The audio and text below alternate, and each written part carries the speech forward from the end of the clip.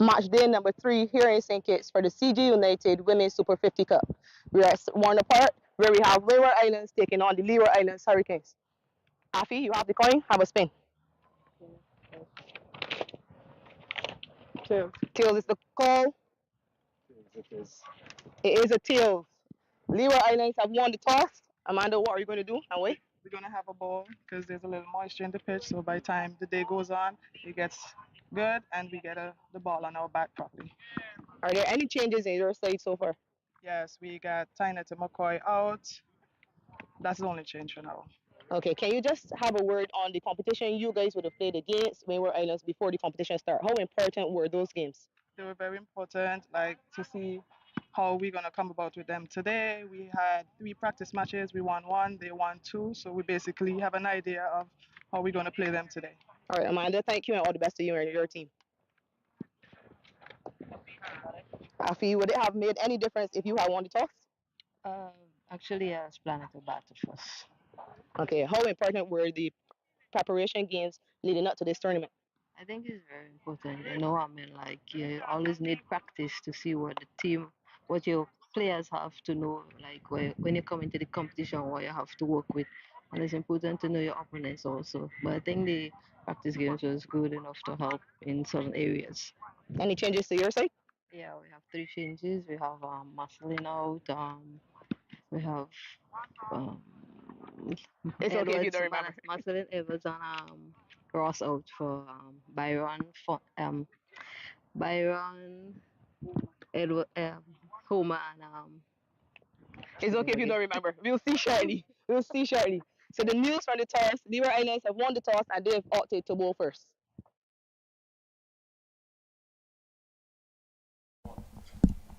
Good morning and welcome to Warner Park for the game Leeward Islands against the Windward Islands. We're in round number 3 of the CG United Ladies 50 over competition. And as you heard, Leewards won the toss and Troy Biff Mills is alongside me. They again, looking at a very good looking pitch, have decided that they want to field first. Indeed, perhaps it's strategy, Carlisle, as I say good morning to you and the listeners and viewers. I don't know if the young lady plays the lottery, but she would have won the toss on the 3 occasions. They've had the spin, and that is something perhaps Daffer Bet we'll have to encourage her to speak to them about. But batting, it seems to have been the strategy for the Leewards. Warner Park, the tracks here, known as Batting Paradise, and we saw Windward winning the toss last match and fielding first. And the Leewards, they have been fielding first. Perhaps not so confident attacking from the front. They'll prefer to attack from the back, chase the runs, as we say locally. Well, we're ready for the start of the game.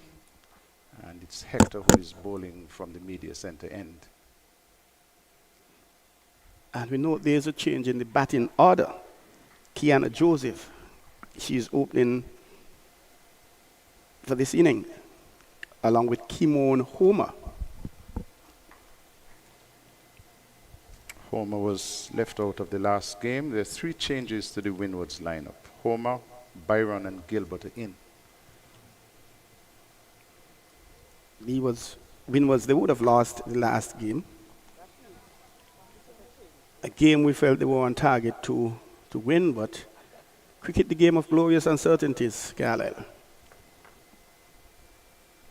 Umpires conferred, and they have been very strict in this tournament. Troy, you're an umpire yourself. I think the non-striker has been instructed that she has to change her batting shoes.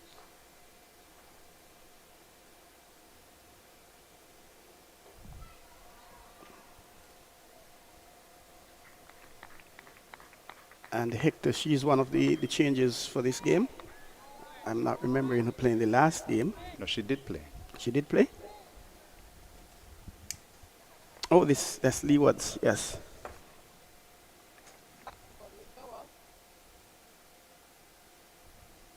Lovely sunshine here at Warner Park. Driven into the offside, this one will go down to the extra cover boundary and bring up the first runs of the inning, 4 of them in fact. Lovely looking shot. Kiana leaning into it. A powerfully built young lady. And we saw her intent at aggression the last game she played. So much so that she suffered a run out. Changes for the Leewards are Roselle Leeward and Kimberly Anthony. They're in. And out McCoy, Parker, and Anthony. Moses, correction. Pull shot. This one will go down to backward square for 4. Played it really well.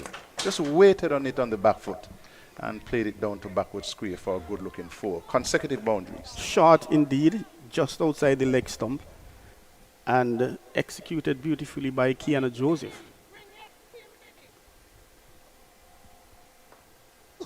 And the fine leg didn't have a prayer to get to that one.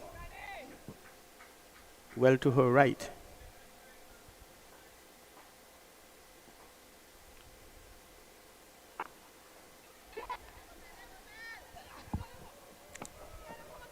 Couple more runs as this one is turned into the onside to backward square. So 2 more to Joseph, who goes on to 10. And Kiana seems to be aggressive by nature. And with her opening, already picking up 2 4s, it is signaling her intent throughout the evening. Perhaps that's why she was promoted. Win was thinking about getting quite a large score on the board because run rate, net run rate, in the end might be a factor. Hector, who opened the bowling from this end, is a former contracted player to the Cricket West Indies, and she recently played cricket in Australia. And so she has been playing cricket recently. I think she scored a 90 in one of the games down in Australia. Okay. Tall young lady. I did suggest that the umpires were pointing towards the shoes of Homer, and they've been very strict in this tournament. She had on collared shoes, and the umpire said, no, you have to change your shoes, and that she's doing now. Was that a thing in your day when you umpired, Troy? Strangely enough, I'm not recalling too many instances of it because I don't know if you'll be right to say most, if not all, of the players, they were staying within the laws of the game. The clothing they wear, the shoes, etc. But now with commercialization, Carlisle, and fashion playing a big part in sports, we see a little variation. I remember in football some time ago, Nigeria, I think it is, they wanted to play a game in sleeveless outfit, and they were rightfully told no. Jazara Claxton will open from the Lozak Road end. Remind you, Leewards won the toss and decided to field first. Jazara, West Indies under 19 player, local girl, here from St. Kitts, Sandy Point to be exact. I'm just wondering, Troy, if she were from here in St. Kitts, from Prickly Pear Alley, would you have said that? I know you're very partial to your Sandy Point. Yes, I am, but I have a weakness of giving credit where it is due every time.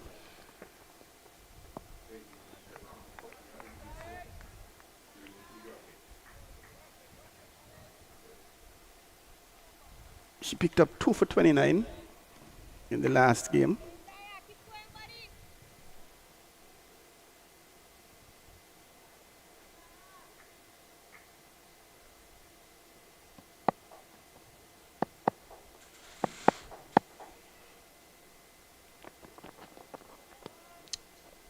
This one is wide of the off stump, called and signaled wide, as it went through to the keeper, Boyce.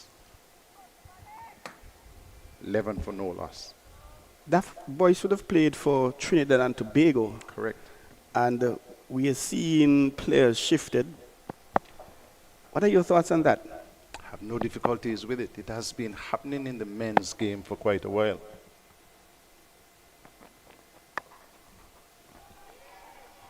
Short, played away into the offside square of the wicket. That will bring up 4. Much too short, much too wide, and gave all the room that was needed to Homer. And so 3 boundaries, and we're just in the middle of the second over. It is suggesting it's a strong start from the Windwards, but suggesting that they're really looking to pile on the pressure. The captain did say, had she won the toss, she would have batted first. So it reminds me of the tale of the rabbit. Don't throw me in that patch. And when they threw him in the patch, that's what he wanted.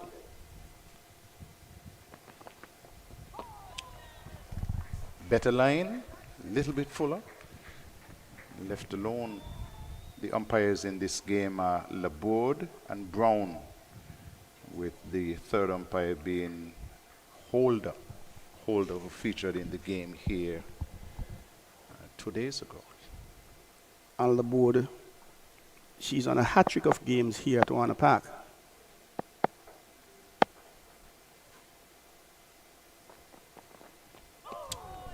Drawing a fall shot from Homer on this occasion. And she pulled the bat back inside the line, but after the delivery had gone past her. Some may argue she saw it and she left it alone. There's always going to be that discussion. But the best ball perhaps of the over, and Jazara will be encouraged by that. The question is if she could maintain it. And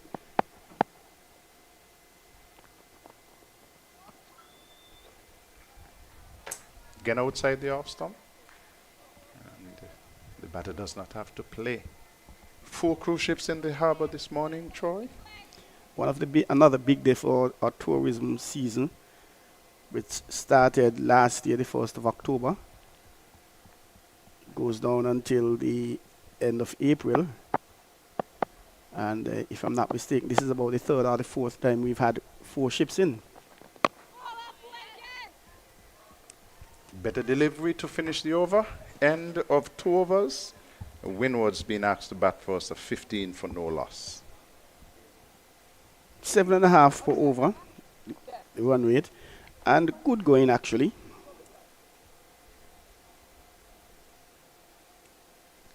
It is suggesting the projected score, I was just about to say, it's suggesting they'll get a big score.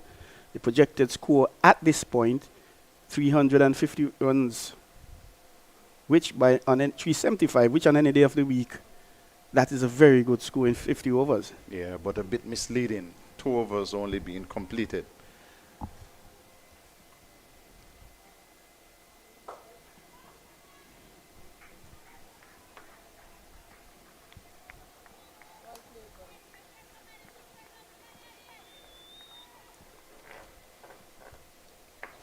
The aggressive Kiana, she's back in strike. 1 slip, 3rd man, backward point, cover, extra cover.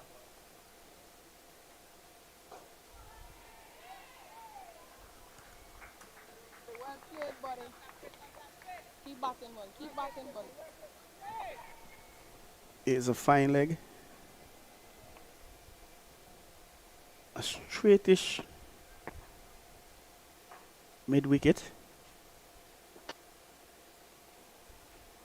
Full and wide. Good take by the keeper, boy, so to go diving away to her left. And that will take the score to 16. Leewards have not picked up a victory in this tournament. They're yet to record their first win.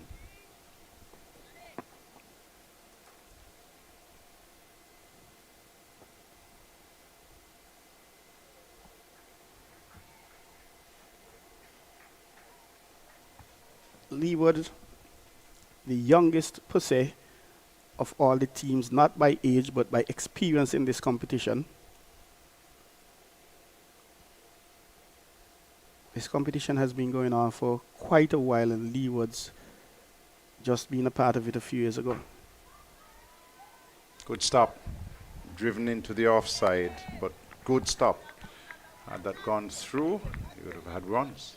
Excellent bit of fielding indeed. Keep batting, keep batting.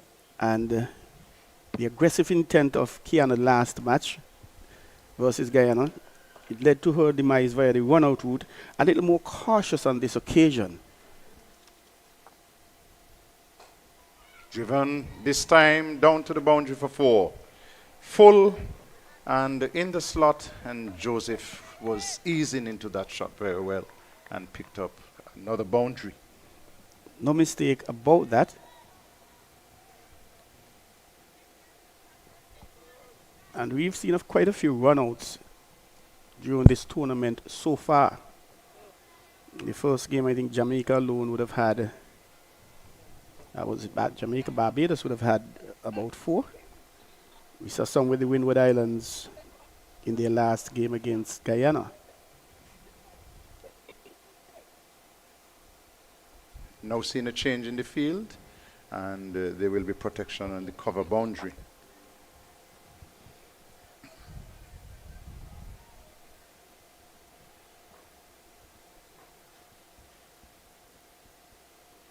Down the leg side of the pads, I think it will race across the boundary for 4 runs. Yes, that's 4 leg byes.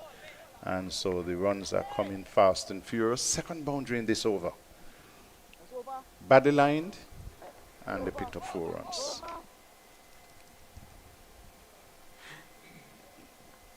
"24 without loss, 3 overs completed."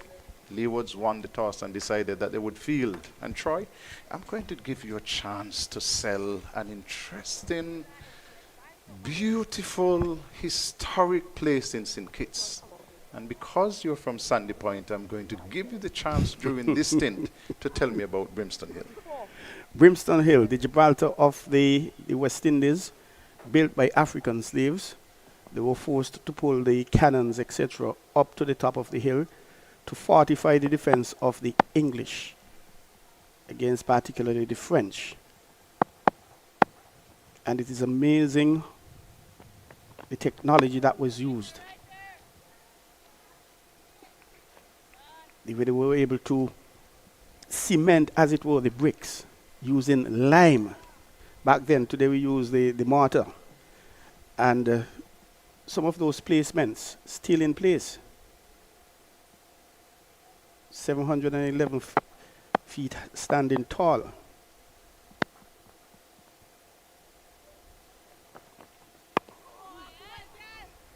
Also a World Heritage Site. Beautiful.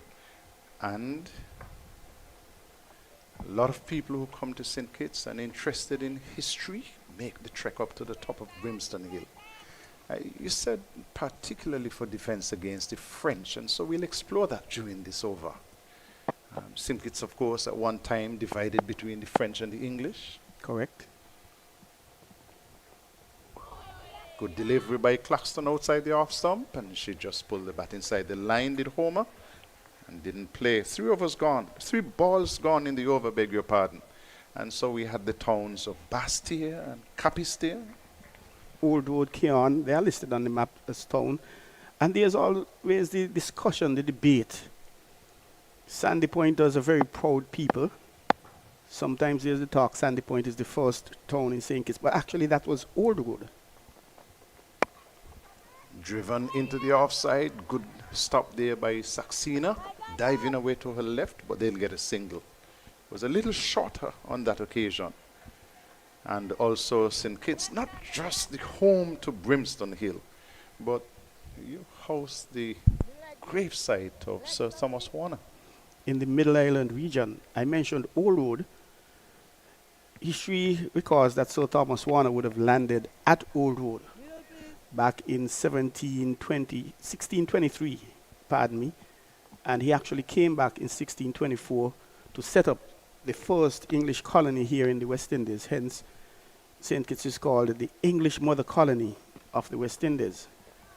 But we are also the French mother colony of the West Indies, because the French, in retreating in 1625, landed here in St. Kitts, and they came back in 1626 and colonized, with agreement, of course, the English, as you correctly said.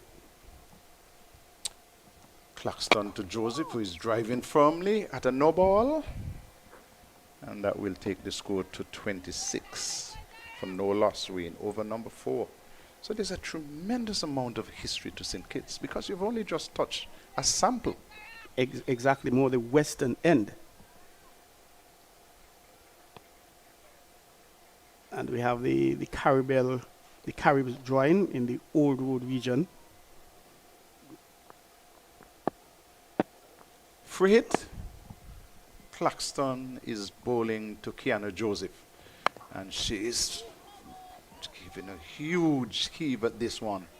And they can't score. And perhaps a little angry with herself for not doing much better with that shot.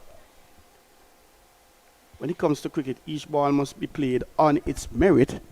But because you can only be out from a free hit under the no ball rules, she would not have been able to be out caught and letting a mighty heave at that. It's better to get one than a dot ball. Last delivery of the over, and it's down the leg side, will have to be rebowled. 27 for no loss, and we're in the fourth over. Very early days yet. Projected target now 339. It's one thing to be starting off at this quick rate, quick pace, but another thing to maintain it.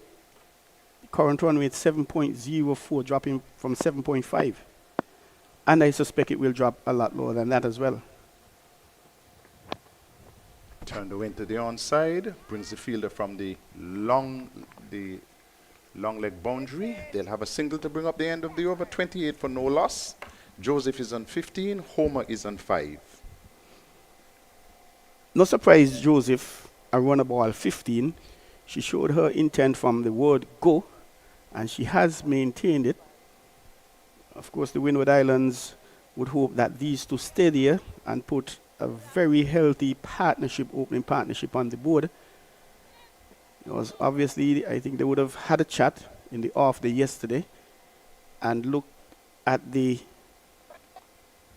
net run rate and wanting to get that up because it may be a factor in determining the winner of this competition. Hector will continue from the media center end and will bowl to Joseph.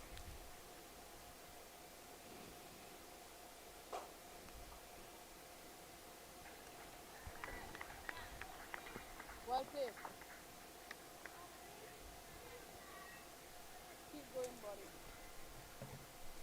buddy. Not as much cloud as we would have had on Wednesday, but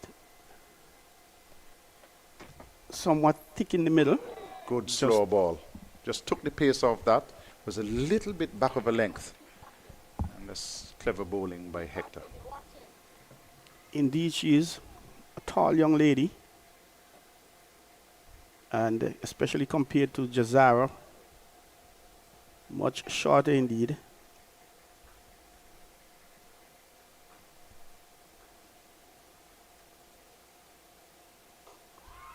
Short, hit in the air, easy catch. Oh, that was far too easy. Was back of a length, and there was Joseph still going through with the drive and hit it straight to the fielder at extra cover. And that's what you call a soft dismissal. In tennis terms, they would say that that was an unforced error.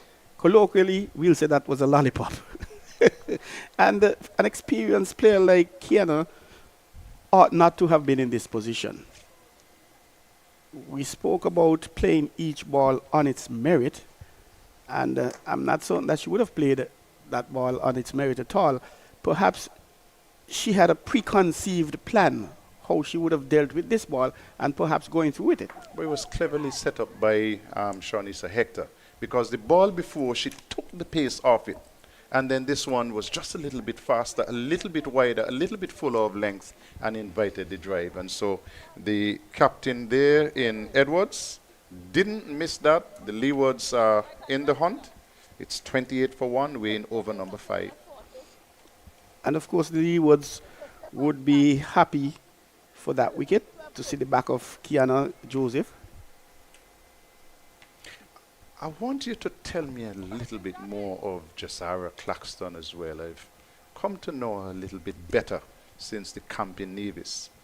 But she did go to the Carifta Games last year and chose the most difficult event. The hepathlon. Exactly.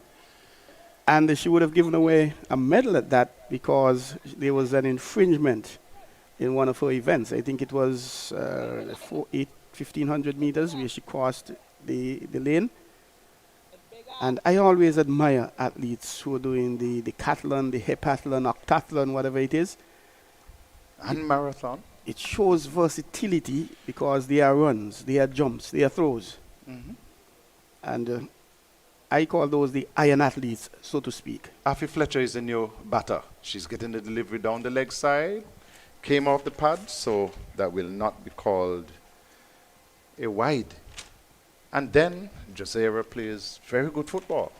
Yes, she's the captain of the national St. Kitts and Nevis under 20 team. And she was vital in dethroning the female champions of football here in the Federation, Newtown. They have been dominated over the years.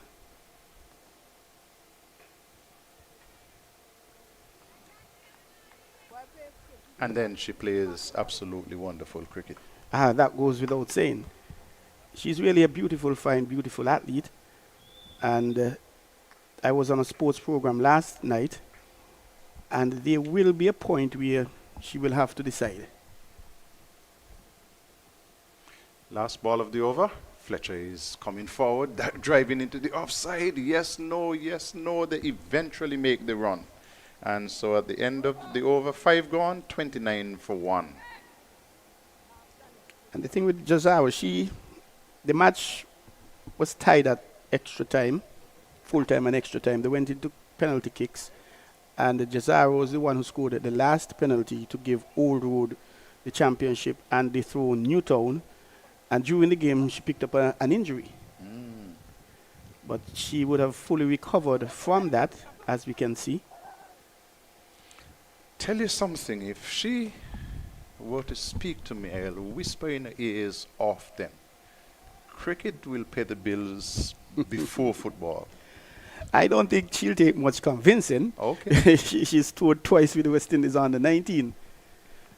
And my understanding is that the under 19 should be touring this year as well. I think they have a tour to the UK. I'll have that confirmed. I saw Graham West a little bit earlier, so I'll engage him in conversations. And she wouldn't want to miss out on that. And I suspect, though she's engaged in all three, she's already decided it will be cricket, because she spends a lot of time with cricket, the various camps around the Caribbean.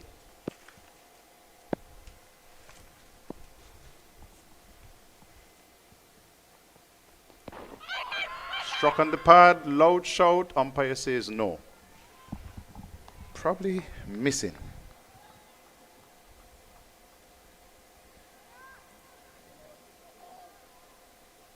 Very good shout now, nonetheless. Yes, going down leg. The question is, would she be able to come up with a similar ball, changing the line a bit?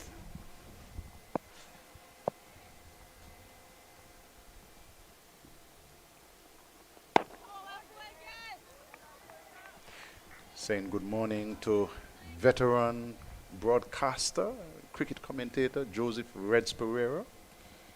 Had the pleasure of speaking to him this morning while he was on the boat coming over to St. Kitts. And of course, he has toured so many places and brought good color commentary to us. Hope you're doing well, Reds. Played into the onside. This one will go down to forward of square. Will run close to the boundary, but it will be pulled back just inside, and they'll have a couple. So Afi Fletcher moves on to 3, and the total will move to 31 for 1. A little live wire is Afi, and she's going to really put pressure on Homer to turn the dot balls into perhaps singles.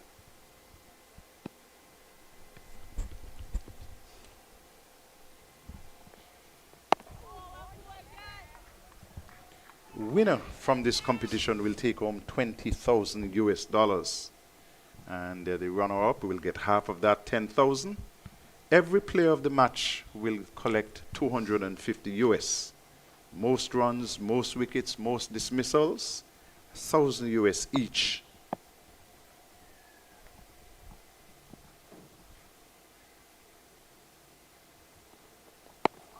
Good delivery, played away to point, no runs. What's also important from this tournament is that from the 1st of October 2024, 6 players from each franchise will be given contracts. And so these players essentially are playing for places in terms of contracts. And that's a very good thing, and the Cricket West Indies must be commended for that.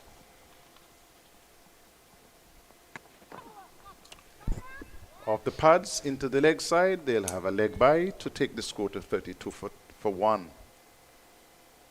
People like Jazara, of course, you expect to be in the mix. Yes, as a young West Indies under 19 player, a lot of promise, a lot of talent, and still needs developing, but she's developing as you go. But you want these players to develop to the point where they don't have to wonder how they're going to put food on the table. Exactly. And it will mean a commitment mentally, physically, emotionally, and of course technically. And it brings us back to the point full circle about her having to decide. Maybe the decision is already made, but she's just enjoying the bonuses of the other two disciplines.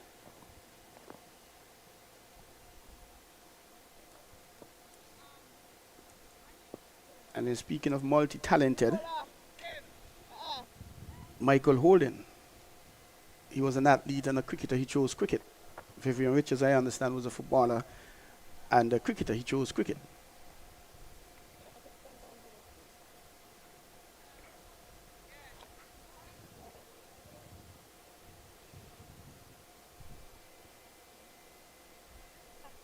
We are seeing a change in the bowling. Roselle Leeward. She will be coming from the northern end. That is the Caleb Azariah Paul Southwell Media Center end.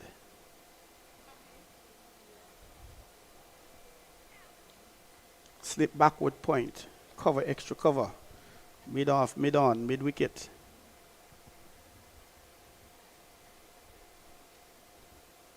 And the player from the short fine leg being moved backward of square. And there's a mid wicket deep on the boundary.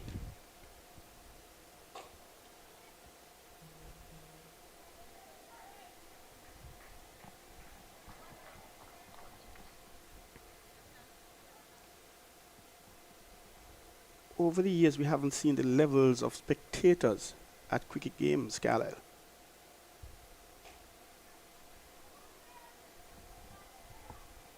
There is protection down on the boundary, and she feels well, does Saxena. And so just a single to Fletcher that will move her to 33, move the score to 33, and Fletcher goes to 4. 33 for 1, we're in over number 7.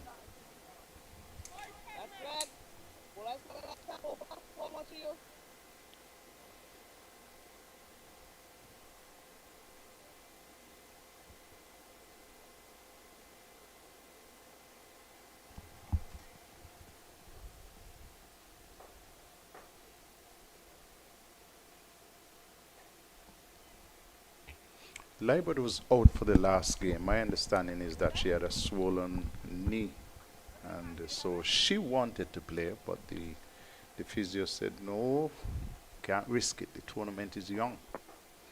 And that's something we discussed when Guyana was batting. Kashnabi, it was. She had to get on-field attention about 3-4 times. And we wondered, we applauded her effort to continue, wondered about the prudence. In the end, she retired hurt, and she came back subsequently.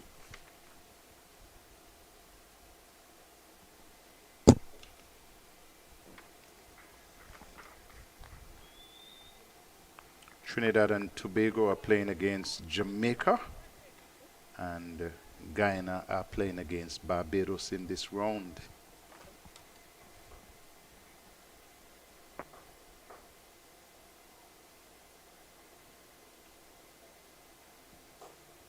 Full delivery, played into the onside. There's a fielder coming off the mid-wicket boundary, and she has to run a long way to her left. And so they complete 2 runs to bring up the end of the over. 7 overs gone, 35 for 1, the Windwards. The score, the run rate dropping to 5 and over, which we expected. And the projected score now 250. It's still very early days yet. We're still in the first power play, 7 overs bowled, 5 from a 50 over game.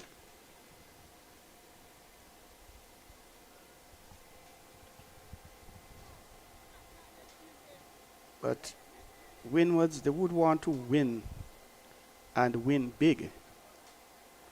They defeated Trinidad and Tobago in the first game.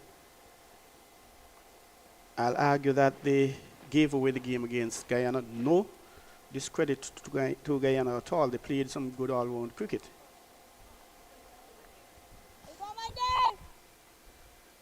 Changing up the team, changing up the batting order. Changing up bowling from the far end as well. Amanda Edwards bowls a short delivery, played into the offside. Good movement. And Troy, I'll show you a picture. And you have been around cricket for a long time. So I'll give you some time to identify the persons in the picture. All former cricketers. All of whom played for Nevis. Picture was taken in a stand here in St. Kitts as they looked at the last game that was played here at Warner Park. And I'll give you some time. I saw the picture and I shared it. But I wouldn't cheat because the third gentleman, the one on the left, I'm not remembering him. There's El Comido Willett in the middle and Livingston Sargent on the right. Well, that gentleman on the left is Ed Atherton, El Comido Willett's first captain at the Leeward Islands level. Oh, okay. When he went to Antigua in 1969, Ed Atherton was the captain. And I'll give you a story on that as well.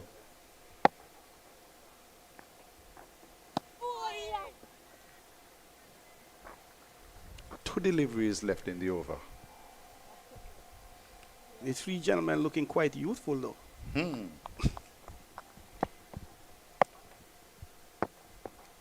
Perhaps that's the power of sport.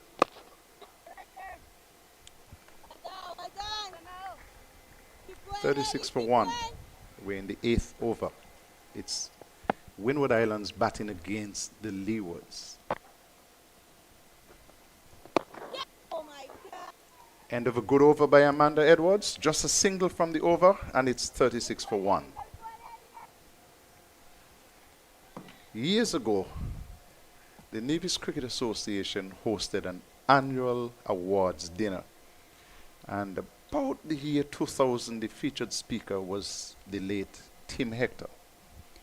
At the end of the dinner, we were outside having conversations, and he said Ed Atherton was the best captain that he had ever seen.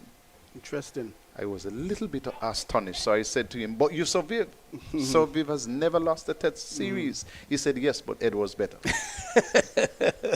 It wasn't that Viv was good. He was very good, but Ed was just a little better. He said Ed knew how to get the best out of his players. Which is really the role of a captain, the role of a leader. Short delivery, pulled into the onside. This will go down to the long on boundary for 4. Half tracker really, and played well by Affy Fletcher. Not making any mistake about that. Really wanting to pick it up a bit, but the ball got what it deserved really at the end of the day, Carlisle.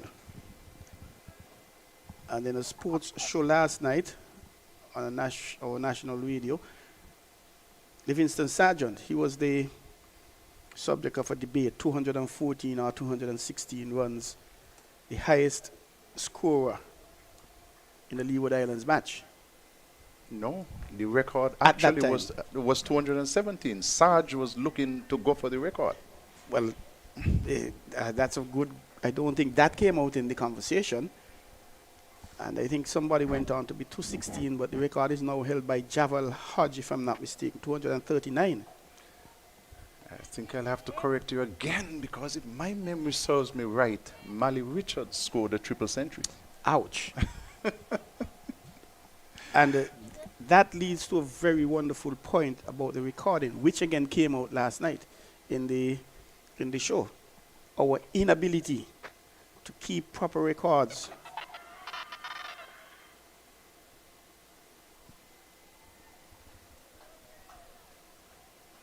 And you're obviously well versed with the history of the game, which is very good, and I commend you highly for that.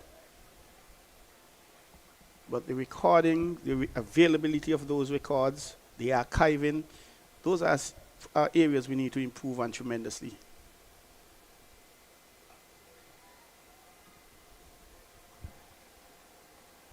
Four deliveries gone in the over. 5 runs scored so far, 41 for 1. Windwards are batting, and we're in the 9th over.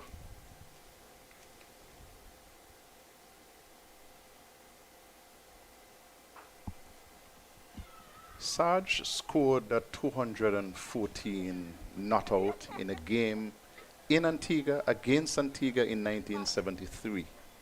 And he was batting at the time with Mr. Evelyn. Should remember his first name. We call him Chapel. Down the leg side, loose, wide, called and signaled. 42 for the loss of 1. And I remember that Sarge, they say he told Evelyn, listen, just block the over and I'll get the record in the next over. That was 217. Up to this day, Sarge says he does not blame Mr. Evelyn for getting out. He doesn't blame him. No. Sarge scored 214. Nevis did not make 300 in that game, in that inning. I remember a certain Mr. Augustine Merchant. I think he scored a half century. So 214 plus a half century, and Nevis did not make 300 in that inning. But that was the year 1973 when Nevis got 3 innings defeats. In the tournament. Wow. In those days, you had St. Kitts, Antigua, Nevis, and Montserrat. So you would have lost all your matches with an innings defeat. Correct. Augustine Merchant, that name did come up. One of the callers did say he was a very, very good batsman. All-rounder, in fact. Bowled some medium pace as well. 42 for 1. 9 overs have been completed. And Homer is on strikes. She's 7 from 17. And the spinners have pulled back the scoring rate. Short, wide. And she's chasing it is Homer. But you're absolutely right, Troy. We have to find ways of recording stuff so that the younger generation can access the records.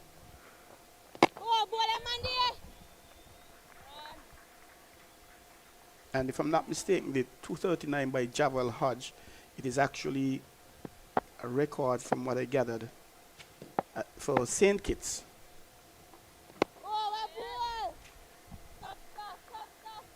A very easygoing all-rounder was Javal. Always almost a nonchalant approach to the cricket.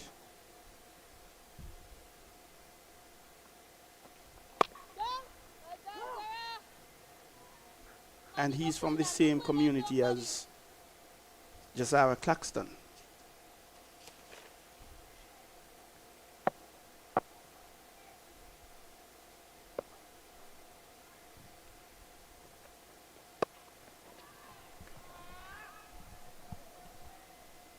This one is played down to backward point, crosses a boundary for 4, and just a little bit shorter and gave the width. And that's all that Homer needed to bring up a boundary.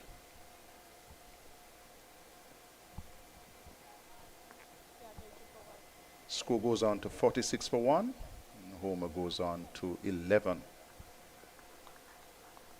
We saw Afi Fletcher in the last game starting off somewhat slowly and then picking up quite rapidly. Over completed, 46 for 1, 10 overs gone. It's the end of the first power play. 46 for 1. Who would you say, Carlisle, got the edge in the power play? The batters or the fielders?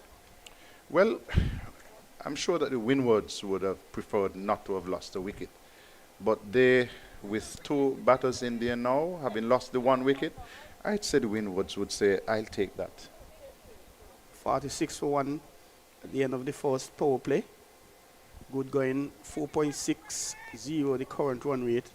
A targeted score at this point, 230. And these targeted scores are determined if you were to continue scoring at the rate you're at now.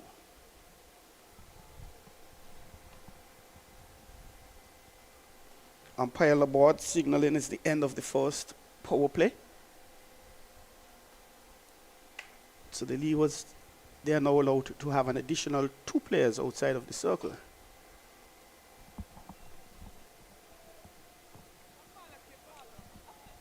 Single, down to long on.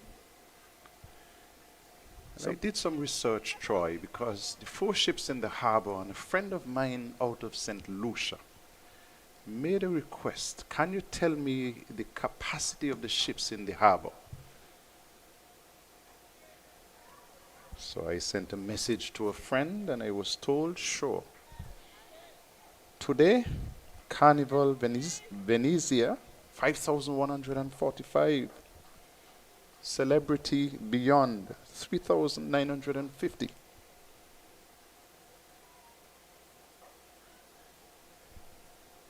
The Norwegian Sky, 2,450. And Brilliant Lady with 2,860. So the capacity of the ships in the harbour today, just a mere 14,405.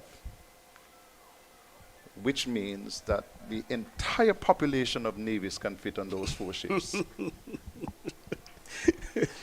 Very interesting. I like how you put that. Very interesting indeed, Carlisle. And I'm sure that this does not include crew. Yeah, of course. But tourism in St. Kitts and Nevis, in St. Kitts in particular, doing very well. Rosa Leeward from the media center end, and she is driving at this one and just drags it on the onside. So let's see if she can finish the over good. They haven't scored yet from it. It's 46 for 1. And 1 ball left in the 11th over. She has an action that reminds me somewhat of Fidel Edwards. And to a less extent, El Comido Willett. No, I don't see the Willet in her. She doesn't deliver from straight up. She delivers more at an angle. Maybe not as pronounced as Willett and Edwards.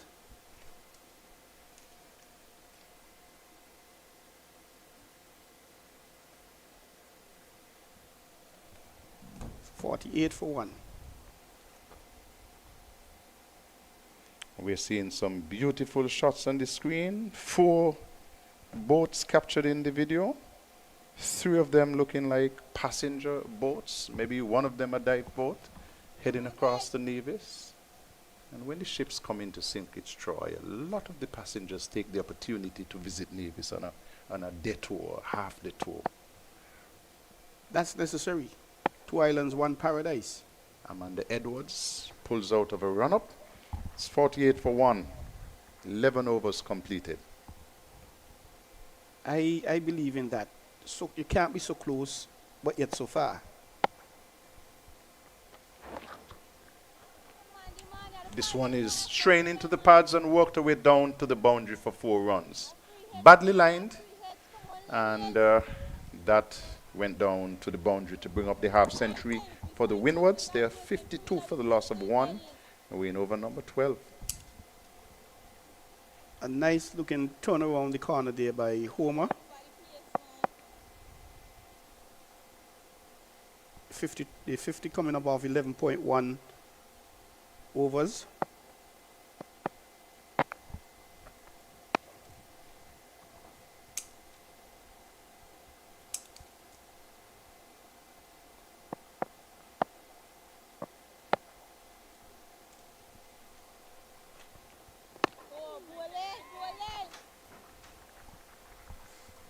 dark clouds above have drifted.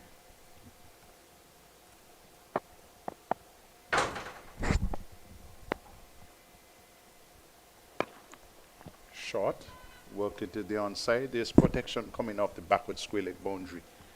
And so they'll just get a single. 53 for 1. Fletcher is on 10. She comes in to take strike. Homer is on 17 from 32. Amanda Edwards, none for 10 in her third over. And this over has already conceded 5 runs.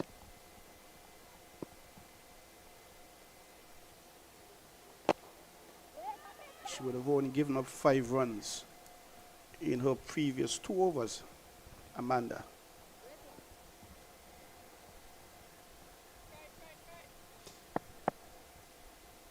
What I've seen quite often, Carlisle, at the end of the power play, there's a tendency to push fielders out.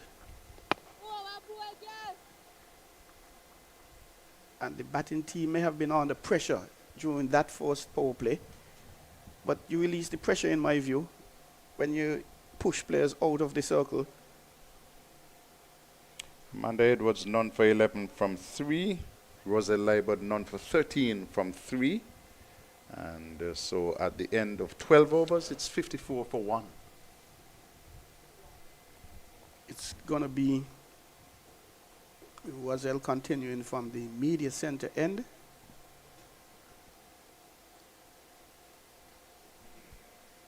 A slight breeze blowing westerly.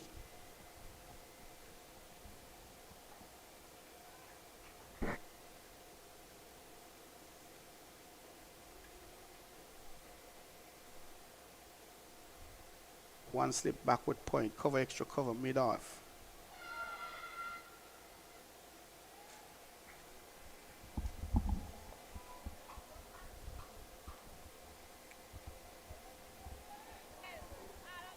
.14 balls in 3.1 overs, Carlisle. To put that in perspective, 14 balls in 19 deliveries.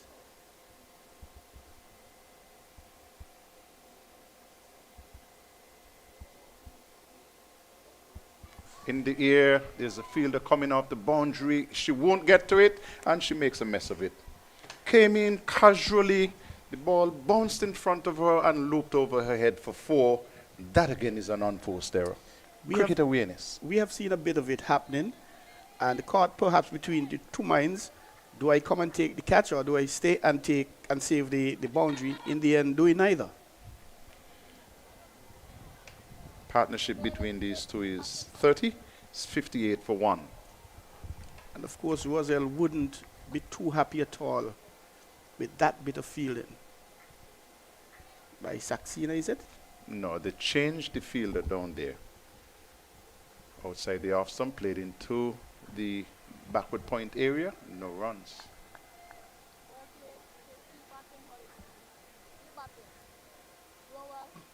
The question is, Carlisle, when there's a misfield by a player, you see some reactions from some bowlers, others you don't see any.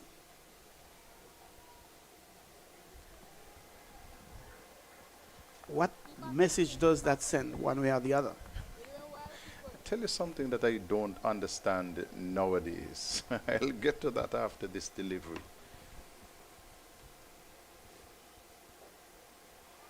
I managed the Leeward senior side for 4 years.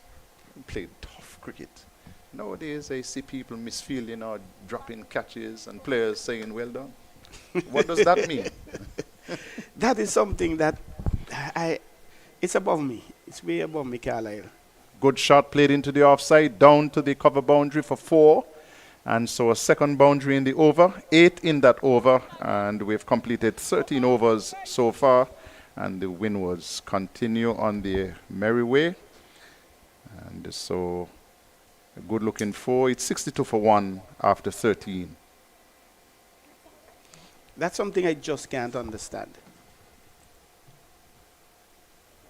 And we're having a water break at this time.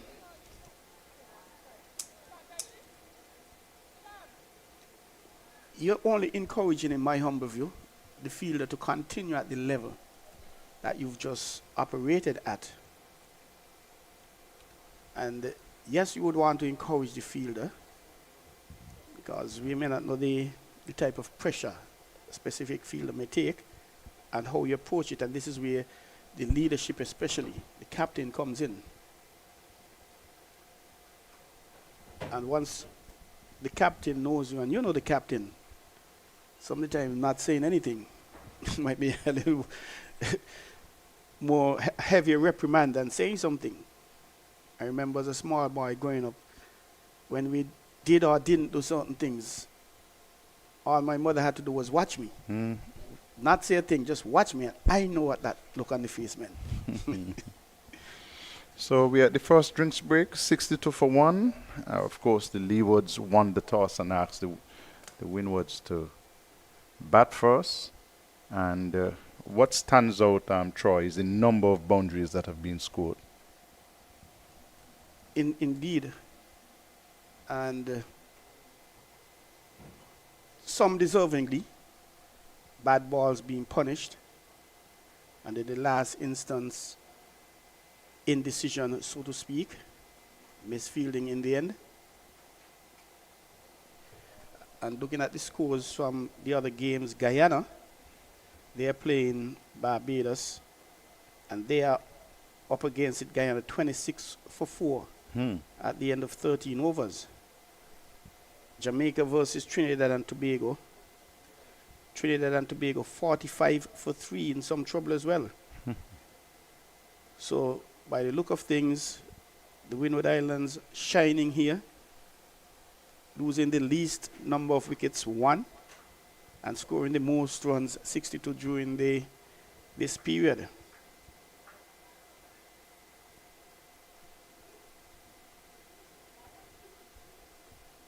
Jamaica, they would have had a very big victory against Barbados in the first game. And they were struggling at 1.40 for 3. And they were able to get 290 in the end. For 8, was it? And went on to win the match, bowling out the Bajans for a low score.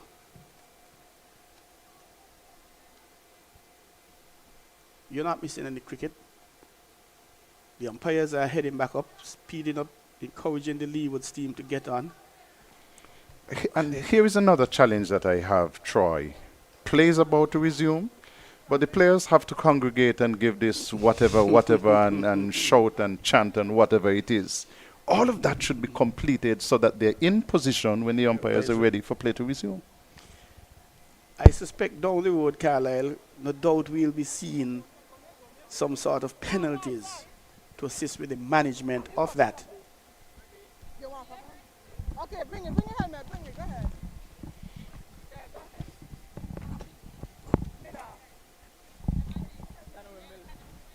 As we make a change here in the commentary studio, I say good morning to a very busy Shakira Selman, a very busy day for her indeed.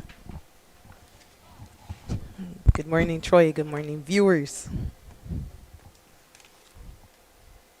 We're going to see a change in bowling from the southern or Lozak Road end. Shanisa Hector, 3 overs, 16 runs, 1 wicket. Will now be coming back for her second spell.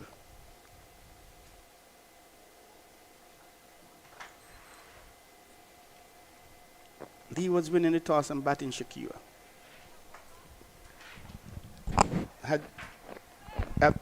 They decided to field, pardon me, inviting Windwards to bat. How would you have handled that?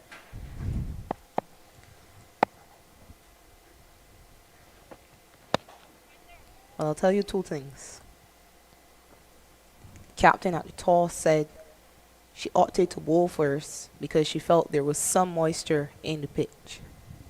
I'll counter that by saying we've only seen 200 surpassed in 2 games, and it was by the team batting first here at Warner Park. Fletcher that's Homer not in control of that shot. She rehearses now, perhaps what she should have done, looking a little better in the rehearsals. That's a very good point. And Bastia, Warner Park's track, be known as a batting paradise.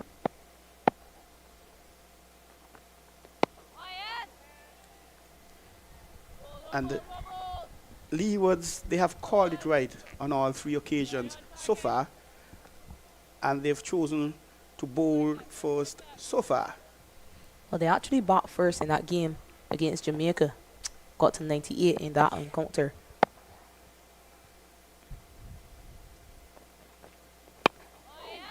Where we've seen struggles from this Leeward Islands side throughout the years in this CG United competition is definitely in their batting. So they've been able to limit teams on occasions. Remember that first encounter against Guyana? They actually bowled them out. So they've been able to limit teams and dismiss them. But they haven't been able to chase the runs or put runs on the board that have been competitive enough. That was a discussion on a sports show last night on a local radio station. And the general view was at the end of it, Leeward's not playing enough cricket.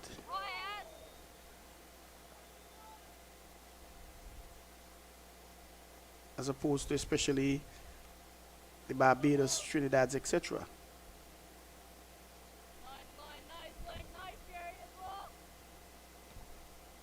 I'll tell you, they did manage to play a few games before the start of this tournament, the Leeward side. And against this Windward Island side as well. Both captains said at the toss but that those games would have helped in terms of preparation for this tournament. A maiden over that from Shanisa Hector, 62 for 1 after 14. And the umpires having a little discussion.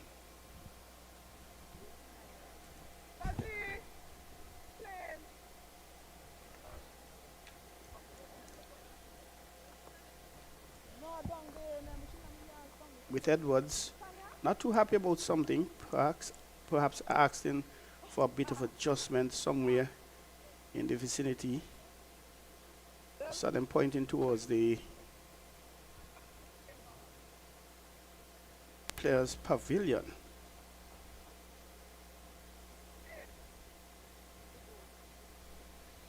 Was a Leeward, 19 off 4. She'll continue from the media center end. Some adjustment in the specialization in the fielding, as I mentioned previously. Shakira. Player be moved from sweeping on the cover to mid-off and vice versa.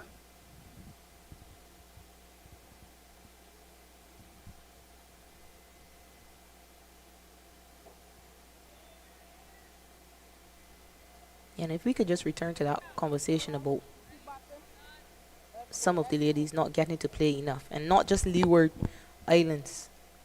Many won't know that there's not a competition in Barbados, a domestic competition in Barbados. But what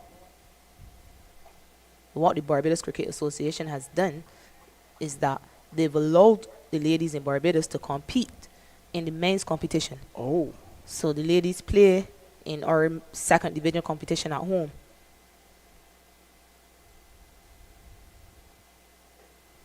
And hopefully we will see the return of that domestic competition in Barbados. Trinidad does have a healthy competition at home, but many of the other countries and many of the other ladies around the Caribbean do not get to play enough cricket.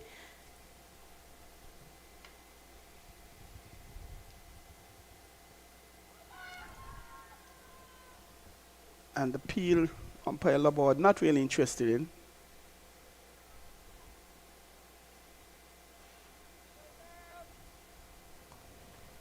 Homer nonetheless.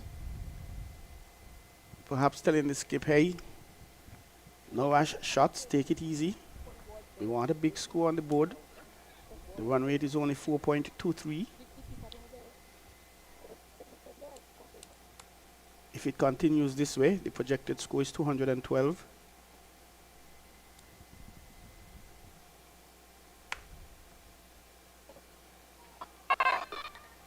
wide. We've seen quite a few wides for the morning. Drifting down the leg side. Fletcher starting a little slowly as usual. Shakira 19 from 32.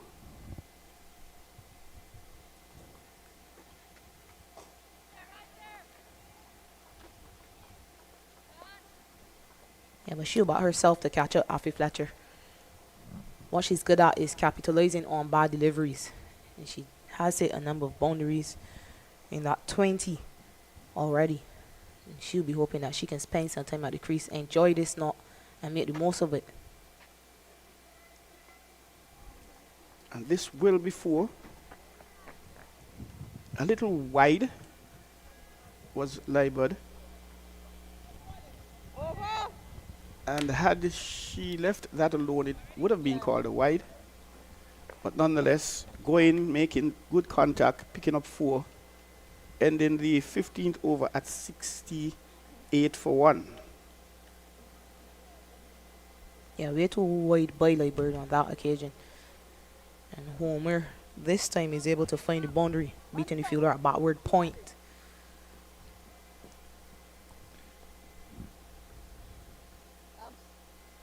And we're going to see another change at the Southern or Lozak Road end. Tonya Martin is being introduced for the first time in this game. 20 from 33 is Afi Fletcher. 21 from 40.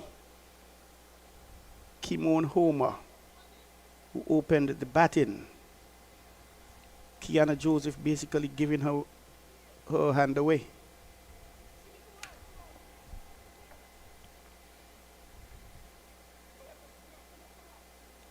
And field adjustments again.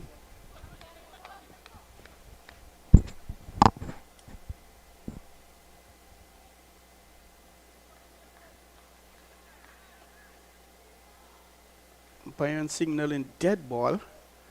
I am not certain it was Tanya's intention to deliver. Perhaps just testing out her run-up. That's what Tanya Martin is a pretty handy bowler for the Leeward Island side. It's quite deceptive in pace.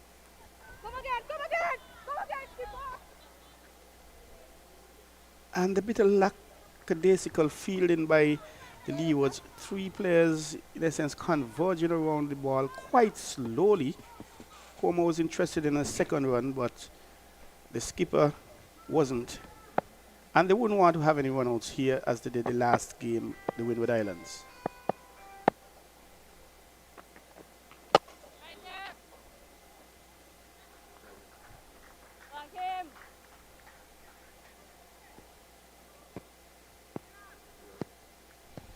The last time we were together, Shakira, we actually took a few wickets between us in terms of the run-outs with the same Windwards batting.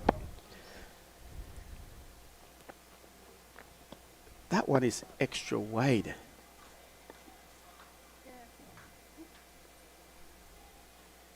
And the Leewards wouldn't want to keep giving away these extra runs. Yeah, Tanya Martin's non-bowling arm, her left hand, just went towards cover quite early there. And that's the reason it resulted in being a wide outside off stump. A much better ball on that occasion.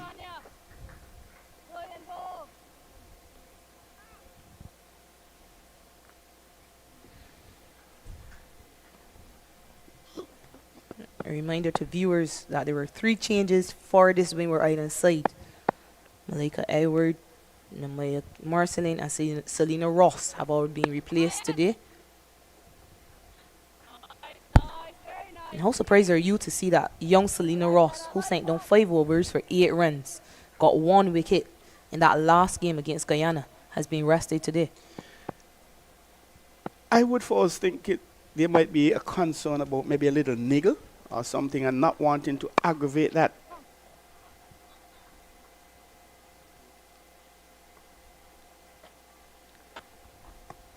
You would have wanted her to get in a lot of overs, build that confidence against a Leeward's team who have not been doing well so far.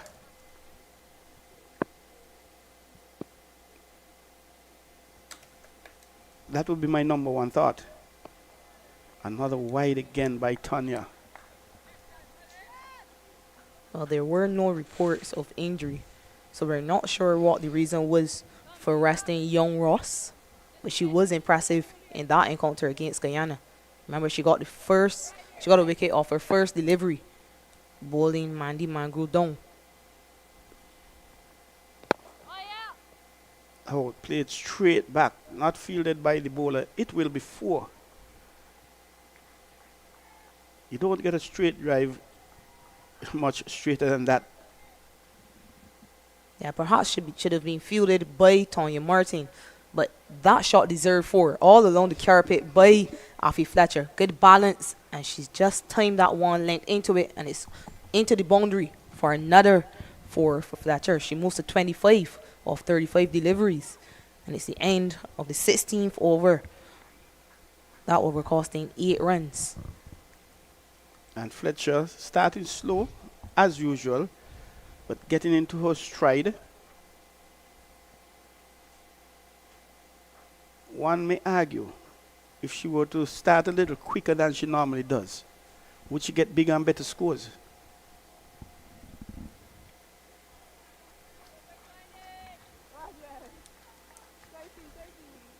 Like I mentioned, I don't think Fletcher will be too concerned with her strike rate right now. She does have the ability to catch up. She does have the ability to hit boundaries, and we've seen that on a number of occasions. I think she'd be disappointed with the way she's got her note so far in the tournament. Rightfully so.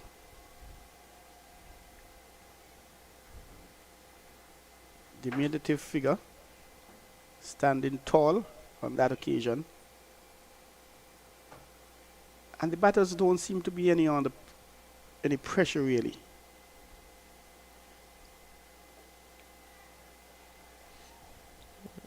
Yeah, Afi Fletcher did say at the toss that she too wanted to bat first, so she wasn't very unhappy when she was inserted.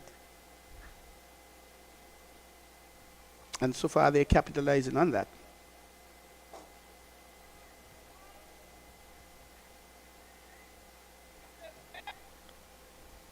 Turning them over the strike. Partnership, 50 partnership comes up off 70 balls.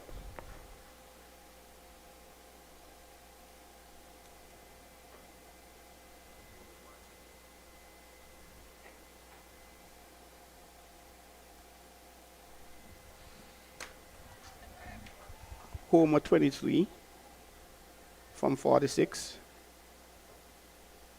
Fletcher 26 from 38.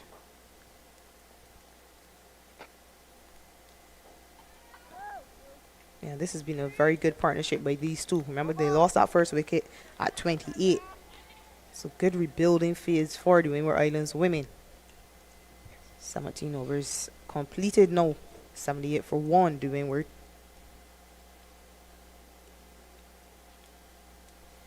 And that was after 14.3 overs, that wicket going down. And these two have been batting steadily, turning over the strike, hitting some boundaries, and of course assisted by the Leeward Islands with the occasional wide.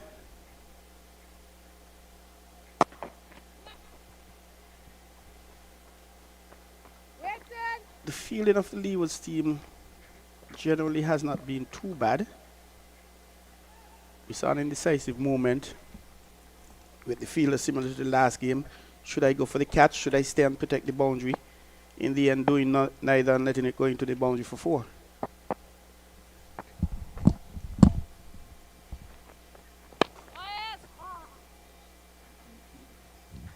Homer perhaps thinking she should have done a little better with that one.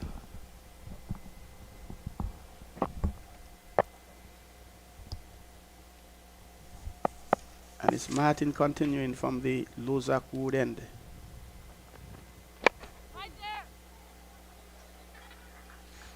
Not really timing that one as she would have liked is Homer.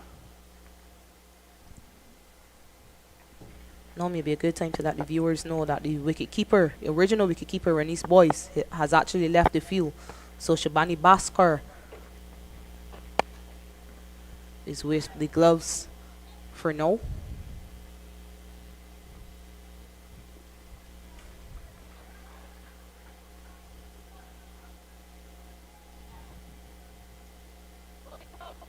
That last delivery, somewhat wide, perhaps would have been called a wide. But going after it was Homer picking up a single.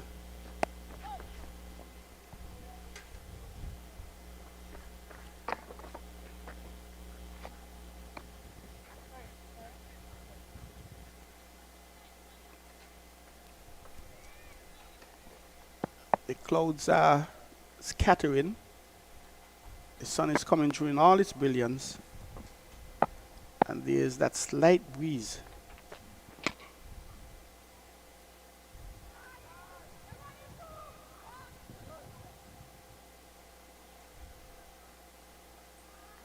And the Leewards basically having a good day in the field from a fielding point of view.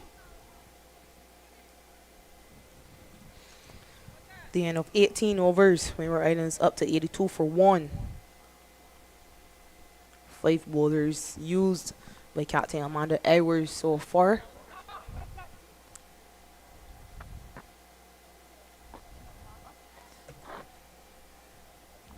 And we have seen a change from the media center end.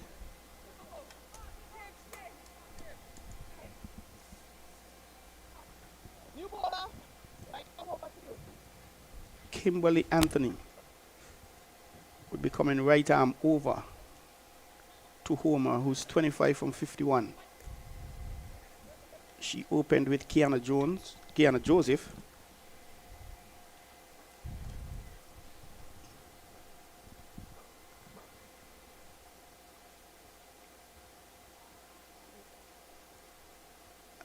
That one going in down to the fine leg region for a single. Being turned around actually the corner by Homer.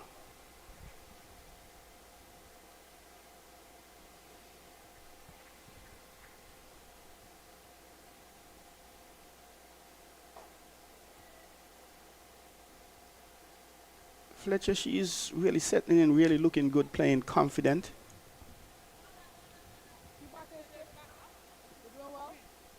And she does make it look so easy. Yeah. Cool, calm, collective, and confident is she. Swinging and not connecting the way she would have. Getting a single nonetheless. Yeah, as soon as we compliment her batting, she then loses her shape, trying to heave one into the leg side. Luckily for her, it takes the inside edge, but it misses the stumps. So often we see that a batter looking good, and then something happens. This one again, going down to the fine leg. Coming off of the pads. Drifting down the leg side is Kimberly.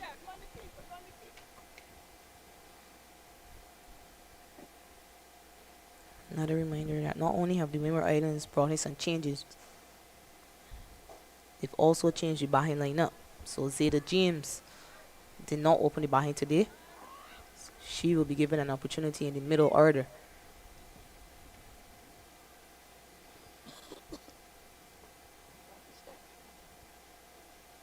Experimenting as it were.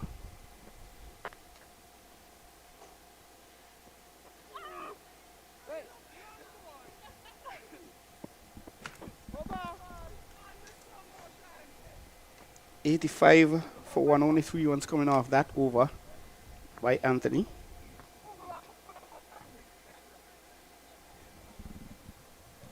.19 overs gone. 29 for 40 from 44 Fletcher. 26 from 53 Homer. And picking up is Fletcher starting slow as usual, picking it up. Current run rate at the start 7.50, now down to 4.47. 224 is the projected score.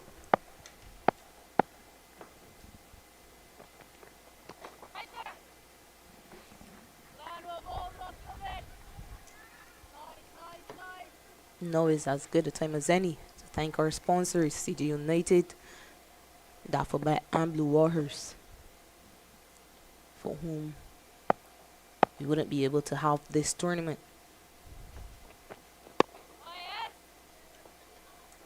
20,000 US for the winners. 6 players from each team contracted by Cricket West Indies as of October 1st.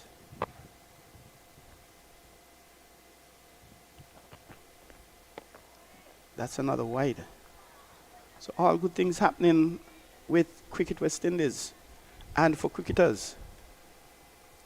Equal pay for the females coming up shortly.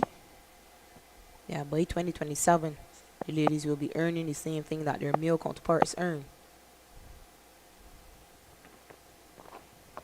Another wide. We're now seeing more tours for the ladies as well. And not just the senior ladies, but also the under 19 ladies and the academy ladies. They were able to travel overseas for the first time at the end of last year. They were off to Pakistan. Desmond Haynes, the chairman of selectors for the senior men's team, he, in an interview, he indicated he would really like to see the different countries, the Leewards and Windwards and Barbados, doing tours as well. Having tours. Of course, finances. Afi driving and missing. Homer, pardon me, driving and missing. Yeah, the first time we've seen a plane miss in a very long time. But yeah, you want to see bilateral competitions within the Caribbean. Drifting down the leg side. Turning it off the pads is Homer picking up a boundary. Not the type of follow-up delivery you expect after a plane miss. Exactly. Previous delivery was a beautiful delivery pitched up outside our stump, and this time it's a lower full toss outside leg stump, and it's helped pass the fielder out fine leg on the boundary. Martin not quite settled as yet.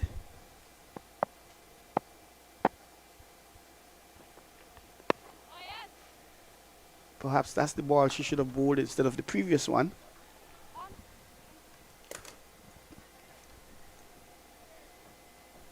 It's now the end of the 20th over. 91 for 1. 109 runs off of the first bonus point for the batters.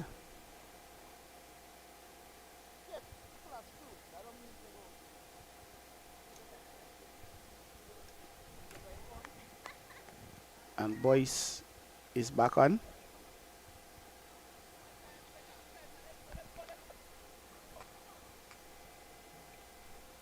Anthony will continue. Just the 2 runs from her 1 over. She's going to have a third man backward point. Fielder sweeping on the cover boundary. Extra cover mid-off, mid-on. Mid-wicket.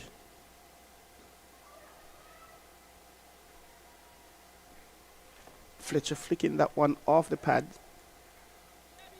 Attempting to, that is, picking up a leg by.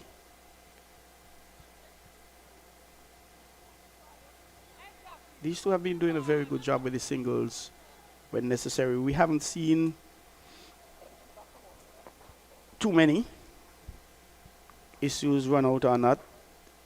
A little exciting moment once or twice. No doubt that is something they spoke about in their team meeting.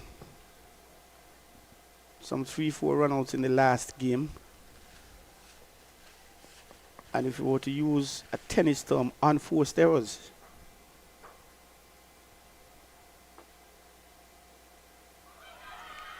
That's a loud appeal. A very lackadaisical shot by Homer. That reminded me of when Afi was bowled in the previous match. Somewhat coming forward lackadaisically. Yeah, just trying to work that ball through the leg side. Came on Homer. Perhaps would have wanted to drive it down to long on instead. She just closed the back face ever so slightly, and that's all it needed for Anthony to get through onto the pads, and that one would have been crashing into the leg stump. So there goes the second wicket for the Windward Islands team. They've lost Kimon Homer for a pretty well played 30. They're now 92 for 2.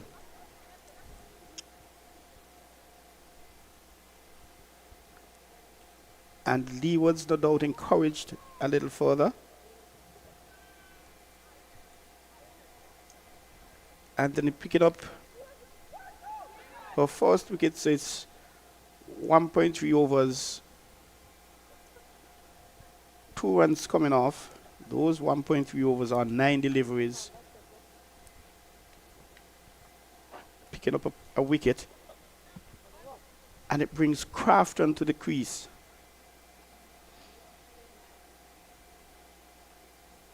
And the one good thing we've seen from Kimberly Anthony since she's been introduced into the attack is she's continued to target the stumps. A few occasions she took the pad and the ball trickled down to the fielder at fine leg, but she does continue to target those stumps, which means continuously asking questions, and it's exactly what her captain Amanda Edward would have asked of her. Just keep the stumps in play. That way, you're perhaps maybe presenting a few modes of dismissal. You miss a hit. No ball by Anthony, who's gone right arm round to the left-hander. It's a free hit. Yeah, and Narissa Crafton will welcome this free hit opportunity. Remember, she made 47 in that last encounter, Crafton. So she is in a rich vein of form. She also scored 42 in the first game.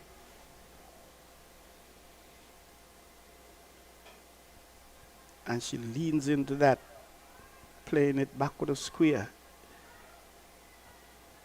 Picks up a brace.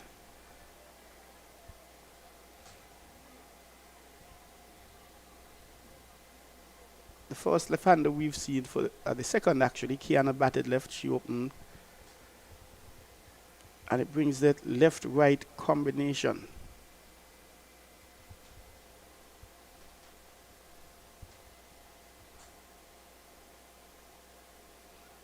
And trying to drive and missing. Anthony will be encouraged by that. Afi Fletcher, on the other hand, not so impressed, having a little soft word with her. Hey, we got a lot of work to do.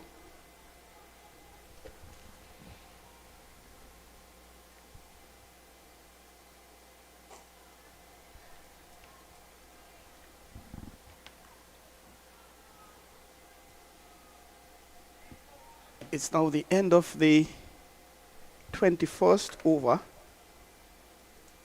Wicket taken over 95 for 2. The Leewards, after winning the toss and deciding to field first.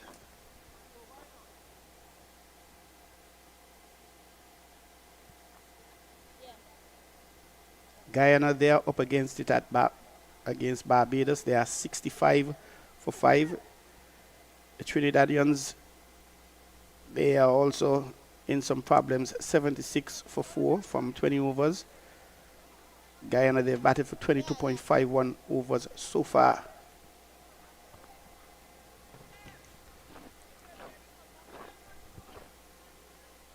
Fletcher would be taking strike from Amanda Edwards.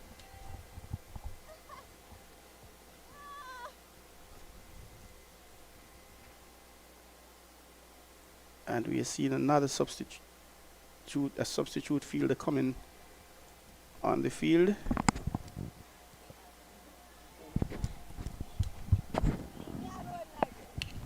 The substitute is actually leaving the field. And Baska, she's back.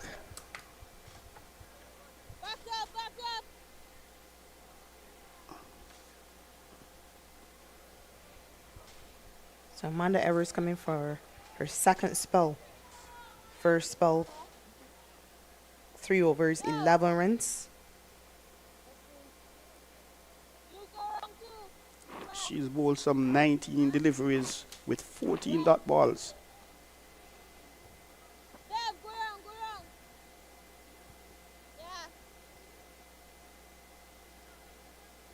Bit of adjustment to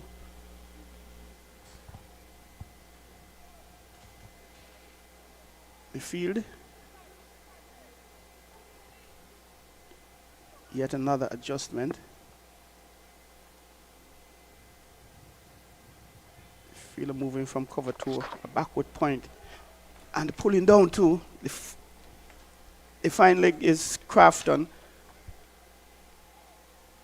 A delivery that was short outside the leg stump and getting the just treatment.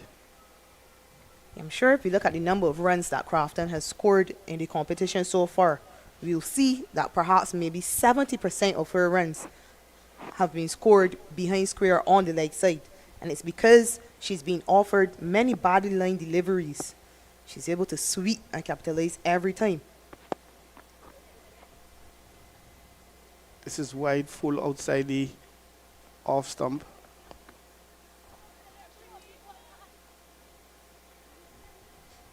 Picking up a single on that occasion. Right-handed Fletcher, she's now into strike, 30 from 46.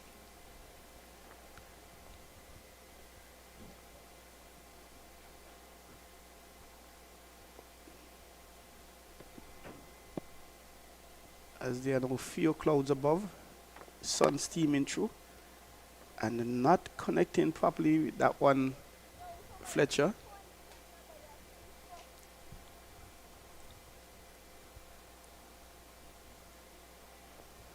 She settles once more.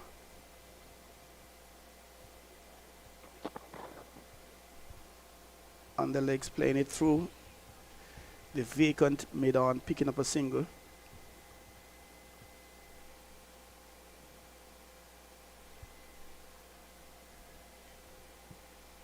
Seven from the over so far.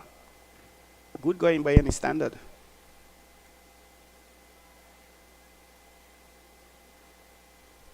Edwards will have to go back after dead ball signal and bowl her last ball of the over. Crafton driving through the covers, picking up a single to end the over. 103 for 2 after 22 overs.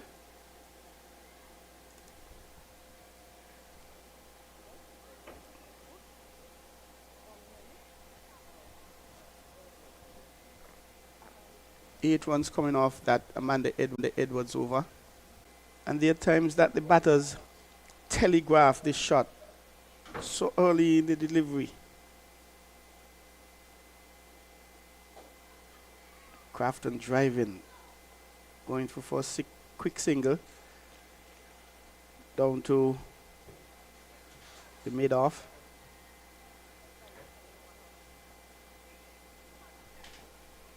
The first one from the over. Remember, that was all speculation, guys. We now have to wait and see exactly what Afi Fletcher chooses to do.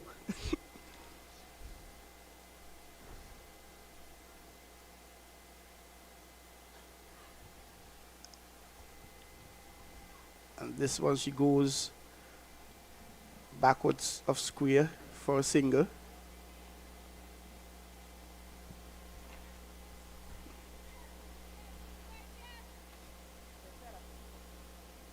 Only 2 runs from the over so far. So at this stage, a good over for the Leewards, a good over for Anthony.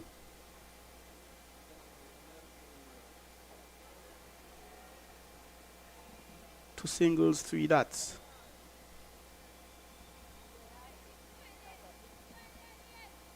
And skipper Edwards would like that.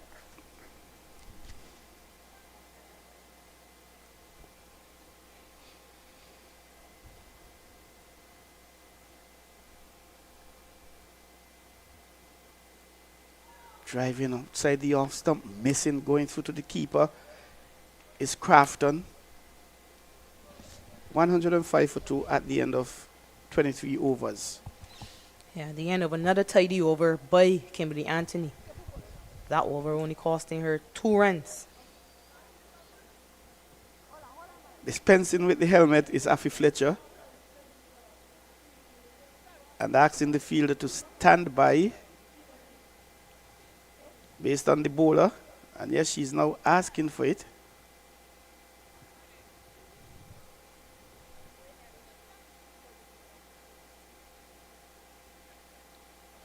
We're going to see a change down at the Southern or Lozak Road end.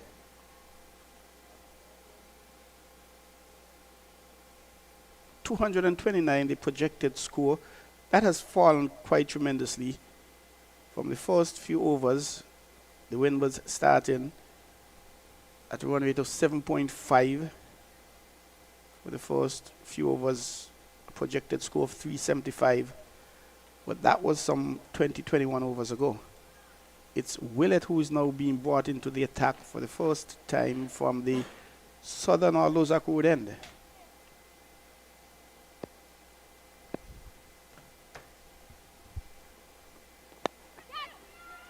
Obviously, she's driving. She's going to be out caught. Yes, she is, Fletcher. A very good catch. Running, taking that one over her shoulder was Hector. First ball from Sonaldo Willett today. And she gets the opposing captain, Afi Fletcher. And what an excellent catch by Shanisha Hector, running back from backward point. It's never easy taking those catches over the shoulder, but she kept her eyes on it all the way. And it's a crucial wicket of Afi Fletcher. She goes for a handy 32 from 49 deliveries. Windward Islands women, 105 for 3. And we've said it before, anytime there's a change in bowling and a wicket comes in that over, excellent captaincy. But it doesn't get better than you taking a wicket on your first ball.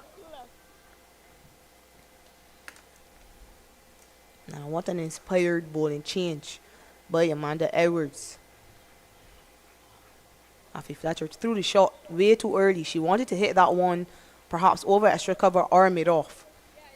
Ended up with a leading edge. It's well taken at backward point by Shanisha Hector.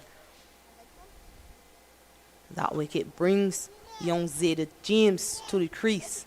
She opened batting in both games of the tournament so far.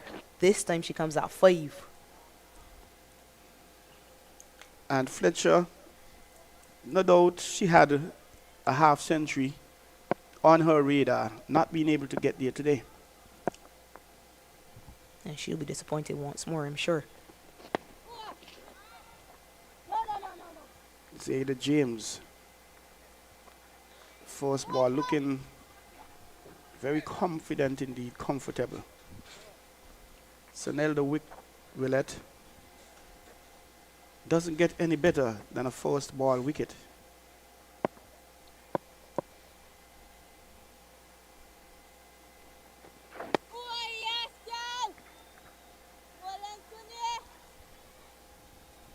.28 for 1, 92 for 2, 105 for 3. The Windward Islands after being asked to bat by the Leewards.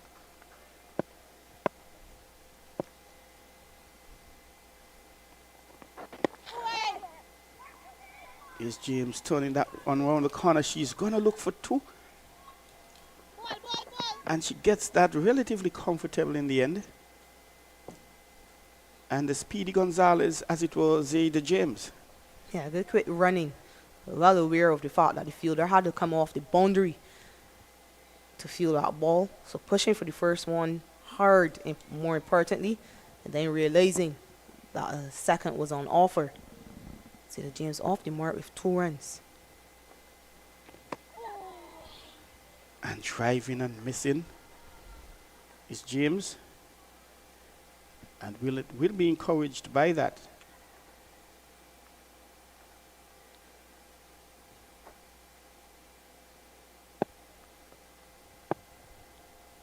Two left-handers at the crease. Driving through the covers. Will it be able to beat Tanya? No. Running around from a mid-off position. She's limited the batters to just a single. A successful over for Willett. Giving away 3 runs, picking up a wicket. And so 7 bowlers employed by the Leeward Islands team will let the 7th bowler, and she was able to take a wicket, her first delivery of the game.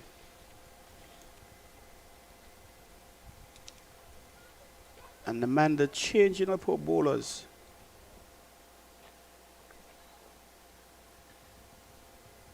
Seven bowlers in 28 overs. 24 overs, pardon me.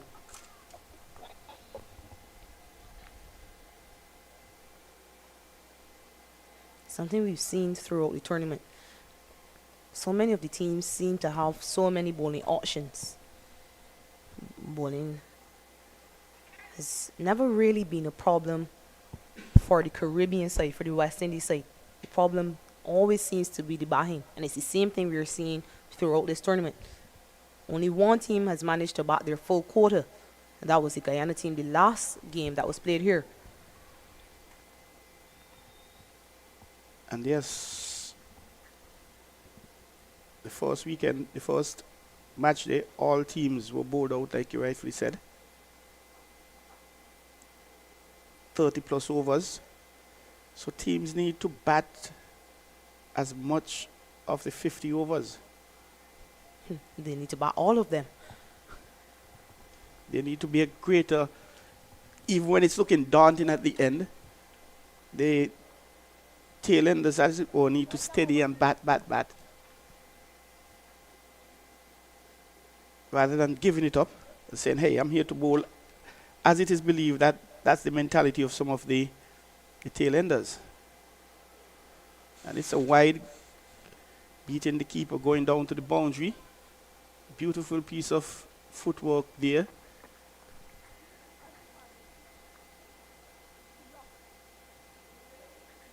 Actually leg byes. Signaled by umpire Leeward.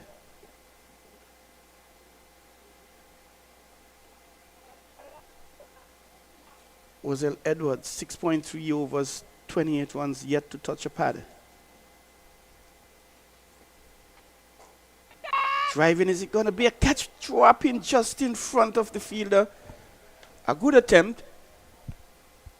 And that one going into the long off boundary. A good effort by the fielder, but just dropping short. Yeah, valiant effort by Shanisha Hector mid-off. Perhaps would have been advised to advance to the ball as opposed to running to her right. She made the initial movement to her right and then had to dive forward. But good effort in the end. Unfortunately for the Leeward side, though, it ends up being 4 runs. Having taken a beautiful catch a short while ago. Another wide by Leeward.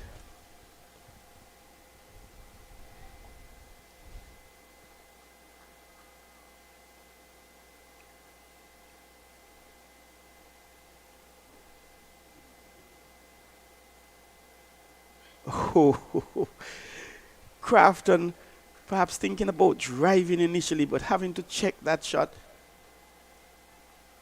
Trying to dab it down to the third man in the end, but not connecting, going through the keeper.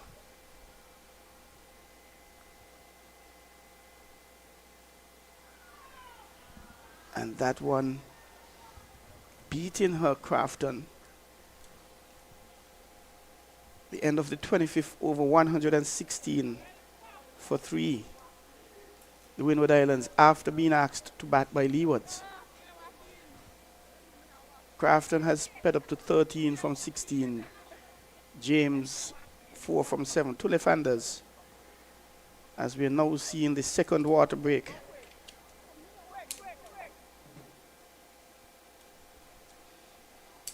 A chance for the Leewards to regroup and assess their strategy for between the last 2 water breaks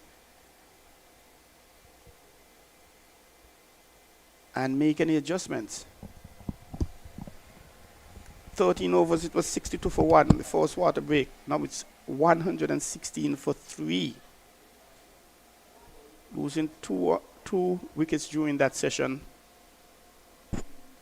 Leewards.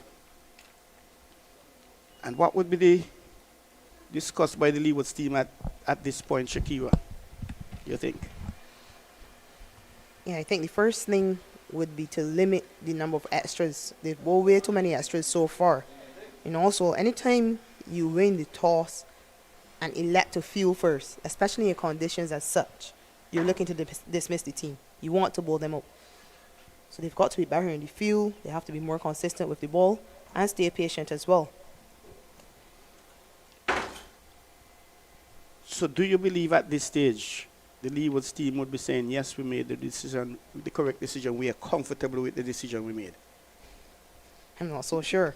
116 for 3 to fairly accomplished batters at the crease, and they will know how good Zayda James is and how good Narissa Crafton is as well. Even if they didn't know before, I'm sure after the first 2 games they know Crafton can score runs. Exactly. 240s so far for Crafton. Yeah, like I said, they wouldn't have wanted to be in the field for the full 50 overs. But looking at it at this stage, it appears that they will be. They don't appear that penetrative, for want of a better expression. The batters, they're looking very easy and comfortable playing. Zayda James, who's just come in, first ball, she looked very confident. And we are seeing a recurrence of the first water break where the umpires are heading back to their position, the batters are heading towards theirs, and the Leewards, they are still congregated. And the standby holder, she's in trying to encourage them to get on with the game, guys. Or in this case, gals.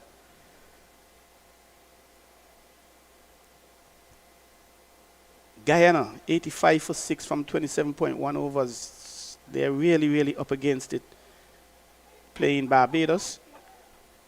Trinidad and Tobago, 95 for 5 after 25.1 overs at Connery versus Jamaica. And the Windward Islands, 116 for 3 after 25 here at Warner Park versus the Leewards, who won the toss and opted to field first.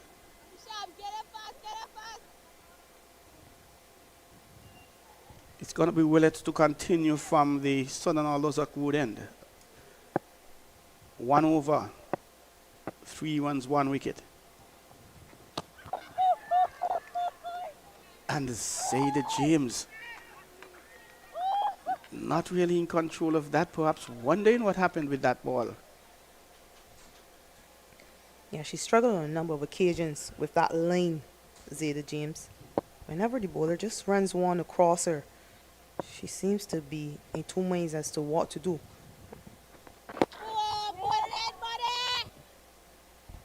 Standing tall, punching that one.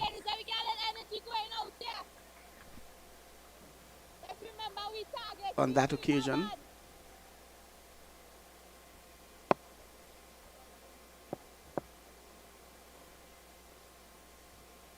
Well done. Aborting her run is Willett. Short third man. Field on the cover boundary. Extra cover. Mid off, mid on. Mid wicket. Standing tall again is James, punching it out into the mid off region. Doesn't get a run. And Willett seems to be bowling Very tight, which is what the captain would want.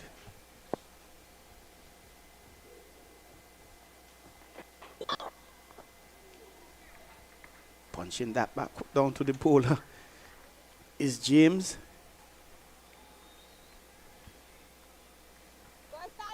Still not looking quite in control, quite as comfortable as she was earlier, a little earlier. Is Ida James.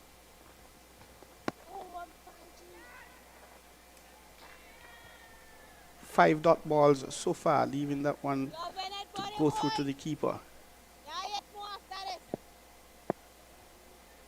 11 from 16 is the partnership.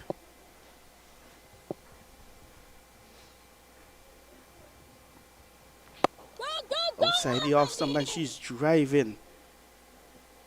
Will it get to the boundary? Yes, it does.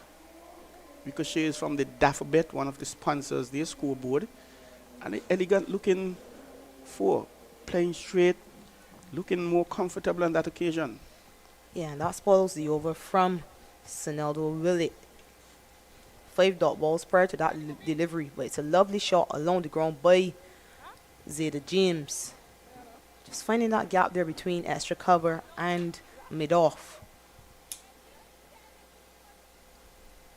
She seemed a little uncomfortable in the earlier part of the over, but ending with a high was James.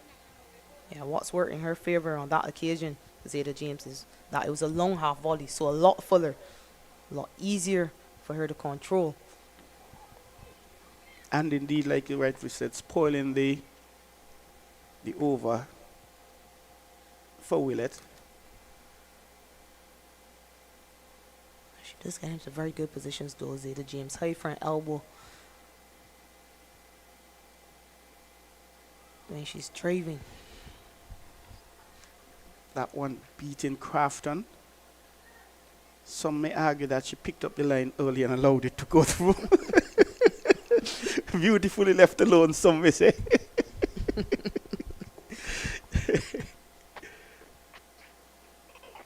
Turning it around the corner, will get one. Crafton at this stage not as aggressive as we would have seen her against the game against Guyana. Yeah, you say that, but she's 14 off just 18 deliveries, Crafton. So she is still striking at a healthy rate. So easy, yes. And that's the importance of singles. And Zeta James not thinking about singles. She pulls that one backward of square. It goes into the boundary. Punishing that one was James. Yeah, just a bit too short from the bowler Leeward. The fielder on the boundary, Tonya Martin, perhaps could have done better. We've seen a number of these ladies in the field using their feet as opposed to trying to get down to stop the ball. She ended up kicking that one into the boundary, Tonya Martin.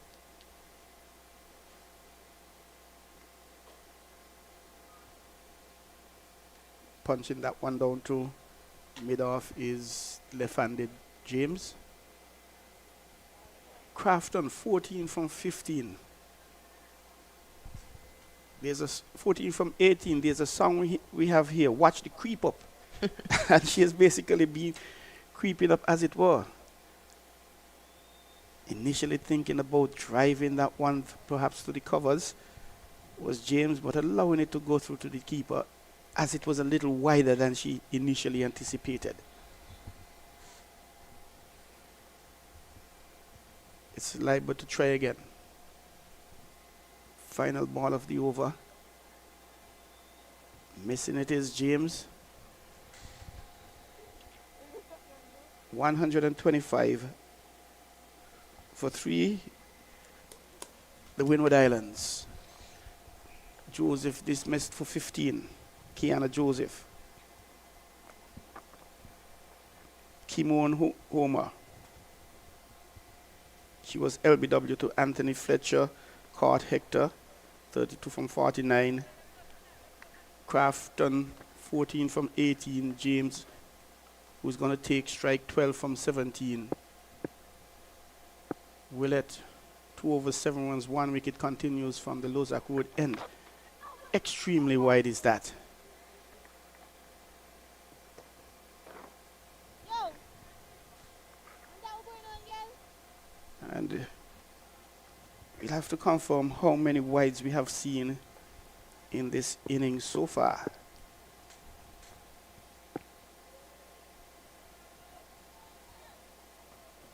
Go! Well done! Come on, man! Approaching that cautiously, waiting and seeing. In the end, taking a single. Yeah, slight misview from the bowler on her follow through. Good awareness by Narissa Crofton to call Zeta James over for that run.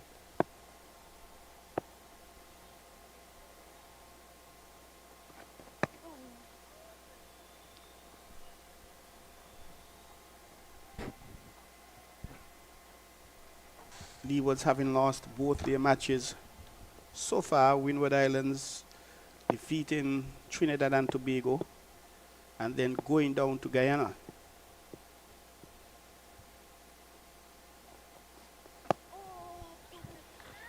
Letting that one go through is James.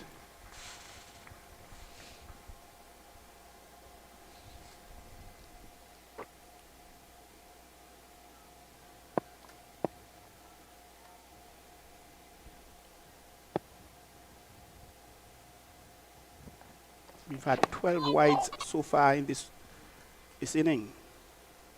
2 no balls.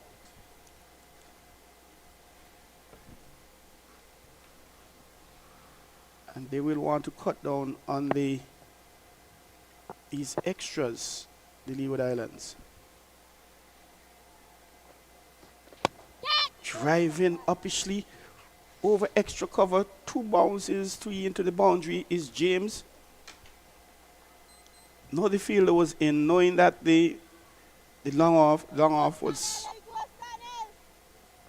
a little wider, going over the top, and a lovely 4 runs in the end. Yeah, well played by Zeta James. Just a bit of room and she's able to extend her hands and hit that one up and over extra cover.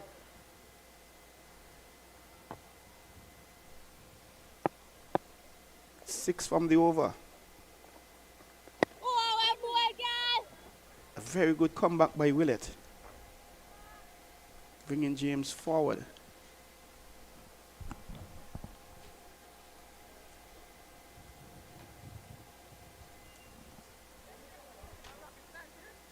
And that brings up the end of the 28th over. 131 for 3. The Windward Islands. At this stage, what do you think? What kind of score do you think the skipper will be really happy with? I think they'll be aiming for more than this 234 that we see as the projected score.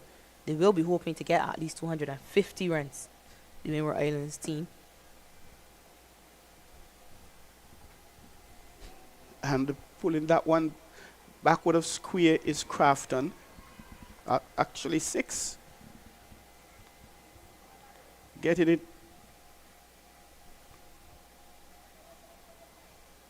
Tanya not having any chance at all to get close to that one, and even if she were, it may have gone 6 nonetheless. Yeah. 32 from 30, the partnership. Yeah, swivel pull by Narissa Crofton. She hit that one flat and hard beyond the boundary ropes for the first maximum of the day. She races to 21 from just 20 deliveries. We did say that area is a hot spot for her. Every time you get 2 straight, she's able to capitalize and find a boundary. And perhaps there's a speaker somewhere, so she would have just heard us mentioning, heard you mentioning the skipper would be looking for a little more than the projected score. And again, driving outside the off stump and missing. A very good comeback by Leeward after 6 on the first ball. Yeah, this field is surprising to me though. The partnership is beyond 30, and yet only 2 fielders are on the boundary. They are allowed 4 fielders on the boundary at this stage.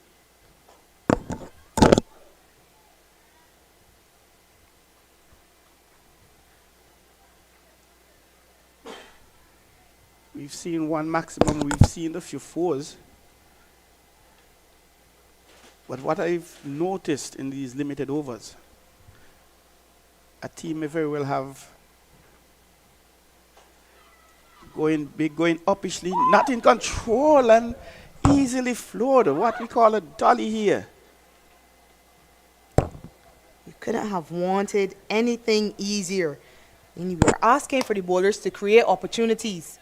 A wild heave across the line by Narissa Crofton, and that one should have been held by Captain Amanda Edwards, it seems, at backward point.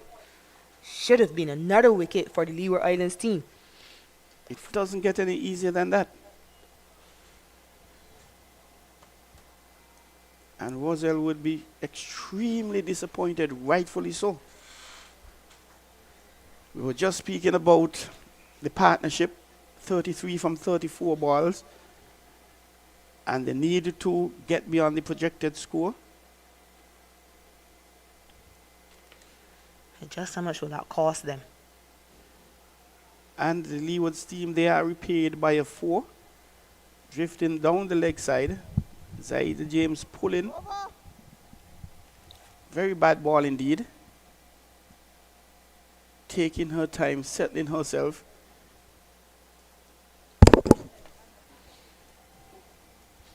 Yeah, 142 now for 3 at the end of 29. The Windward Islands team should have been for 4. Saw a drop catch, 2 balls earlier. Leeward now she's completed 9 overs for 49 runs. She doesn't have any wickets, should have had 1. Exactly. And that should have been 45 runs.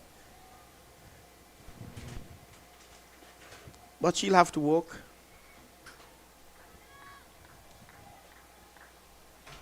And the skipper certainly not happy at all with herself. But she'll have to get over that.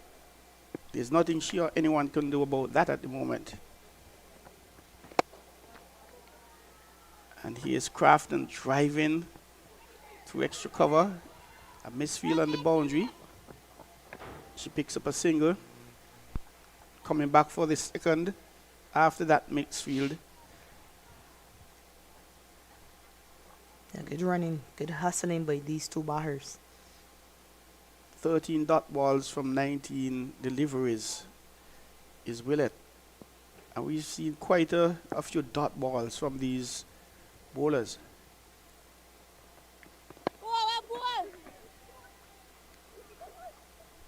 Plays it forward of square. Get a comfortable single. Does Crafton. Run a ball 25. 20 from 24 is James. Projected score inching to 247 at the current run rate of 4.94.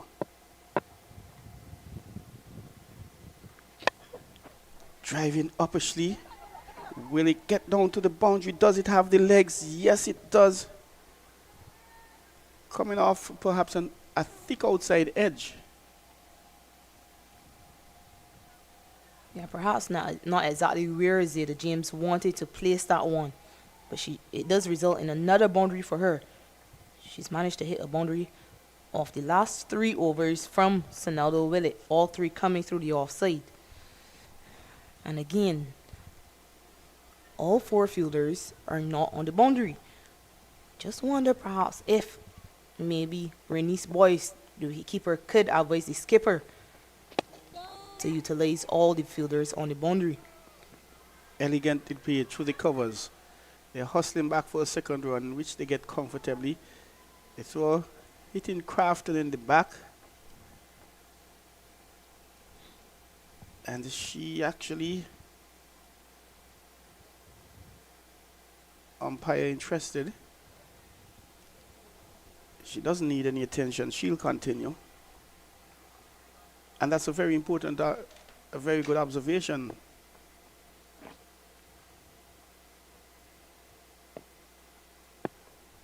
There's a short third man. Backward square. Cover. And James comes forward, guiding it down to the third man boundary. Stopped just inside. A beautiful piece of work. They will get 3. They'll try to hustle for a 4. Would they? No, they don't. And a beautiful piece of work. Can't help but wonder how many runs will they surrender the Leeward Islands team before they decide to put all four boundary fielders. 12 off the overs so far. And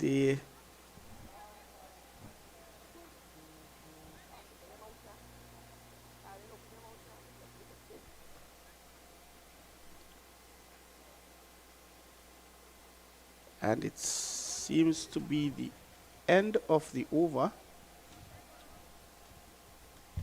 as I now make way for Carlisle Powell.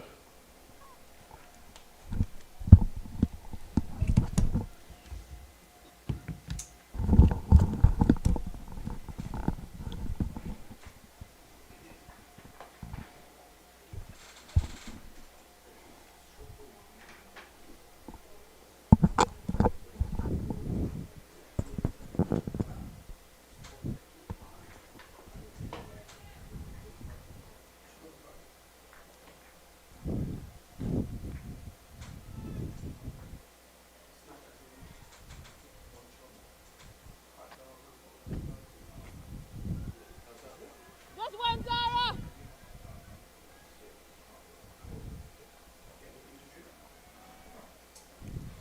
155 for 3. Willett has finished the over, and it's Roselle Leeward who is bowling from the media center end.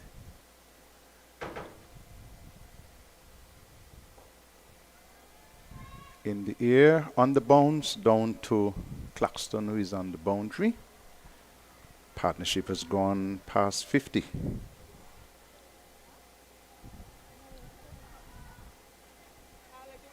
James is on 30 from 28, and Kraft on 26 from 26. 156 for 3 in the 31st over. Short delivery, pulled down square, and they'll get a single. So she's in a 10th over, Leeward.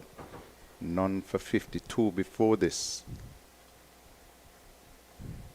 And it's the second partnership for the Windward Islands team of 50 or more. Omar Fletcher, they too got a 50-run partnership.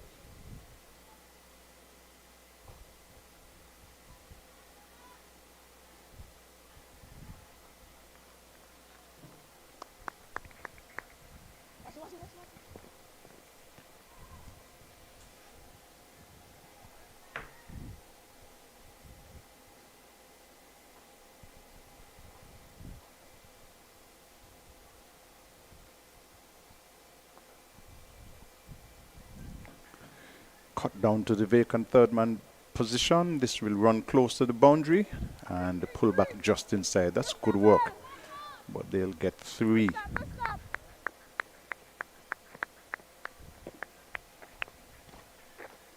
161 for 3. Good save.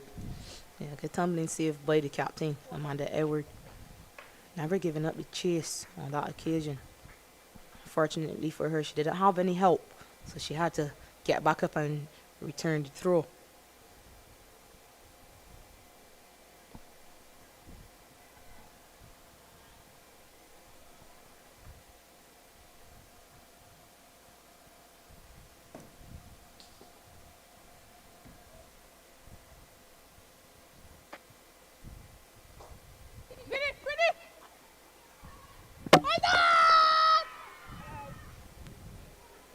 Quick single taken. Stumps broken on the full with the return. But the umpire was in a good position to see that and said no as we look at it again on the monitor. And she's sliding a bat home and just across the line. Fielder down on the boundary with that tumbling save was in fact, looks like Melissa. Melissa Clark indeed. The captain is wearing number 74 on her back. And so 162 for 3, already a good score by the Windwards. Yeah, they will be happy with this total so far. the Windward Islands women, after being inserted to bat. Remember, Captain Alfie Fletcher, she too wanted to bat first. They wanted to put a formidable total on the board and thought they were doing so far. 19 overs remaining. Current run rate above 5 and over, which means they're well on course to attain those 2 bonus points on offer. The only team that has gotten 2 bonus points in this competition so far is that Jamaica side. They got 2 bonus points against Barbados and then 2 more against the Leeward Islands team. Hector is back into the attack, 1 for 16 before this. And Crafton with a 29th run.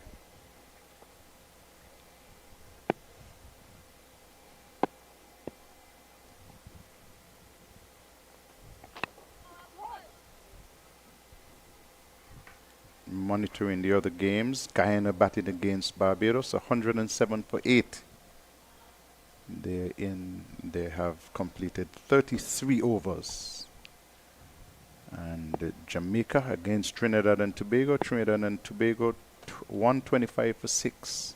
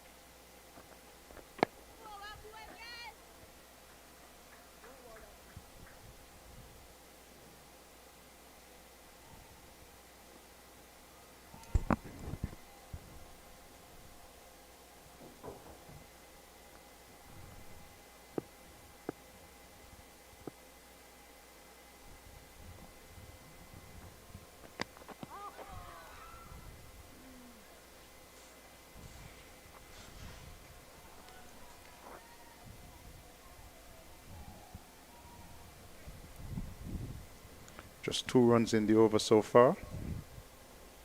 Hector. 1 delivery left in a 5th over.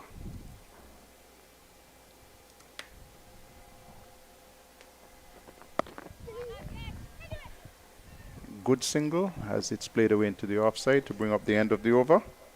And it's 165 for 3, 32 overs completed. Jameson 35, Fletcher made 32, Homer made 30.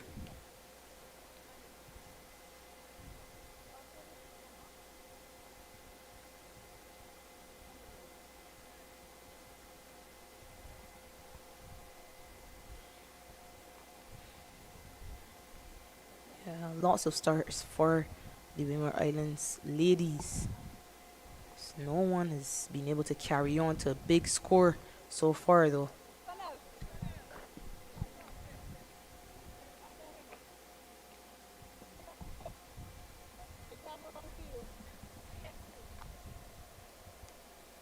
There's a Crofton with 240s in her first 2 outings. We'll be hoping she can at least get to a half century. And Zeta James, her highest scorer of the competition so far. Instead of opening the behind today, she bat at 5 for her side. We will see the introduction of the 8th bowler for the day, Shabani Bhaskar, with her off spin.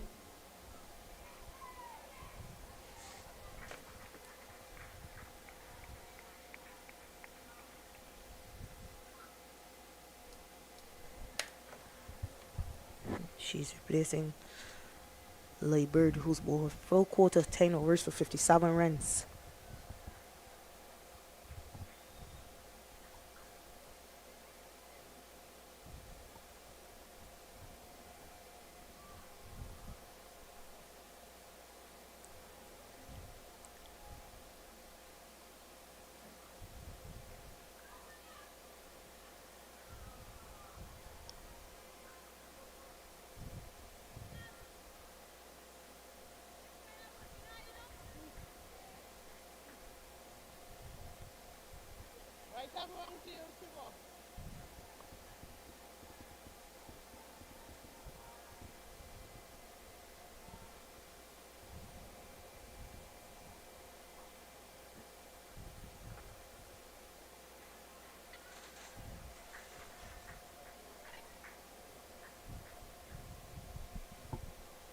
Partnership between these two is 61.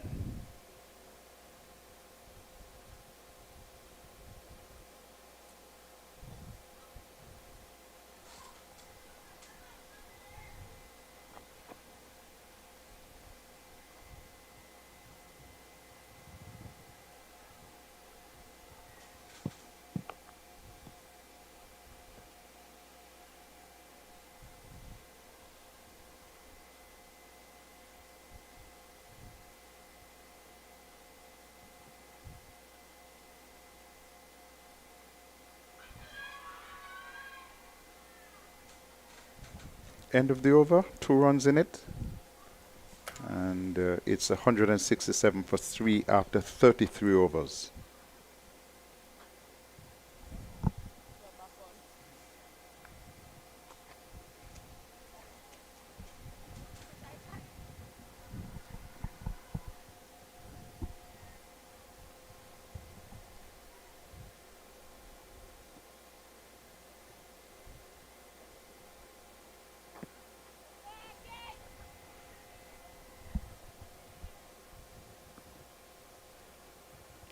Hector will start a 6th over, 1 for 19 before this.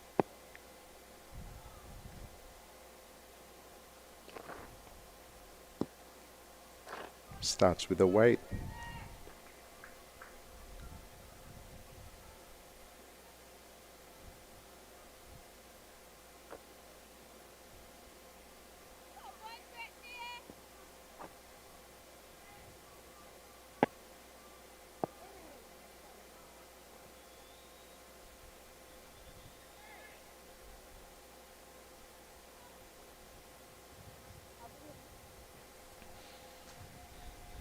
The young Antiguan Shanisha Hector.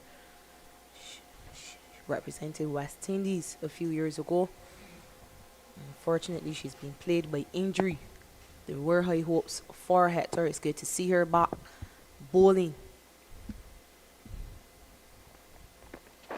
Short delivery down the leg side. And it's another wide.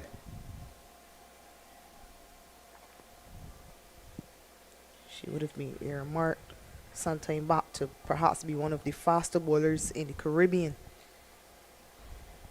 Picked up and it's pretty serious in the injury. It's been out of the team since.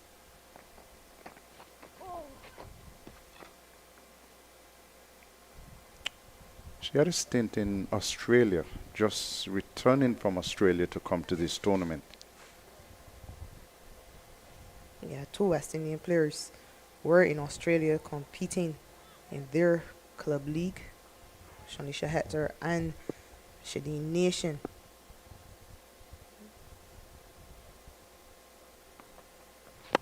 Slow delivery. Played out to extra cover. That looks like Willett fielding. 170 for 3. 33 overs completed. Those 2 ladies would have come against each other while they were in Australia as well. Hector's team took the upper hand.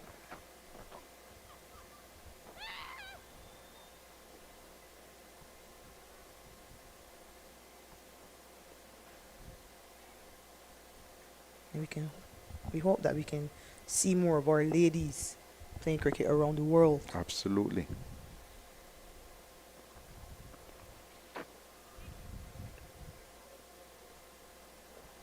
Remember, Captain Haley Matthews, who is not taking part in this year's competition, is engaged in the Women's IPL. 2nd year of that Women's IPL. She's representing Mumbai Indians, defending champions of that competition.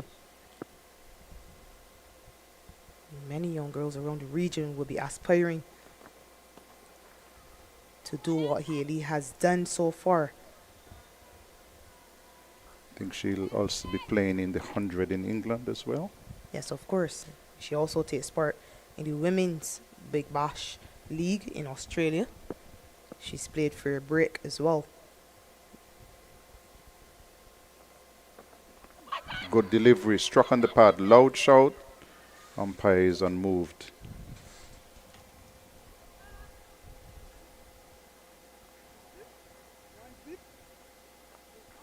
possibly pitched outside leg. 170 for 3, 34 overs completed. Crafton is on 31 and Zaida James is on 36.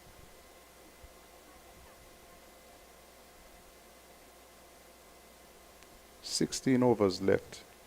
Perhaps we'll be pushed to get these in by 1 o'clock. Yeah, it will be a rush for this Leeward Island side if they're going to complete the full 50 within the allotted time. Guess it really depends on how many spinners the captain decides to use from here on in.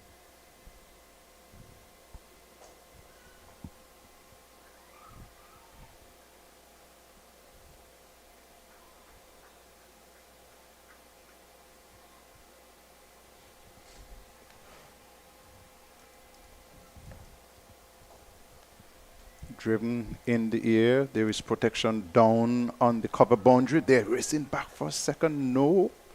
They'll just have the one. 171 for 3. Yeah, deciding wisely against that second run because of who the fielder was on the boundary. Jazara Claxton. She's very energetic. One of the better fielders in this Leeward Island side. In the air again, they might have a couple this time. Claxton is quickly around to her right and picks up on the run. But 2 good looking runs.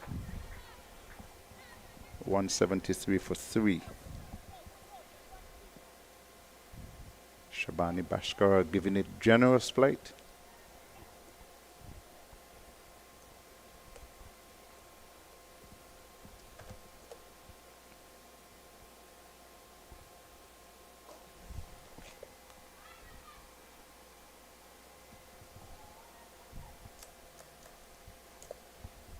Already throwing it above the eye line, Shabani Bhaskar, hoping for a mistake from one of these batters.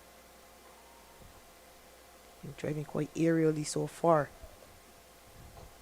In the air again, this time it's going to be safe and it will be a challenge for Claxton, who knocks it back nicely. That's good work. Excellent work down on the boundary, and they're coming through for a 3rd run. Well, that's a good save down on the boundary. We were just talking about how energetic she is in the field, Claxton, and proving it once more. I think initially she thought about giving up. She thought she had lost the race, but then she realized she was in with a chance, and it was a really good hand to stop that from going for a boundary.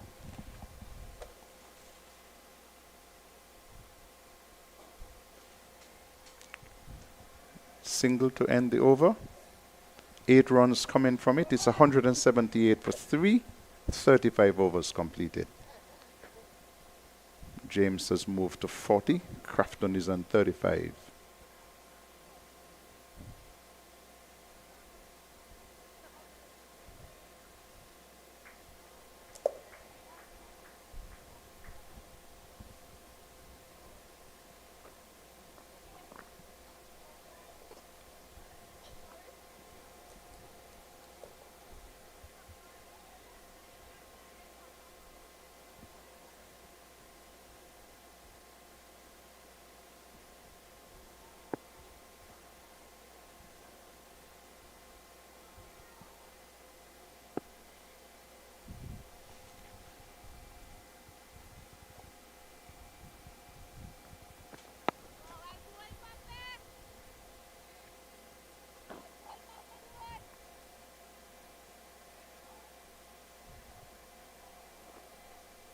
Claxton now seemed to have picked up an injury with that diving stop the over before. It's just off the field, being tended to by the physio. Good keeping by Renice Boyce, a Trinidadian representing the Leeward Islands team this year. She was vice captain of the Trinidad and Tobago side in last year's competition. This year, though, she's representing a different side.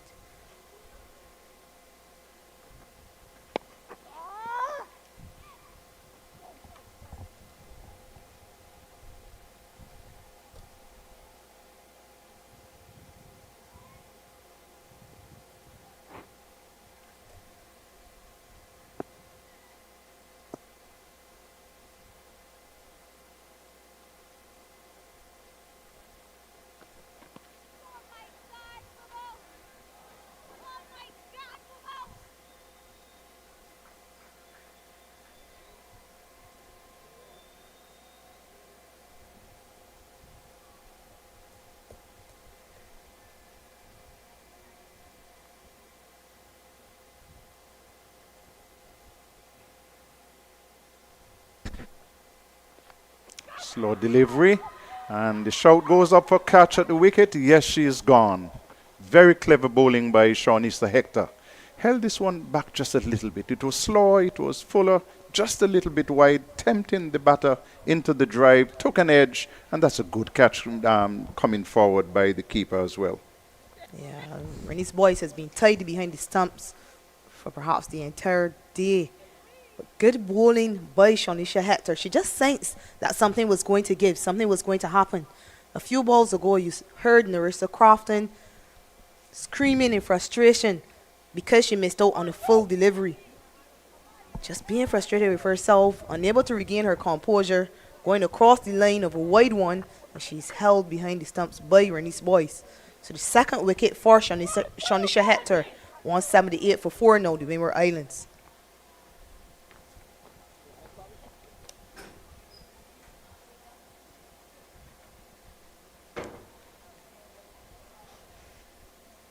Janelia Glasgow is the new batter. Hector 2 for 21 in his 7th over.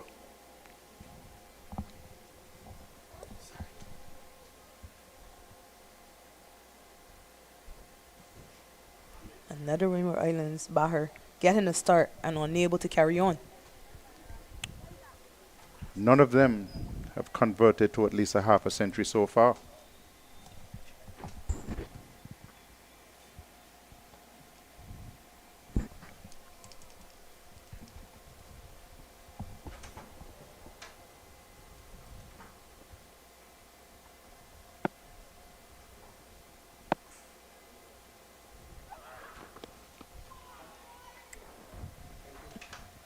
End of a wicket maiden, and so 178 for the loss of 4 wickets. We have completed 36 overs.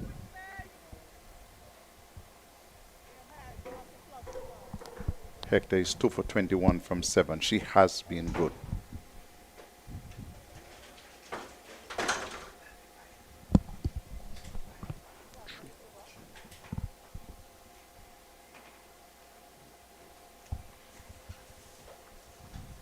So for the Windwards, all of the batters have had starts. Joseph 15, Homer 30, Fletcher 32, Crafton 35.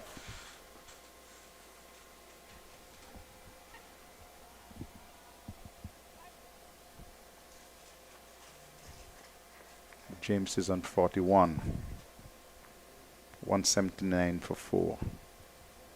Somehow I think Crofton will be the most disappointed of them all, though. She's gotten a start in every game, and she's yet to raise her bat. 42 in the first game, 47 in the second, 35 today.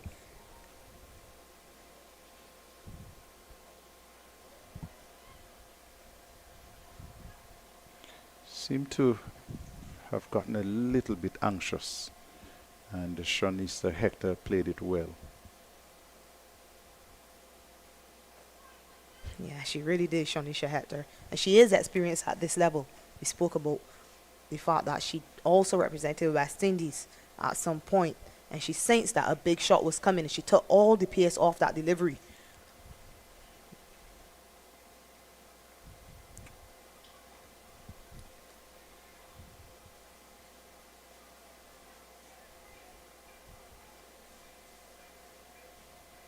Shabani not afraid to give the ball generous flight.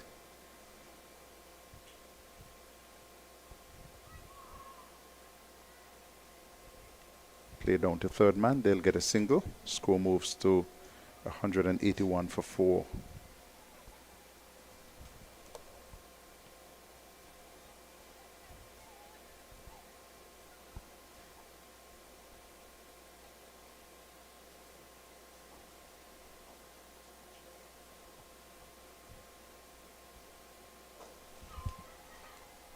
Driving in the air over the head of extra cover. There's protection on the boundary there, going back for a second run. That's good running.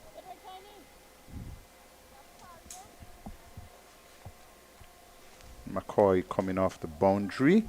Maybe just a little bit slow, thinking that they take one, but that's very good running for 2. Yeah, she's right back on the boundary, McCoy. Just being asked to come off and to save too. Remember, Claxton was well off the boundary before, and she's a lot quicker.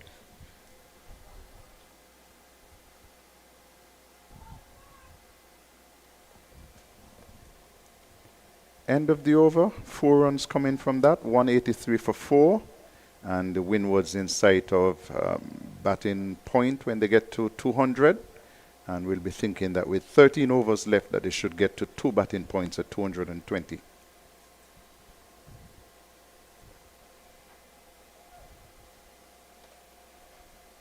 Drinks break. So we can tell you that Joseph was the first to go at 28 for 1 for 15. Homer went for 30, 92 for 2. Fletcher for 32, 105 for 3. And then Crafton went with a score on 35, 178 for 4. So at drinks then, it's 183 for 4, 37 overs completed. Looking to complete the other 13 overs we have. A little less than half an hour before the cutoff point, but we'll be back with you in just a bit.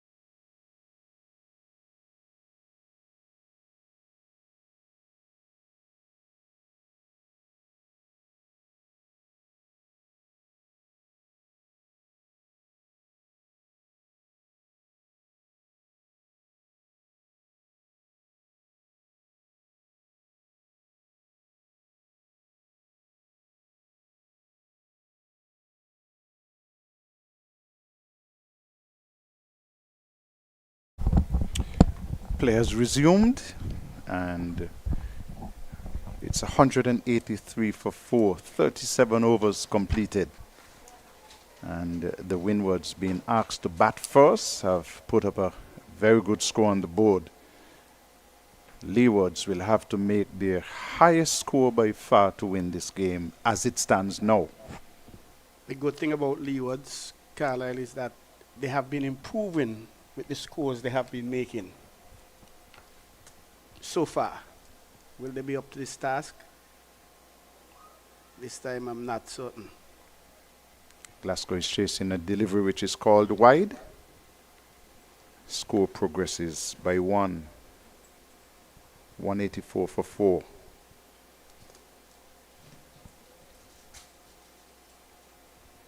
Barbados, they actually would have bowled out Guyana for 128 in 37.1 overs. Guyana batting has been a little iffy. In the first game against the Leewards, they struggled and managed to get it past 150. But that's not the kind of score that they'd be looking for.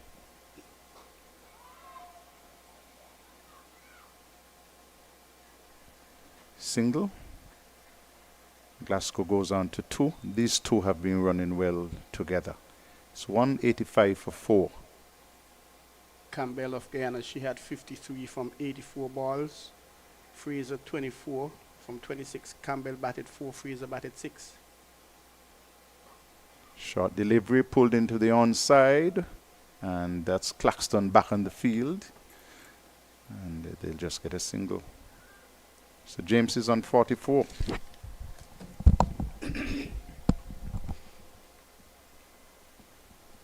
Gordon from the bowling would have had 4 for 19 from 7.1 overs. Elliott 3 for 8, 29 runs. 3 for 29 from 8 overs, pardon me.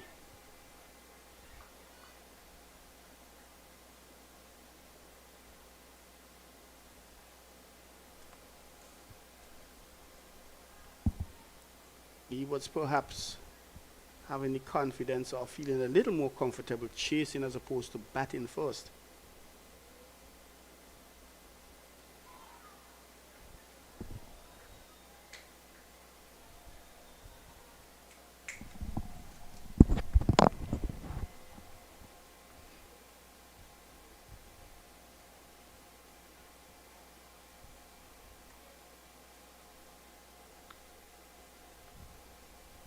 Leewards would have used some 8 bowlers so far.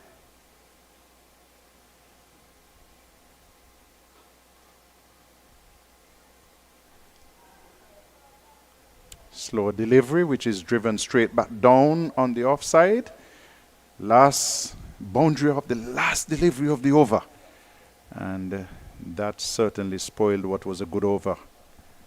And so the score moves to 190 for 4. 10 runs away from a bonus batting power point. Bonus point. And those, I'm sure, are going to come in useful later on. Glasgow is on 6. She will take strike. Is in fact James on strike. She's on 44.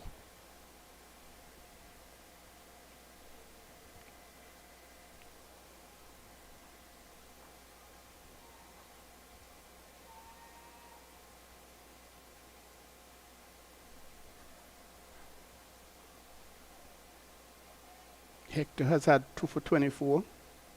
Anthony 1 for 7. Willett 1 for 25.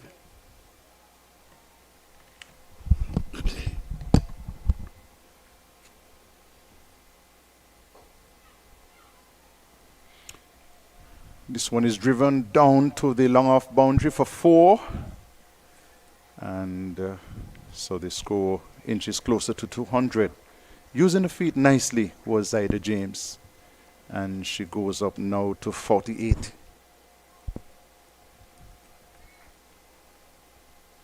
She has worked hard.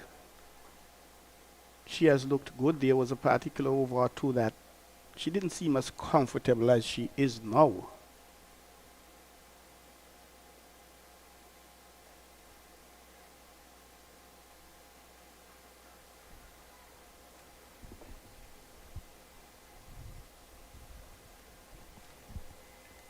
She would want to be patient, nothing rash.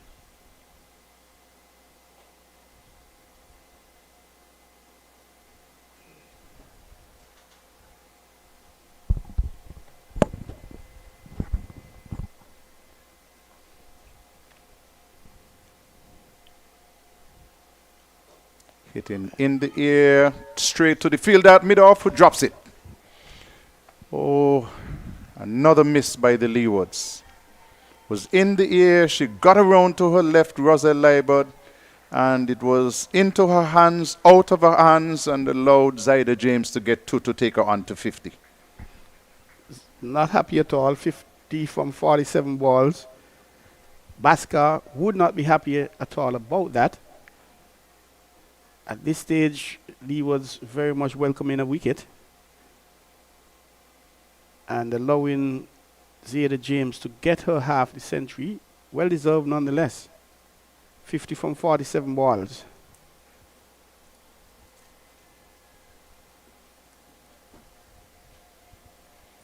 End of the over, 196 for the loss of 4, 39 overs completed. Could have very well been 194 for 5. But that was not to be. And the second dolly, as we would say, Carlisle, being put down. We know of the adage, catches win matches. Dropping catches, lose matches as well. Exactly. And the skipper, Amanda Edwards, putting one down a little earlier.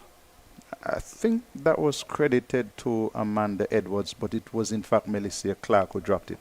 Oh, okay. And conversely, we had Hector taking a beautiful catch, over the shoulder catch.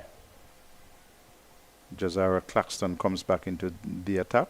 Only 3 overs before this, none for 11.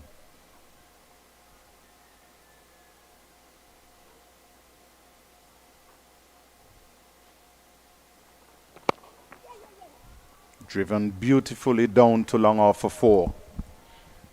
Was in the slot, half volley, and she played it beautifully and picked up 4 runs.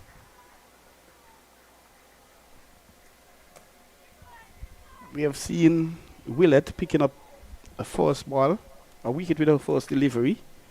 Some bowlers, they have the loosener, as it is called, not as tight as other deliveries, and on the contrary, we've seen first ball, first wicket. 200 came up with that boundary. It's now 201 for the loss of 4 wickets. And so 1 bonus point in the bag for the Windwards. Zaida James is on 50. Glasgow is on 11. James is on strike.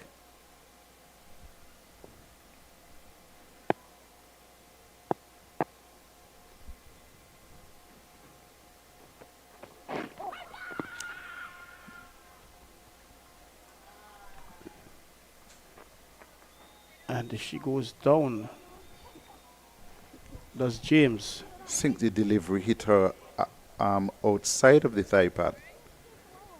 And, you know, umpire Troy Mills, that those don't exactly hit easy. Ah, not at all. They may seem light, they may seem simple, but they're not. But she seems to be okay now. She's back up, ready to face Jazara Claxton, who's coming from the Lozak Wood end. And Zaida James lives to fight another day.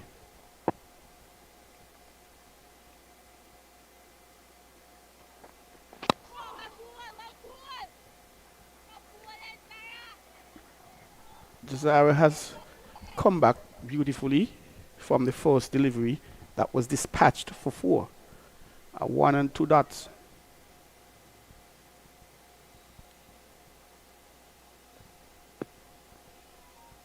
And thinking of the Jazara, we're thinking of the West Indies.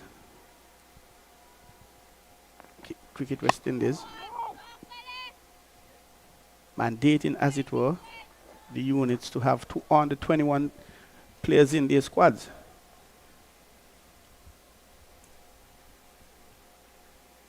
And we've seen them holding their own. Cumberbatch Campbell for Barbados.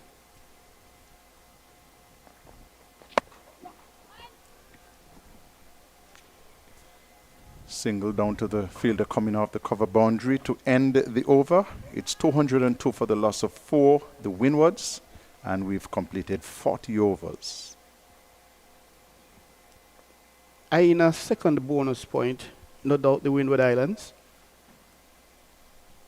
And at this stage, there seems nothing to prevent them from that. However, we know cricket being a game of glorious uncertainties, not only for the males, but also for the females. And there was a youngster from Trinidad. She played last year as a 14-year-old, Carlisle Ramnath, I think the name is. And she played for Trinidad, and she was able to pick up 3 wickets, including the prize wicket of Knight, the captain, who was 90 plus.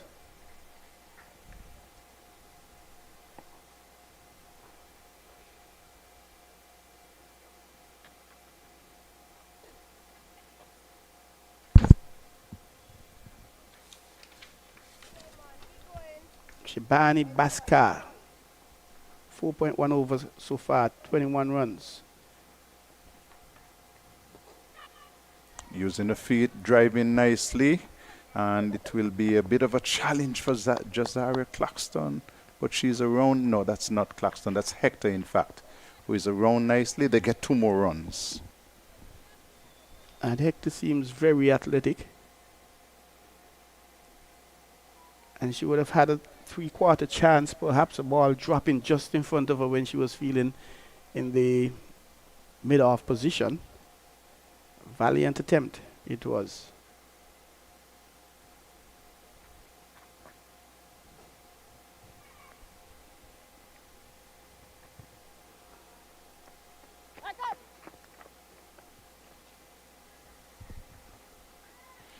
We're in round number 3 of the CG United West Indies ladies 50 over competition.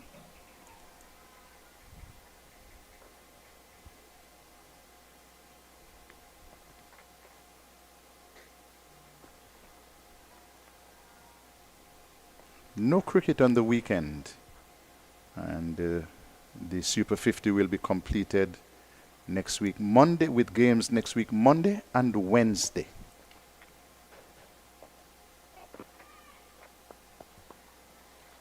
At the end of the Super 50, we'll have 3 days off, and then we'll go straight to the T20 Blaze.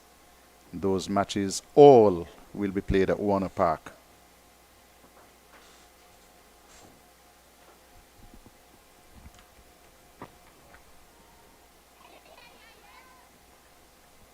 Single to bring up the end of the over. 4 runs from that. And so the score moves on to 206 for the loss of 4. 41 overs gone. James is on 54. And she's the highest scorer of the innings so far. And she's opening up her shoulders now. Realizes there are just 9 overs left. Perhaps trying to get as close to as 250. The projected score is 251. They're going at 5.02 runs per over. Of course, they like to get a little more because net run rate may very well play a factor at the end of this tournament. T20 Blaze, Troy. Matches will be played. You can mark your calendar. Sunday the 17th, Tuesday 19th, Thursday 21st, Saturday 23rd, and the matches will be completed on Monday the 25th of March.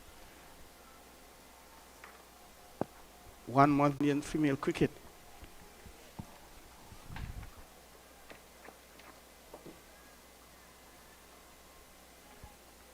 And in the T20 Blaze, matches will be 3 per day at Warner Park.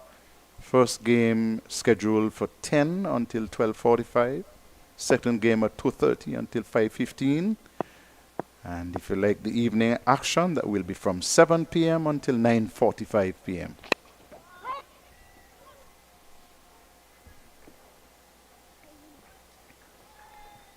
I'm hoping during the off days, Carlisle, the cricketers will be able to get a chance to go to Nevis. Oh, that would be lovely. A dip in the hot springs, perhaps? Not just the cricketers, but the production staff as well. Of course. Jason, our production manager here, I'm certain he'll enjoy it.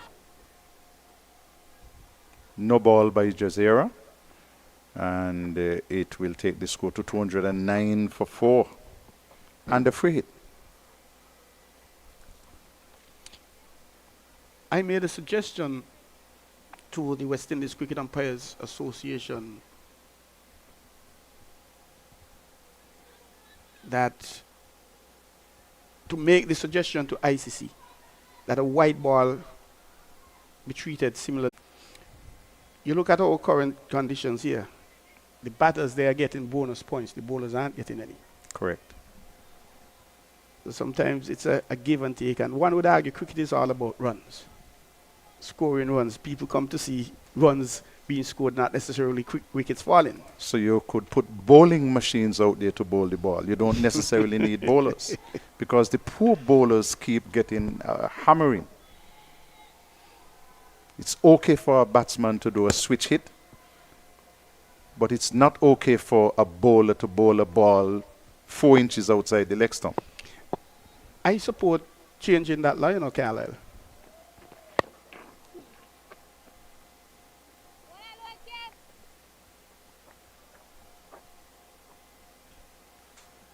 I believe a leg spinner or a ball dropping outside the leg stump, turning back in, a batter should be out LBW under whatever conditions.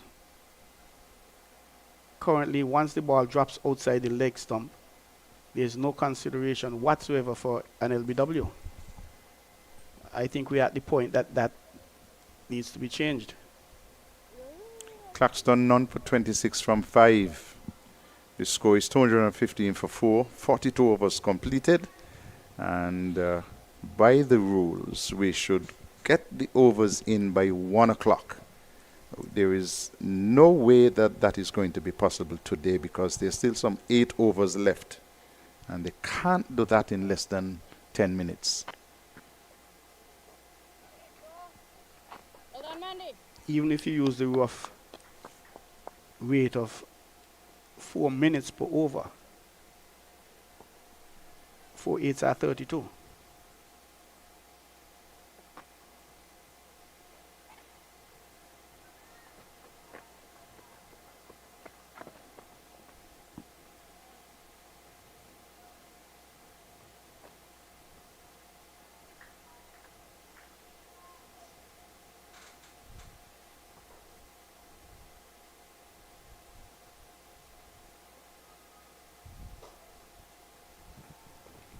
Oh, nice effort. Moved just a little bit late though, Leeward. But in the end, she pulled out a dive which saved 2 runs. Lovely piece of fielding. Extra. They're playing at Warner Park and it's dry and hard. And true. And true. And you win the toss to send the opposition in, they should score in excess of 250.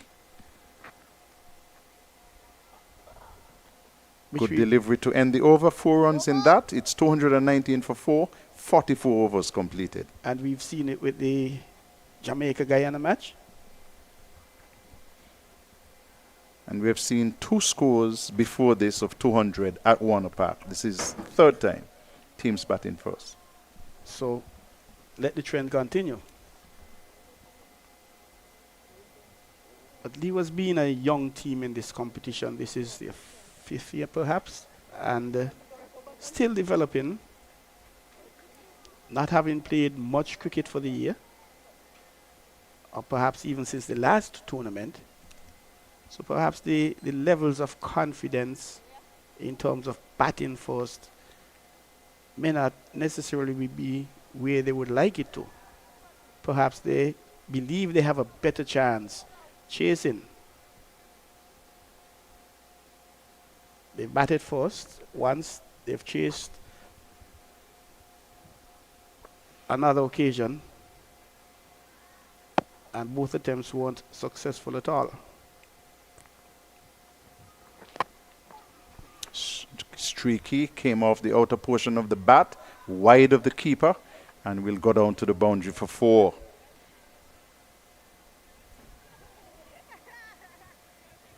No chance for the keeper on that occasion.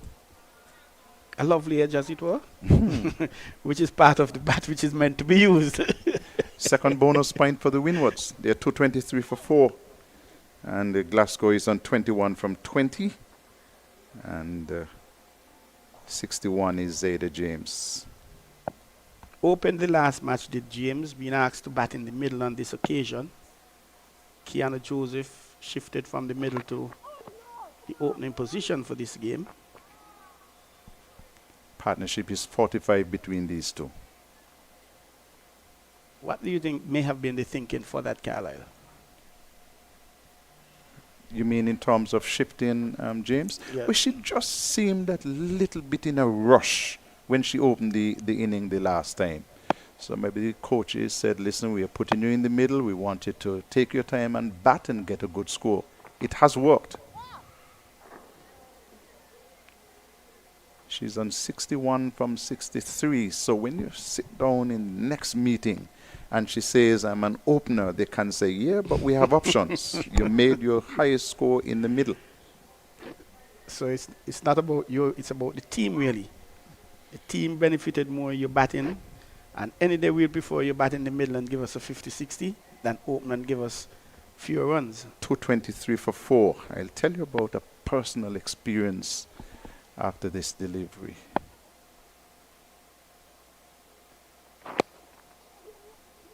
Driving into the onside. Melissa Clark is moving from mid-on. They'll take 2. So it's 225 for the loss of 4 wickets. Win over number 44. I was managing the Leeward side in Antigua against Jamaica.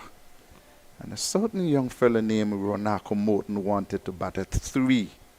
And the team took the decision to shift him to 6. He was very unhappy.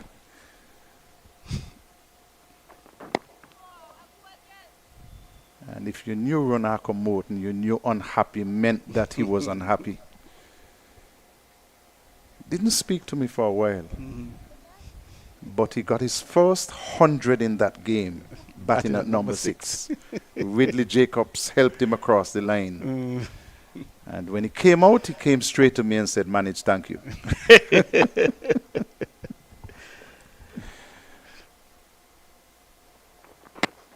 Good delivery from Josiah Claxton. She has such great match awareness, Claxton. 6 runs in the over, though. 45 completed, or 44 completed. It's 225 for 4. And that's the thing about management. That's the thing about coaches. If you might consider yourself a right back in football at your club level and you're doing well, but you go to the national team and they decide to put you outside left, as it were. And that's because they see something in you that you may not necessarily realize about yourself. And some players do accept it from the word go, others don't. Car. So we're in over number 45. Over should have been completed at 1. So I don't know if match referee Stuart Rollins, no, it's not Stuart Rollins, it's Shane Jeffers, will have something to say to this matter, because by the looks of it, we might very well be 20 minutes over time, perhaps more.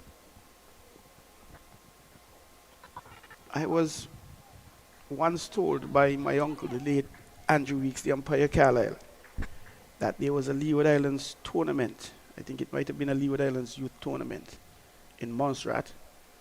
And El Camino Willett came off the plane holding this little boy. And somebody asked him, well, where are you going with your son? But they did comment, it's good that you brought your son to look at the tournament. And a sweep shot down to backward square, and the fielder Willett made a mess of it. You sweep in the air, the cardinal rule is that it is going to spin.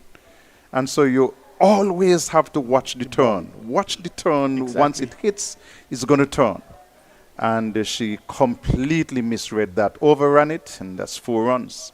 Partnership has gone to 51. And so there are some areas that the Leewards women will definitely have to work on. Delivery, driven into the offside. No runs. 229 for 4.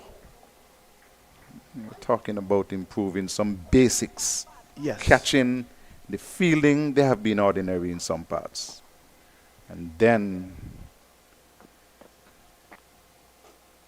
in terms of the batting, I suppose that you're going to have to put these ladies in front of a bowling machine and let them hit a lot of balls. Indeed, Carlisle. 45 overs completed, and it's 229 for 4.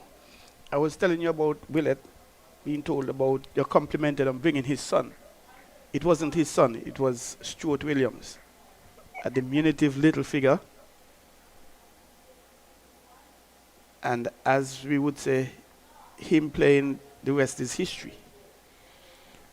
First time I'm hearing that story. Innisfrott went on to play for Nevis at the age of 16. And those were the days when the Berridge Howell helped to shape our young players. And that is something I understand is coming back this year, Carlisle. In the air, wide of the fielder, down at mid-on, across the boundary for 4. So 233 now for the loss of 4 wickets.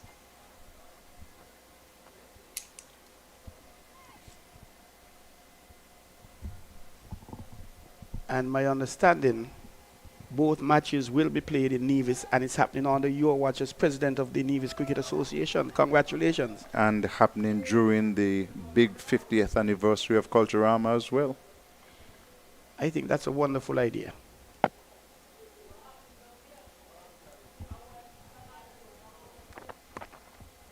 Oh, from the under edge. This one is fortunate for Glasgow. From the under edge and quickly between the legs of the keeper. And so consecutive boundaries.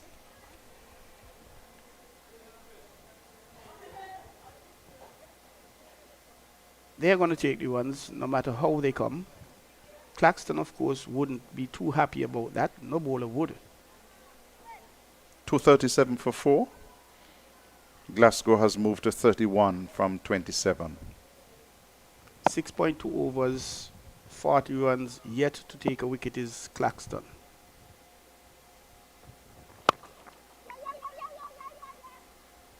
Partnership goes on to 60.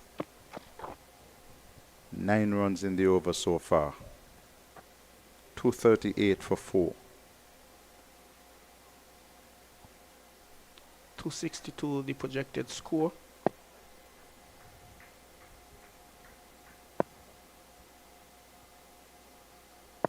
The bowling of the Leewards are really so penetrative and not so containing as well.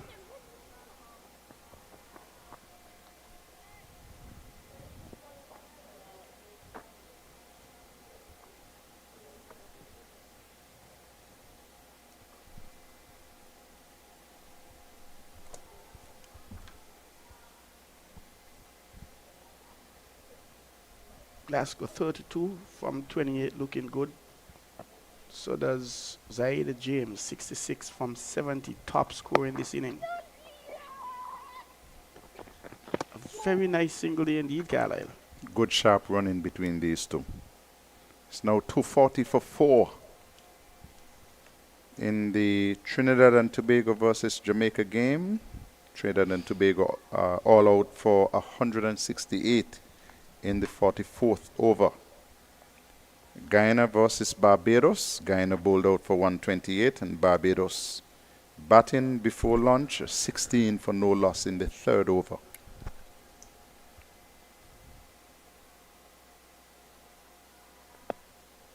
One delivery left in the over. 11 runs from it so far. And they'll get more because this one is missed by the keeper. And it's cleaned up. It's wide as well. Cleaned up by the fielder coming off the boundary. So the score moves on with those 2 runs to 242 for 4. Still one delivery left in the over.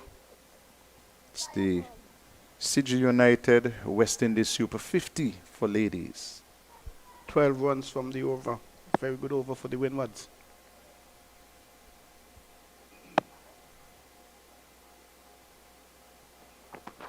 Short delivery, helped on its way down to the fielder coming off the fine leg boundary. And they'll have a single to end the over. Score moves on to 243 for 4. 46 overs have been completed. A good thing to have bonus points, Carlisle. 200, you get 1 bonus points. 220, you get 2. Do you think any consideration will be given to giving 3 bonus points, say, and maybe a 250? That's an idea. It's a very good idea. You challenge the batting sides. Of course, you ask the question, well, what about bowling points? And the answer is simply that the teams have not been batting well. So teams have been getting themselves out. So you don't want to reward mediocrity. Yes, there are bowlers who have bowled well, but the teams have simply been gifting their wickets, and we have seen that a lot during the tournament. So the idea of an extra batting point, 250 plus, not a bad one. And so far we've seen this is the second game over 250, is it? Jamaica, they were 289. And we have had the teams batting first, not really not batting their full 50. So maybe they, who knows, West Indies might consider even another bonus point if you were to bat for 50 overs.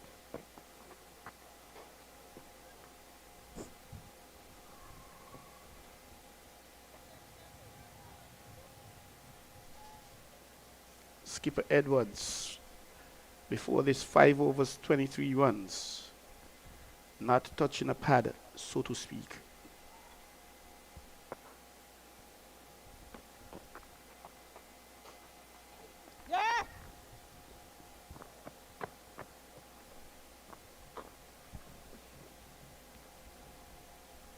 Putting down a sitter, did Edwards earlier in the game. So she would like to make amends, pick up a wicket or two, even 3. But she's not going to do that, Carlisle, with that such a short ball.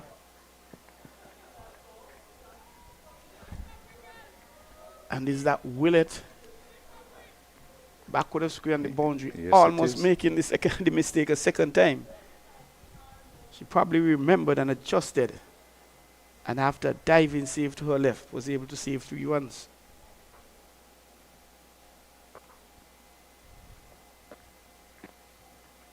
Another short delivery, helped on its way, and this one will cross the boundary. That's bad bowling by the captain Edwards. 2 deliveries down the leg side, and the second one even further outside the leg stump, and giving the batter the opportunity just to make it down to the boundary for 4. So Glasgow moves to 39, and the score is 249 for 4. And that one was short as well. So at this stage, Glasgow perhaps wondering, could I get to my 50 in the remaining 3.2 overs?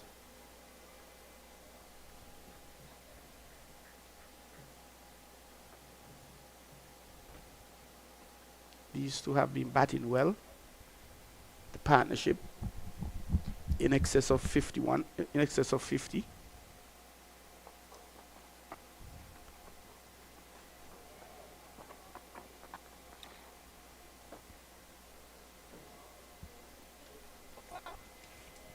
Taking the strike at the end of the over as well. 250 up in 47 overs. And sometime in future, another bonus point here. And then perhaps you can challenge teams. You can move the goalpost as well. You can say, listen, between 250 and... First of all, the one at 220 should be raised higher. Yes, 225. 220 is too close to that. 200. Exactly. I thought so initially. I liked the idea, but I thought 225 would have been a little better. 230. Okay. Between 200 and 220, you get 1 bonus point. And challenge them, you make 250, you get that second batting point, the bonus point. Second one is a little bit easy to get. It's just asking you for 20 runs. I thought so. It'll be interesting to find out if what thinking went into the allocation of the points at those stages. I'm sure they would have done their homework, and they would have looked at the average scores and noticed that they were relatively low. But from this year's tournament, this is the 3rd match that we have done that we have seen teams get past 200. So maybe they might want to think in terms of raising the bar just a little bit.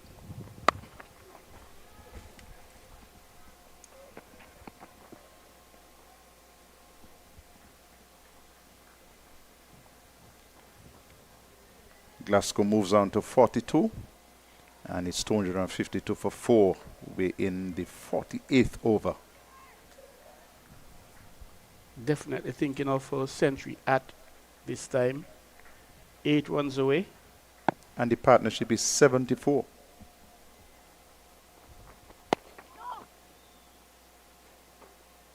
Very good partnership indeed. Claxton going from right arm over to right arm round at the left-hander.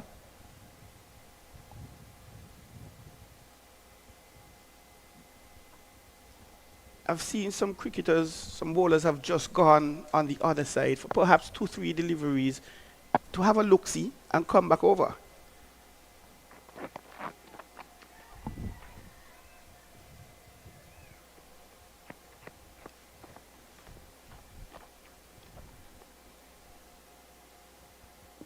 In the over was James.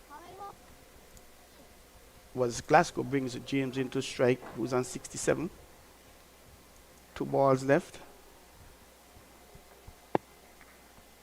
Projected score inching upwards, 266.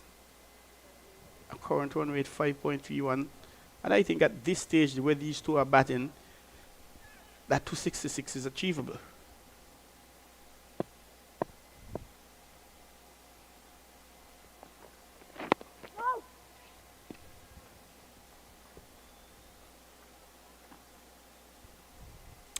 What you have to like about Claxton is that despite the big score, she keeps running in hard. She gives her best each and every time. That's her by nature. Track and field, football, you name it. Full toss in the air, should be a catch. Will she take it? It's taken this time by Melissa Clark. And so Jazara Claxton gets a first wicket. Full toss wide. And she has picked up a wicket. And so it's now 253 for 5. And the batter who has gone is James. Yes, 67 from 72 balls. Mad with herself, she would have wanted to steady her and see Windwards through to the end. That was not to be. And we were just speaking about the work ethics of Jazara Claxton. Running in every time like it's the first ball of the match. And picking up a wicket there. Although the umpires would have wondered initially if it would have been a high ball above the waist, but the ball was dipping. And the umpires work beautifully together. They look at each other. The square leg has a good view of that. And the square leg said, no, that's not a no ball.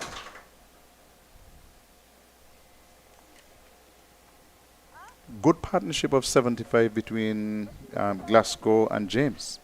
Indeed. They've been looking very positive. Taking the score from 178 for 4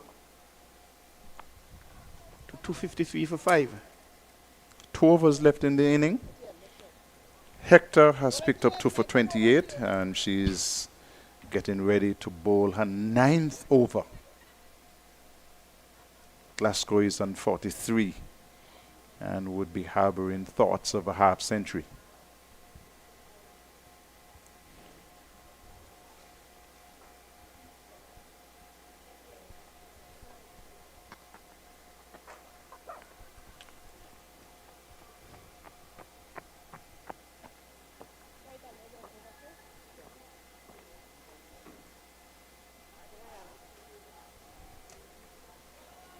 Etienne will now face her first ball.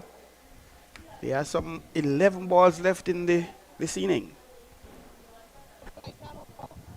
Glasgow needing just a half dozen to get to that initial milestone of a half century.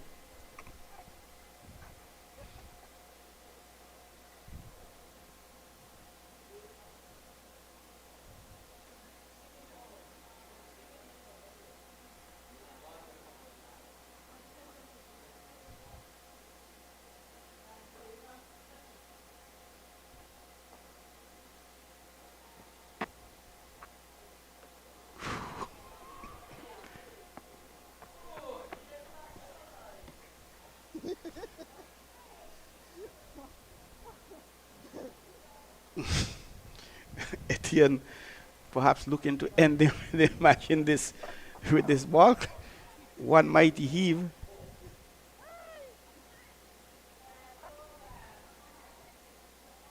The good thing is that she has given Glasgow back the strike. 44 from 40 is Glasgow.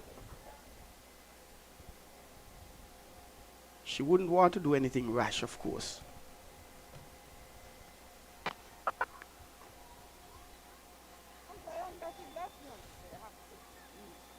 Yes, she'd like to get her a half century, but she wouldn't want to take any chances, as it were, either. Good, sensible, old-fashioned batting.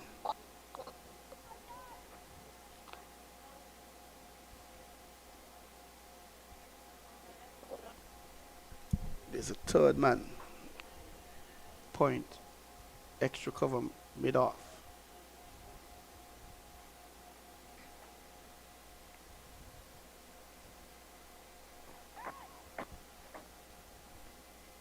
Guiding that down to the third man, picking up a single.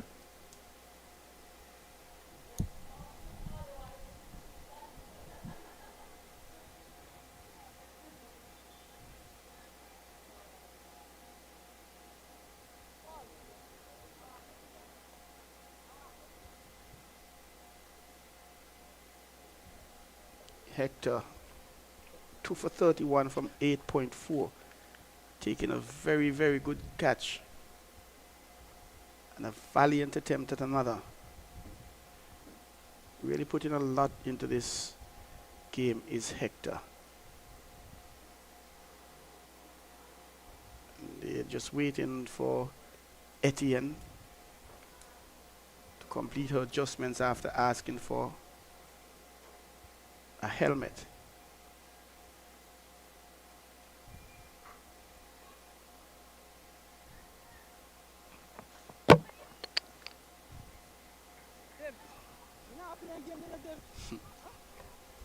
Enjoying a bit of cricket, hitting the stumps on the arm, Leewards, and smartly going and getting the ball in a hurry, knowing that the wicket is broken and the batters could still run Carlisle. 4 singles in the over so far. It's 257 for 5.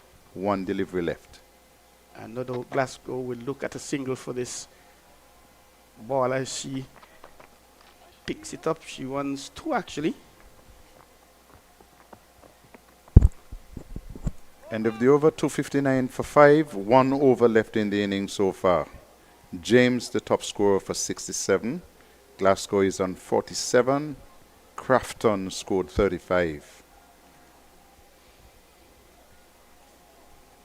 Could they squeeze it and get to 270, 275?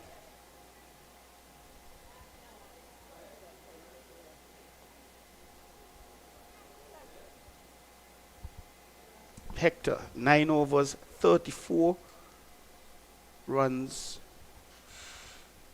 2 wickets. And it's going to be Jazara Claxton to bowl the final over.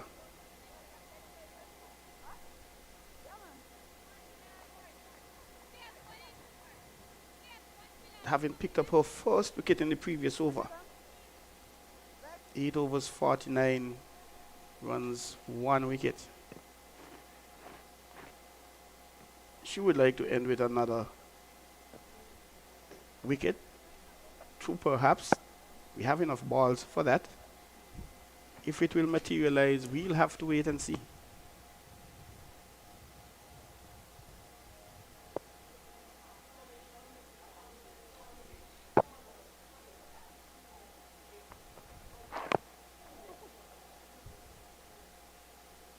Getting back on strike is Glasgow. 3 runs needed from 5 balls to get to her half century. How will she get there? Singles, 2s, or 4. 5 balls to end the day.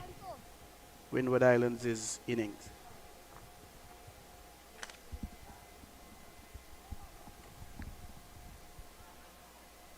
Field adjustment to fielder going from the onside to the off. Skipper Amanda Jeffers.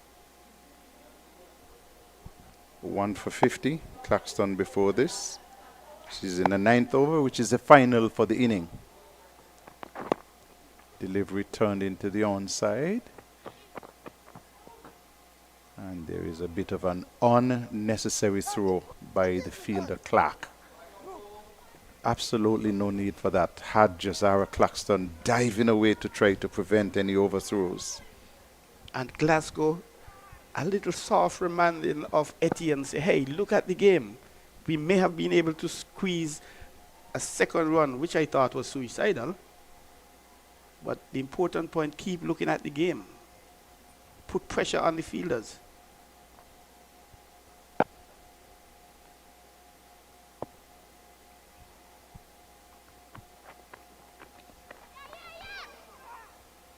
Short delivery, they'll get a bye because it was not taken cleanly by the keeper. 261, 262 now for 5. And it brings Glasgow is on 48 onto strike.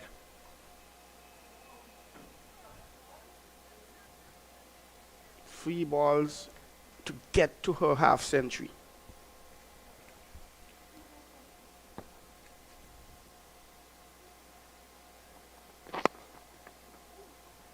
Possible here. They have crossed for 1. They're coming back for the second run.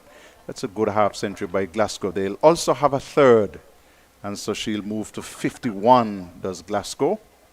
And the score goes up to 265 for 5. A very well-deserved half century, 51 from 45 balls. 6 fours. Strike rate of 113. Very good batting by the young lady. Well-deserved indeed.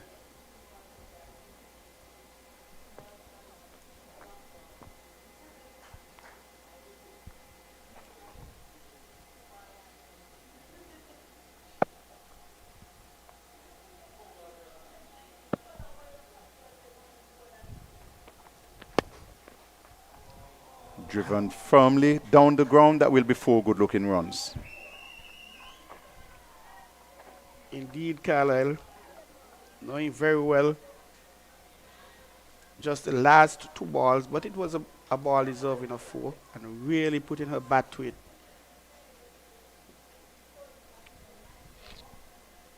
.269, 5 wickets down, 1 ball left in the inning.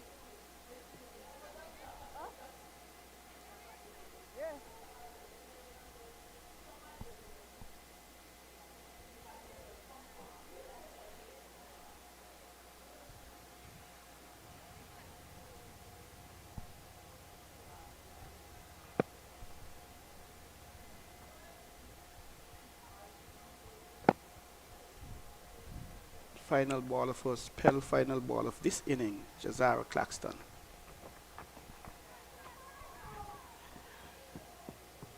And they steal a bye. So at the end of the inning, it's 270 for the loss of 5. The Windwards being asked to bat first. And we can tell you that Zaida James, she scored 68. Glasgow 51. 32 to Fletcher, 35 to Crafton, 30 to Homer.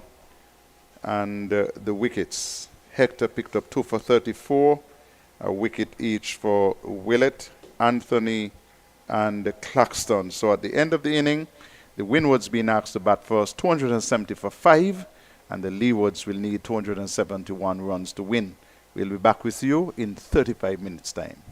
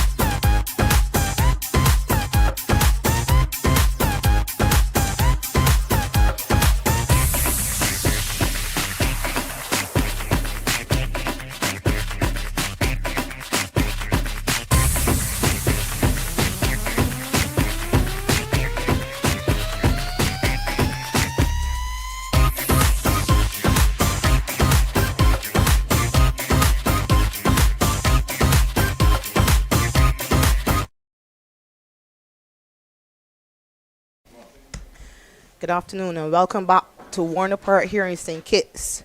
Leeward Islands women, they're now coming to take chase.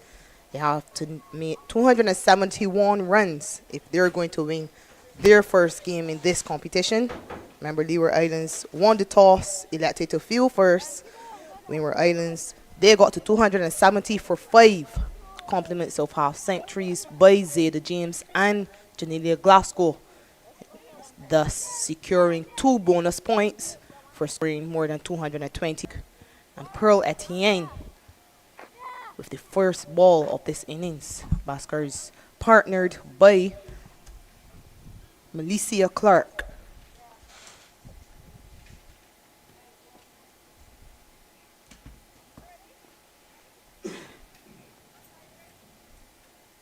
Remember, prior to this game, the start of this game, the Windward Islands women, they were placed in 3rd with 4 points. The Leeward Island women, they've yet to get off the mark. They haven't won a game in this competition. They will be hoping that this could be that game for them. It will take some doing though.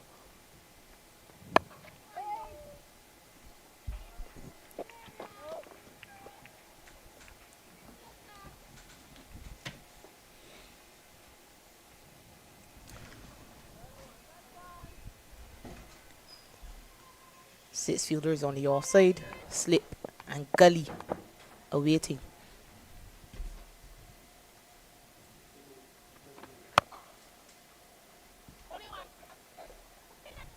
And those are the first runs, and it will be a boundary to Shabani Baskar. Way too short by Pearl Etienne. Drag down once more, and this time Baskar decides to swing it through the leg side in front of square and into the boundary. 4 runs to the board. Good looking runs to get off the mark too. And she has been in good touch, looked in good touch during the practice games against the Windwards. And these teams have played against each other 3 times recently, so they would know each other.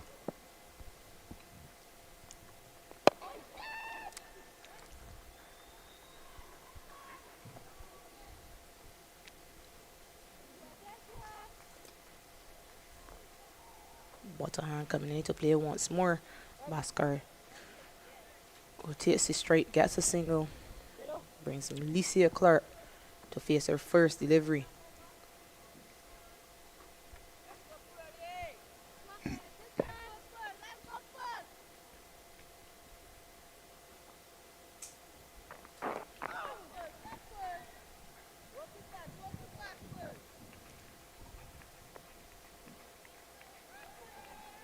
Clark immediately off the mark. Remember, Baskar is actually from India. Spent some time in the United States of America. So another one of the players in this Leeward Island side who is not actually from the Leeward Islands. Remember, this is the only team allowed to add players from outside of the islands. They currently have 3 this year.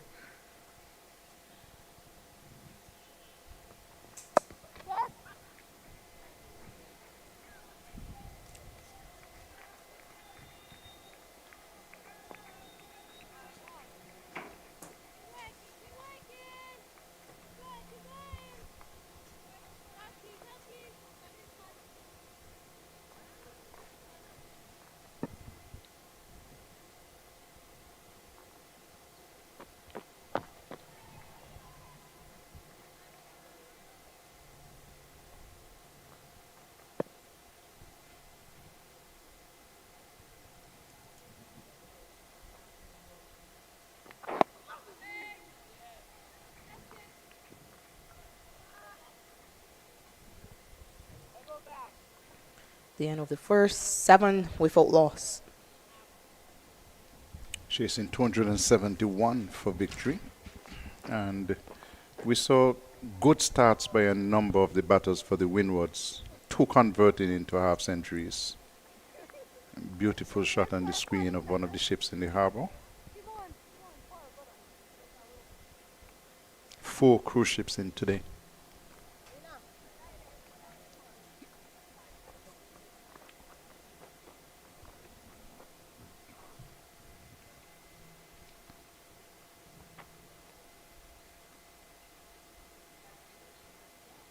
Okay? That's it. Well, that's coming right. Turn over.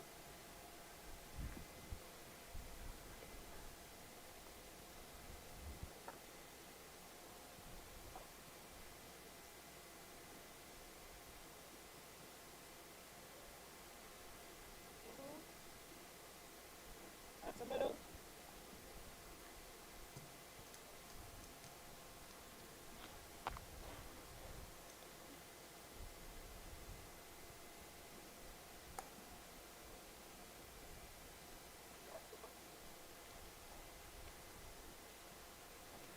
No Selena Ross in the side today for the Windward Islands women, so it will be Janelia Glasgow, the second new ball.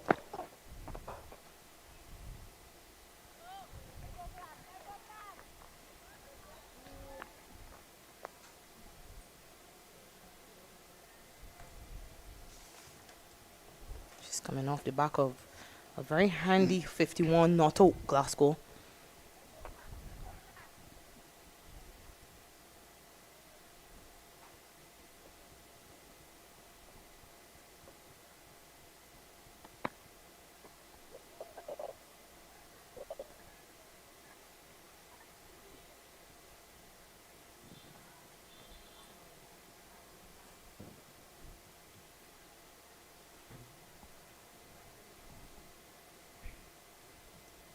Captain has taken out the mid wicket and placed her at gully.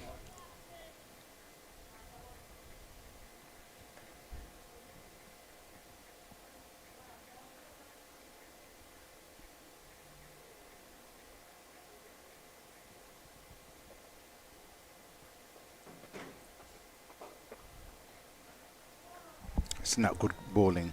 Immediately the fielder was moved from mid wicket into the offside. This one was dragged down short and pulled away down to the deep mid wicket boundary for 4 runs. Yeah, Bhaskar did really well to stay low and get that one pulled through mid wicket for her second boundary. It was short, but it never got hit. So well played by Shabani Bhaskar.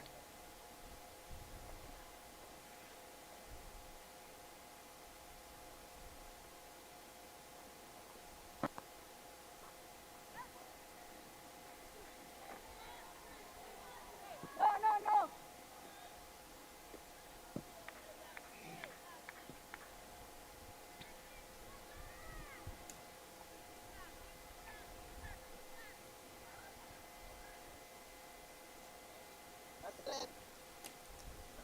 Middle. Right out.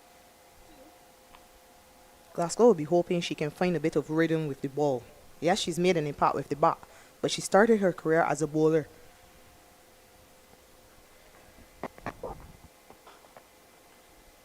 She's just seemed to have fallen off a bit as it relates to her control with the ball.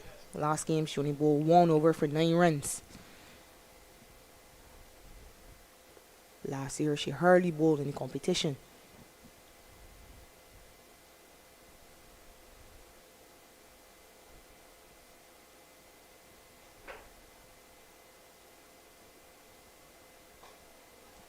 Good shot.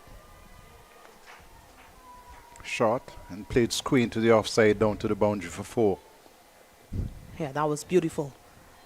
Off the back foot, punch behind square on the offside, all along the ground. And that's a beautiful first boundary for Melissa Clark. And a boundary to end the over. 9 runs taken from it. 16 for no loss. 2 gone.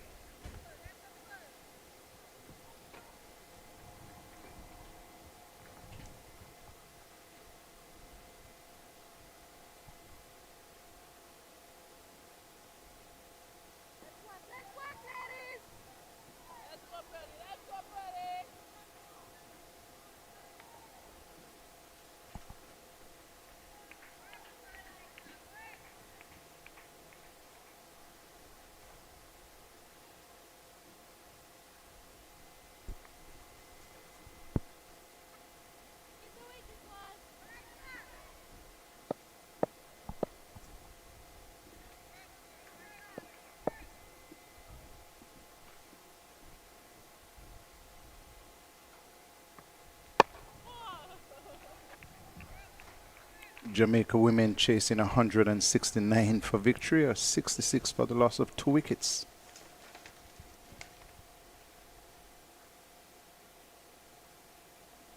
Nation and Taylor, they're not out batters, having lost the wickets of Ferron and Williams.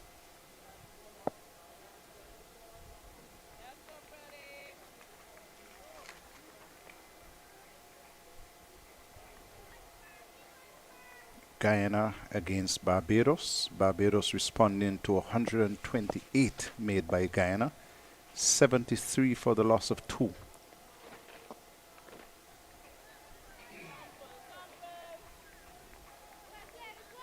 Casey Knight is on 31, Kishona Knight on 21. The batters out, Calendar for 1, Cumberbatch for 1.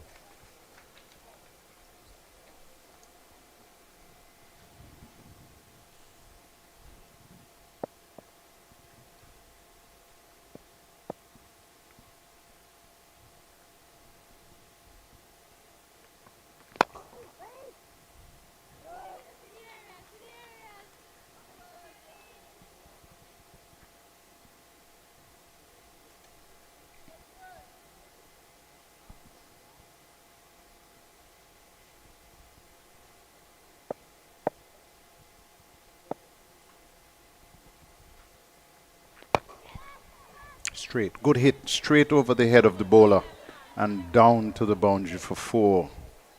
And so another boundary by Bashkar. Yeah, just too wide by Pearl Etienne. Length delivery. But she's able to use that bottom hand that she seems to favor Shabini Bhaskar. She easily bludgeons it over Pearl Etienne's head for another boundary.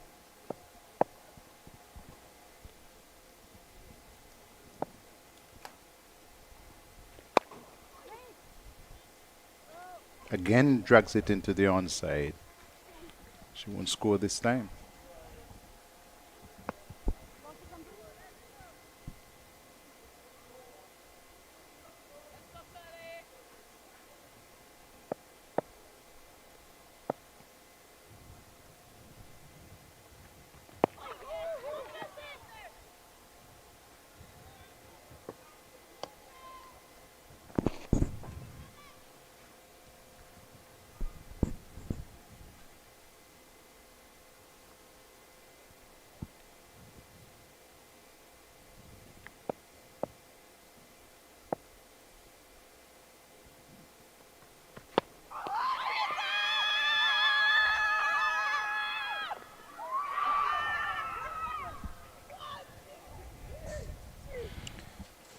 Definitely getting in position to see the replay. Seemed like the bat hit the ground.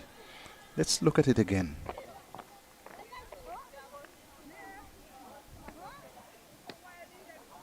Maybe she was given out LBW.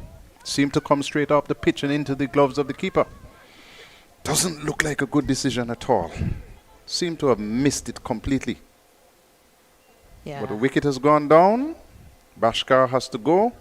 She looks bemused, but she has gone for 15, is it? It's 21 for 1. You can understand why she's disappointed with the decision, Bhaskar. Her bat jammed into the ground the same time the ball passed the bat. Given out caught behind by the umpire.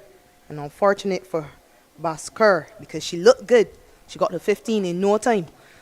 But they're 21 for 1 now, the Leeward Islands women, at the end of 3 overs.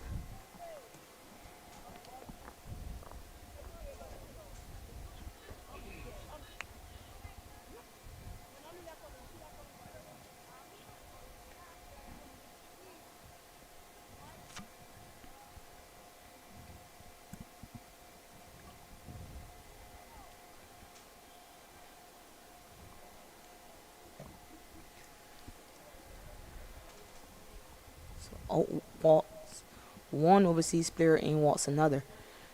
And it's Divya Saxena, player from Canada. She represented the Leeward Islands team last year in this competition.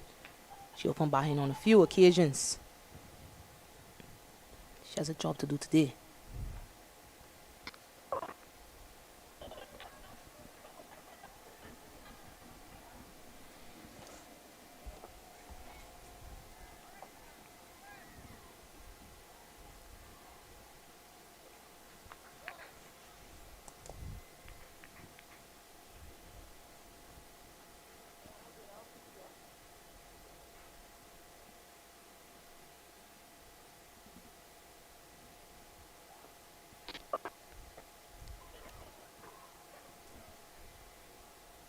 Not called, signaled wide.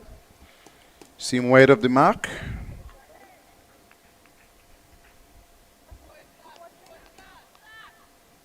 And she just hasn't been able to hit her straps in the Glasgow. Too short, I think, especially with the new ball. And way too wide on that occasion. I think she got away with that one.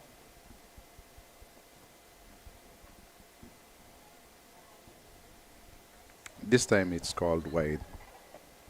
And rightly so. Definitely. I think we've been talking about improving the level of play on the field. We certainly have to give consideration to improving the level of umpiring as well.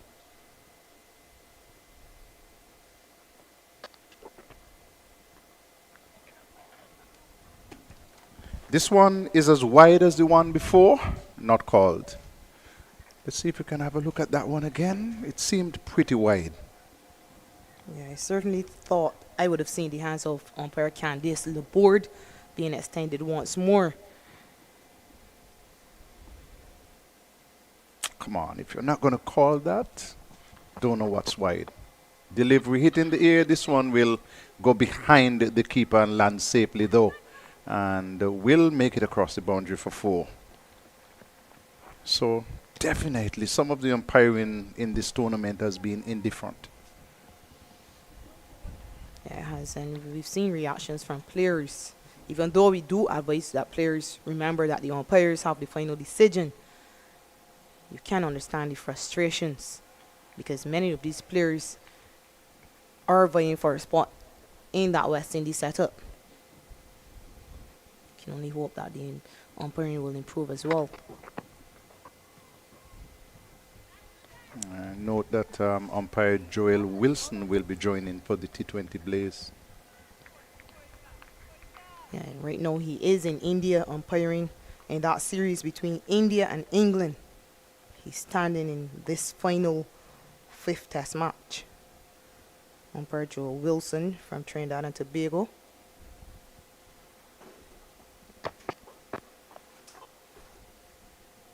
And you welcome that. You want to see the better umpires umpiring at this level.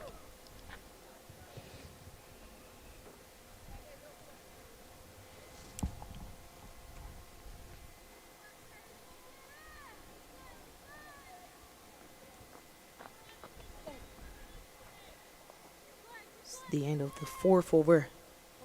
5 runs coming from it. 26 for 1.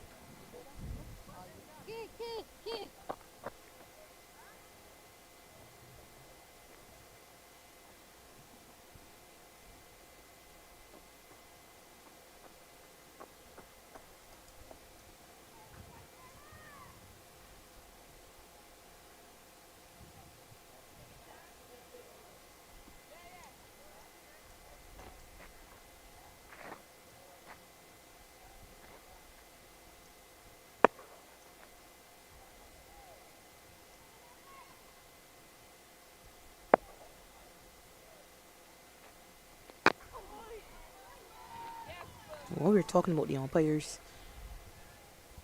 we want listeners, viewers to understand we're not completely chastising them. They've made some good decisions throughout, and we understand mistakes will be made. But there is a level you expect when you're competing in a competition as such.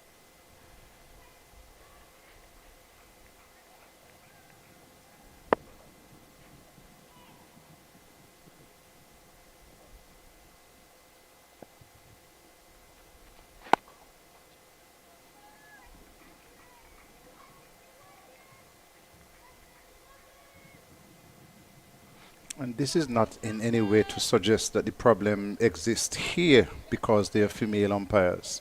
Because I've been covering the 4-day competition among the males as well.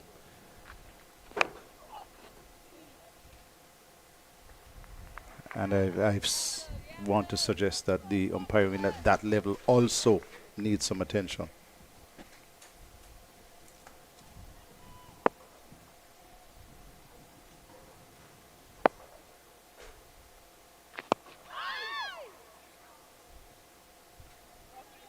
leading edge, but falls short of the fielder at extra cover. Kim one homer.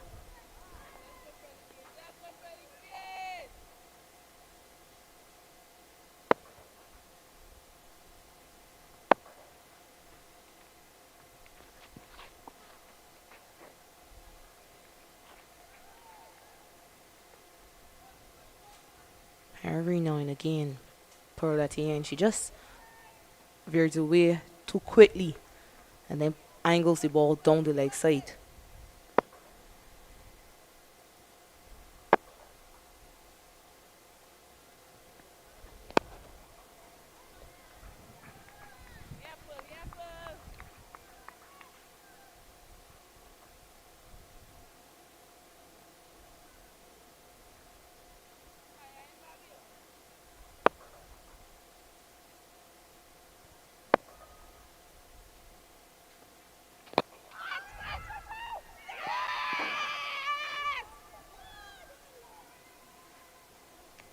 Second wicket falls. Saxena goes for no score, and to some extent, that she might have contributed to that from the delivery before, which was a half volley.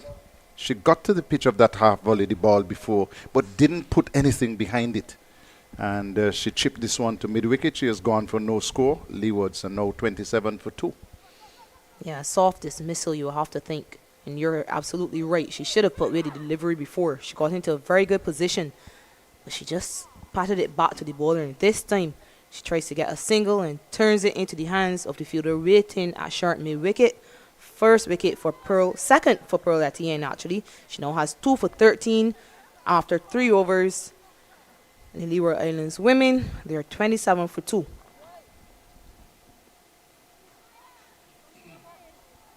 And if the total already at the beginning wasn't a big ask, losing 2 wickets will not help. Boyce has come to the crease.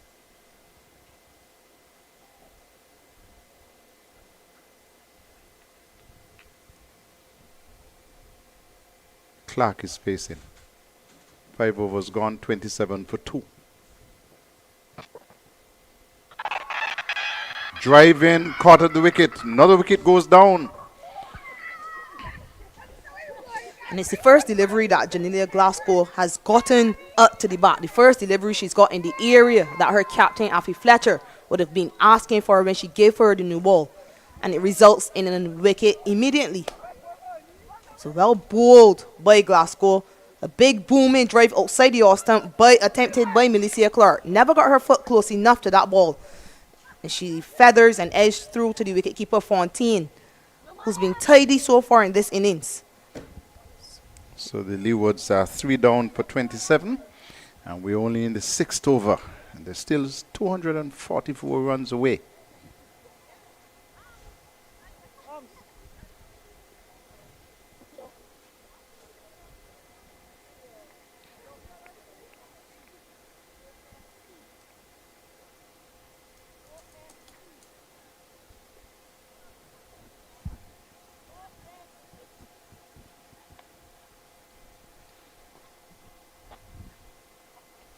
In walks captain Amanda Edwards with a job to do.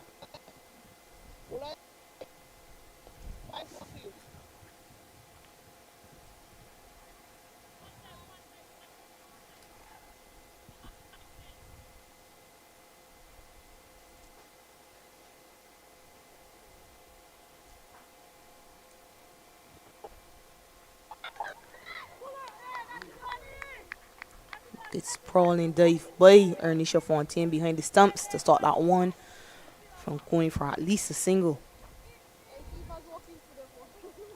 No foot movement at all by Amanda Edwards. It takes the inside edge. Luckily for her, it narrowly misses the stumps. But this has been the problem with the Leeward Island side over the years. Even though they've perhaps improved with the ball, and they've challenged teams, and they've eventually been able to bowl out some teams, their batting really needs to be addressed.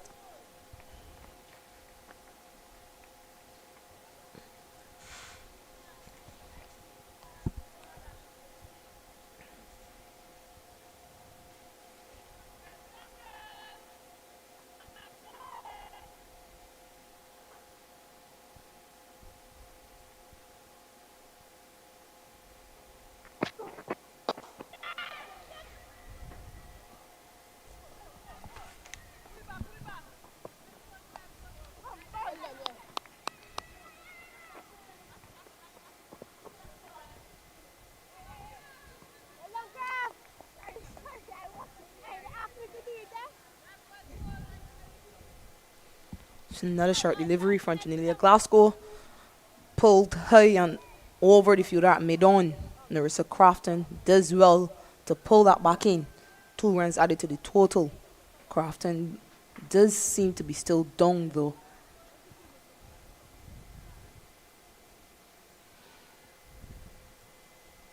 And she seemed to have just hurt herself there. She did save 2 runs.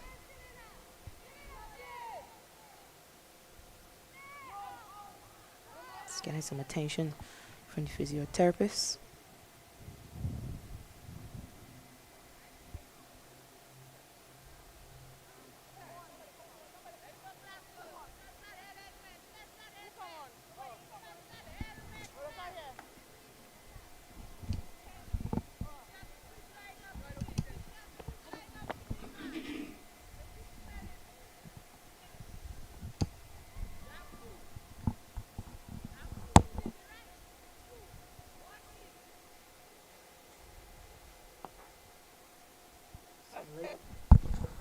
Malika Edward come on the field as a substitute.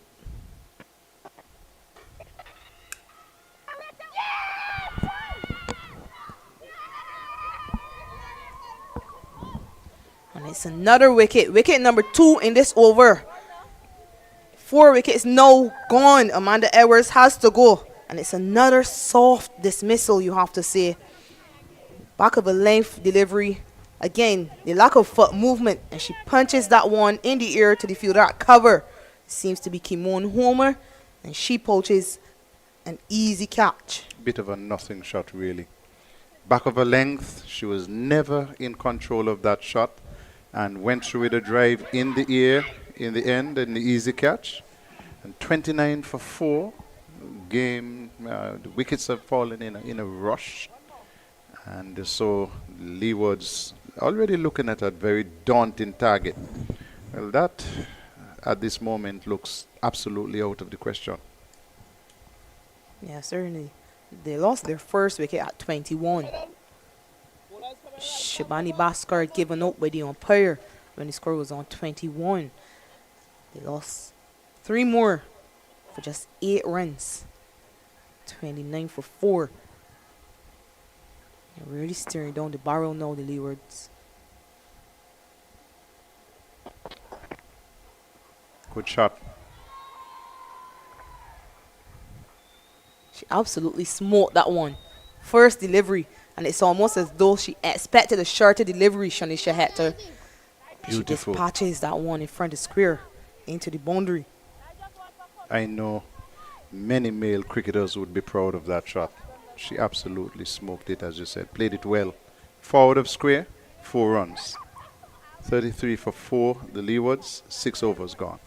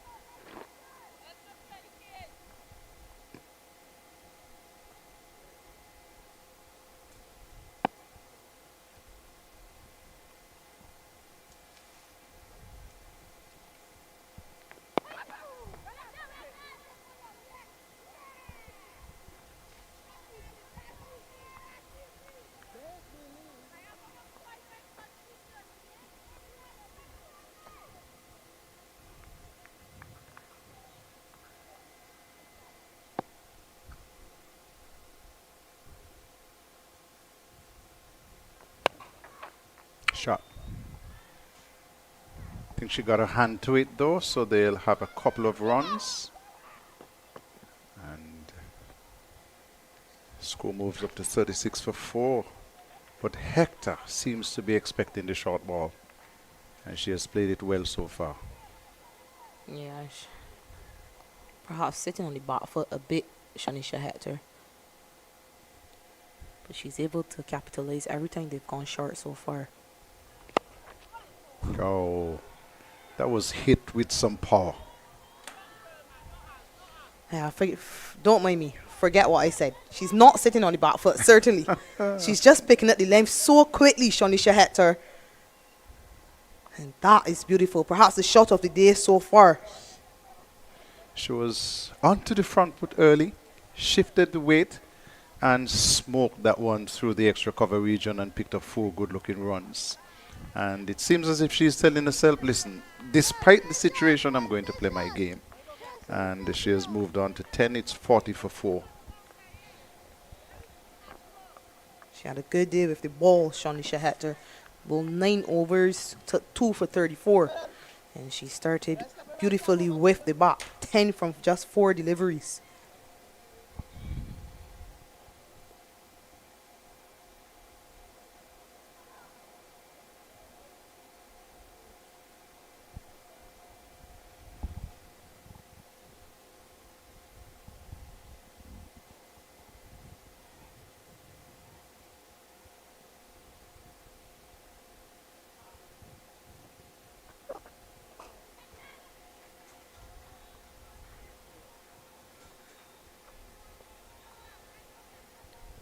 And this has been an excellent pitch throughout the 3 days. The surfaces that we've played on here haven't changed one bit whether a team has batted first or second. It looks very easy to bat on. And that's why it's very disappointing that the teams chasing haven't been able to at least get to 200.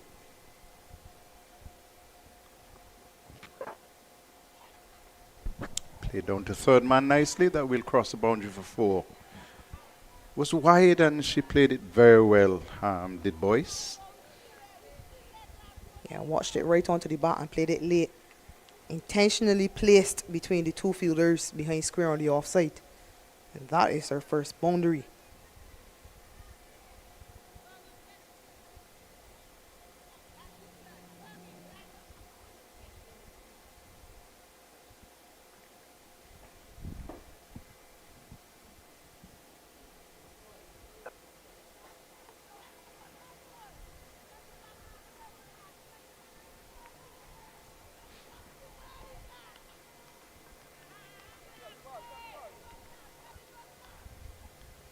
Fielders in the deep are deep fine leg and deep square.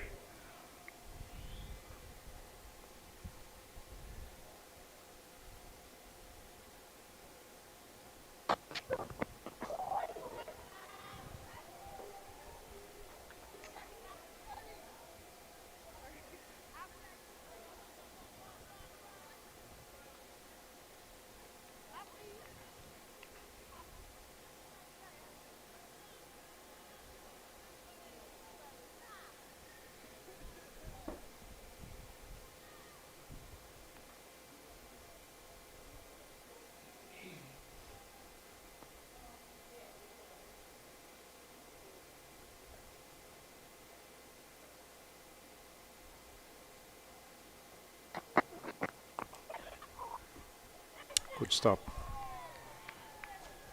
Feel that backward point, just knocking that down. 44 for 4, the Leewards.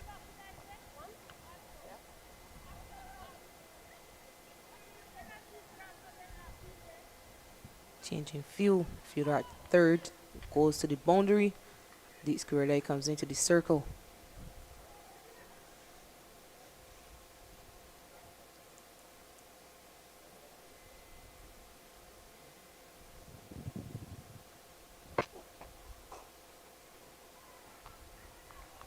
Over. 8 overs completed. The Leewards are 44 for 4, chasing 271 to win. James and Glasgow getting half centuries for the Windwards.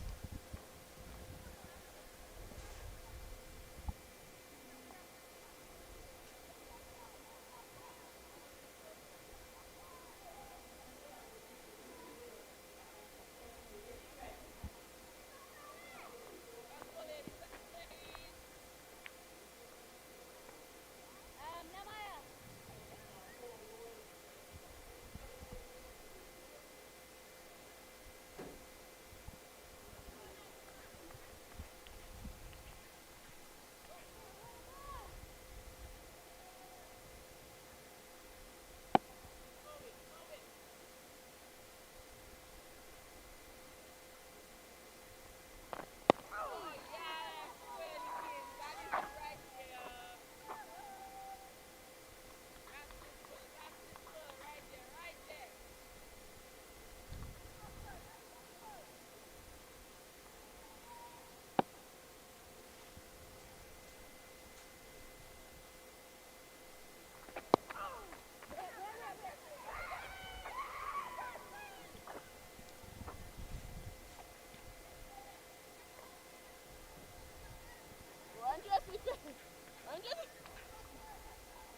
Perhaps just needed to play that ball a bit later so she could get it much squarer. Shanisha Hector.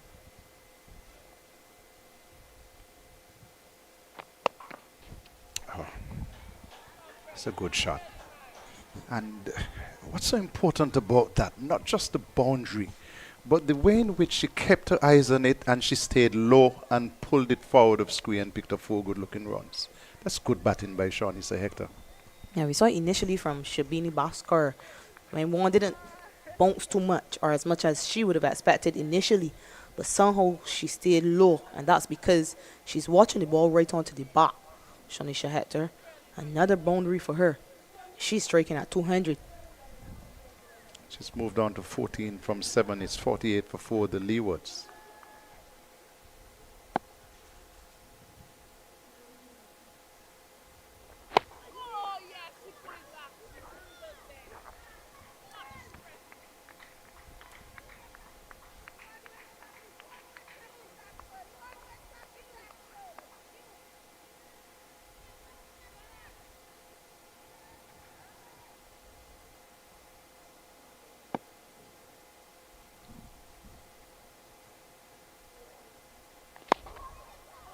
Good shot. Again, pitched up, and Hector was coming on the front foot and cleared the field at mid-on and brought up another boundary. And it was the full flow of the bat there by Hector. It wasn't a half-hearted shot. She went through with the shot and she was able to clear the fielder at mid-on. Karina Noel. Another boundary to Shanisha Hector. She's putting on a show now, Hector. She's gone to 18 and it's 52 for 4. Yeah, just 18 runs, but 18 classy runs. Driving up to mid-off to bring up the end of the over. 9 gone, Leeward's 52 for 4. Hector is on 18 and Boyce is on 5.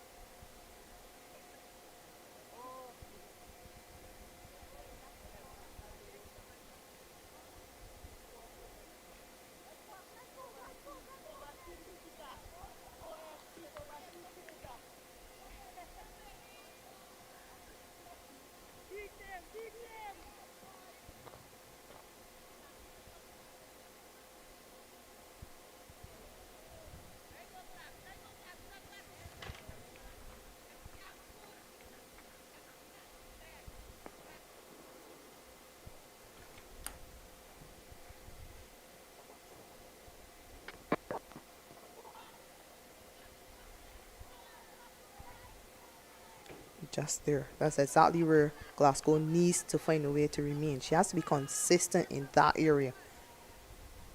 Too often she's gone short on a very good pitch, a very easy pace pitch at that.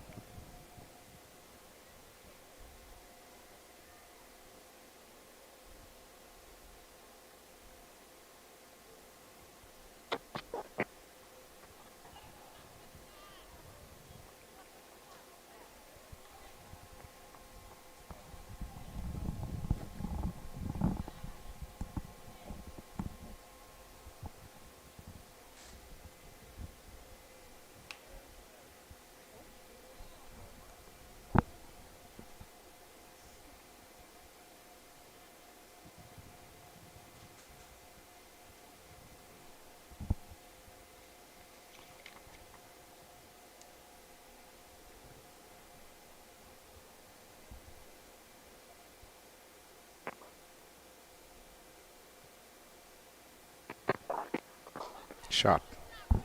Down to mid-on. Well stopped. She seems to be getting it out of the middle of the bat. Yeah, well played once more. She looks to be an all-rounder. Hector. Had a top score of 90 during her last stint in Australia.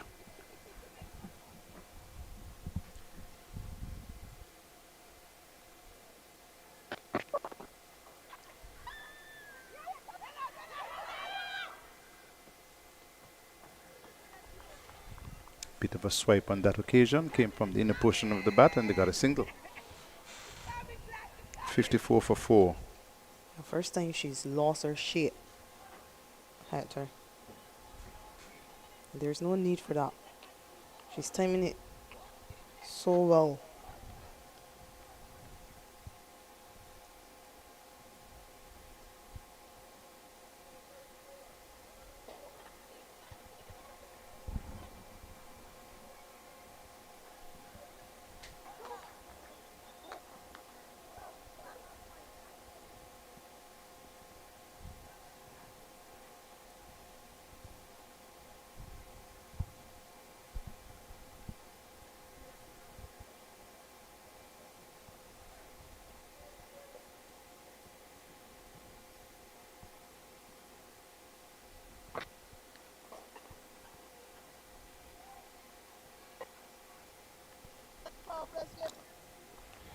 Barbados women chasing 128 and now 102 for 3.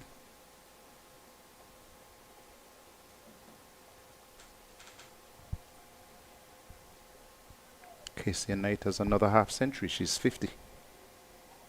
Kishona was out for 31. So that game will be over before too long. 103 for 3, chasing 129.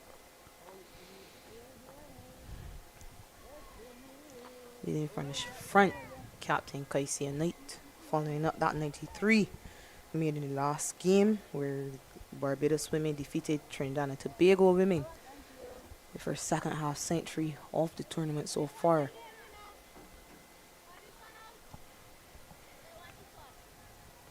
Jamaica chasing 169 for victory.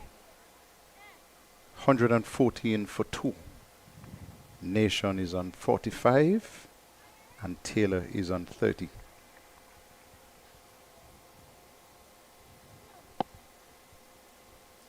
Another good knock by Shadi Nation and Stephanie Taylor. Remember, Taylor got to 90 odd, fell just shy of 100 in the first game here. She didn't bat in that second game, wasn't required to bat. It was Shadi Nation who had a blistering half century. Now they're following up. So good consistency being shown by some senior statesmen.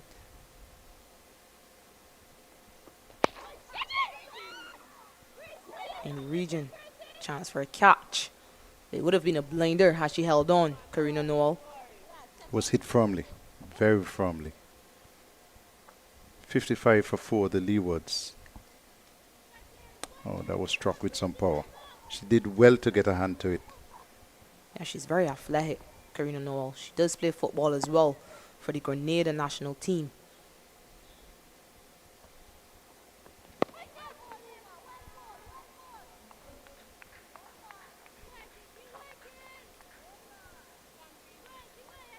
She got an opportunity in CPL. In last year's CPL, she represented Trinidad team, Trinbago Knight Riders.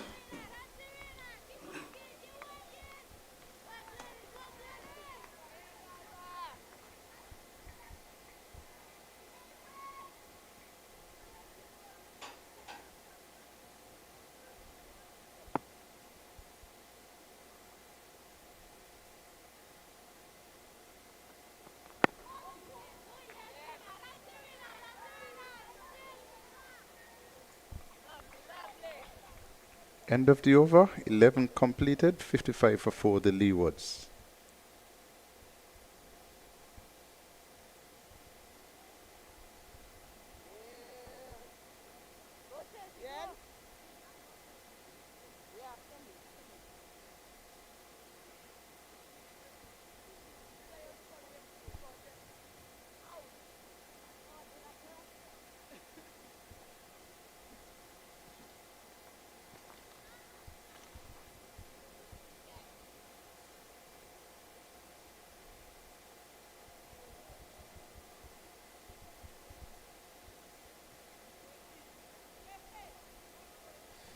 Seems as though Glasgow will continue for her 6th consecutive over.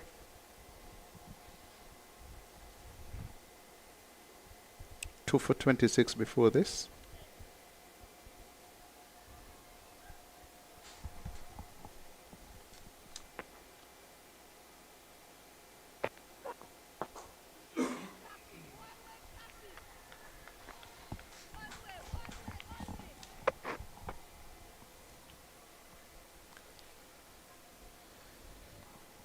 End of the power play, so 4 fielders allowed on the boundary.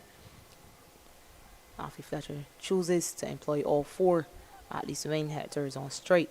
Deep third, deep fine leg, deep mid wicket, and long on.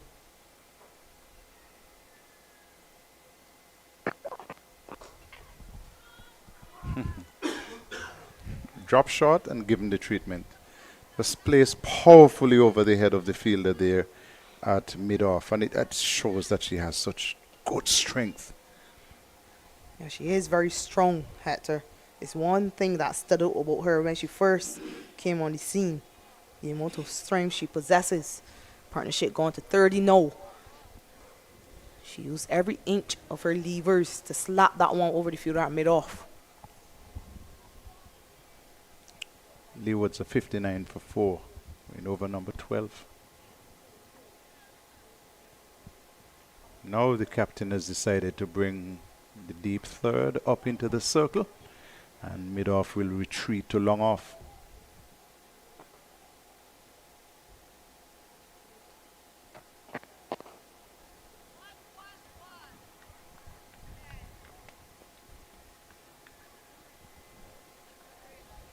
She seems to be enjoying batting on the surface, Shanisha Hector. And you made mention of her stint in Australia. And we know pitches in Australia are very good for batting as well.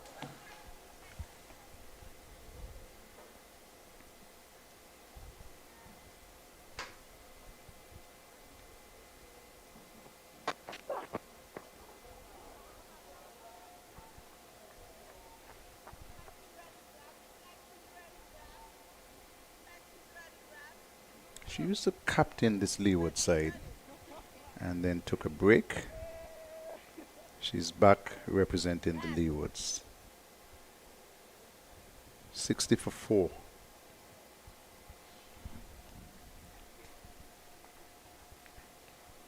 Yeah, she was leading from quite a young age as well.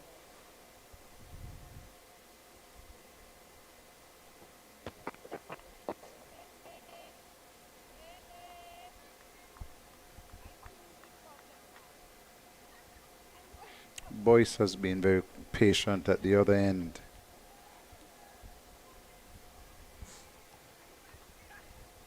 Partnership between these two, 31.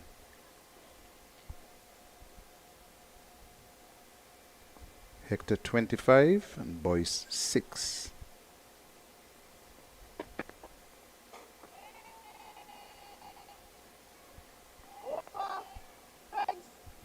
Twelfth over completed. It's 60 for 4 as we have our first drinks break. Etienne 2 for 28, 2 for 31 to Glasgow. And those are the wicket takers. 60 for 4 as we go to drinks.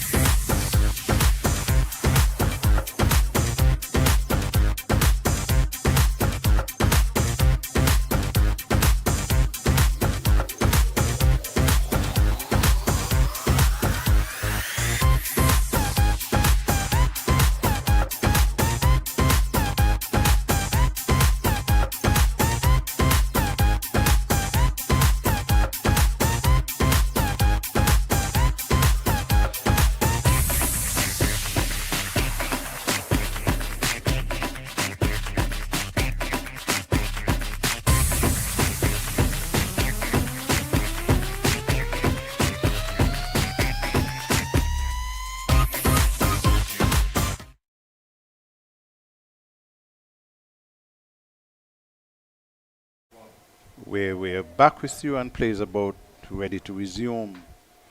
And let me say thank you very much to Coach Vernon Springer in Antigua who sent me some information on Shawnisa Hector. She also plays football. She represented Antigua and Barbuda as a goalkeeper and played for the Plenty Valley second 11 in Australia. Ended up with 390 runs at an average of 32.17, including a high score of 93, so she can bat. Was also the third leading wicket taker for Plenty Valley with 14 wickets at 21.64, so that's a good outing in 23-24 for Shawnisa Hector down in Australia. She also played T20 as well. I'm told that in Antigua and Barbuda that she also plays for the police in the parish league and for Pigots Cricket Club in the two-day competition, and those are both male competitions.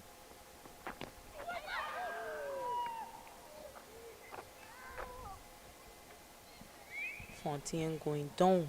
She seemed to have been struck by that ball, and she seems to be in an excruciating amount of pain. Let's see if we can look at it again and see actually what happened. Missed it. I think the ball went through and hit her in the chest area. Yeah, it seems that way. But the batter played right around it, Hector. You know. They Physio are is on the calling for field. stretcher. Oh. They're calling for the stretcher, then it's a bit more serious than we thought. And one good thing about sports is that something happens and there are no opponents. So the physio for the Leewards has gone out to join the physio for the Windwards. And they are both working on the player. Yeah, you commend her for that. It's something I admire whenever I'm involved in this tournament.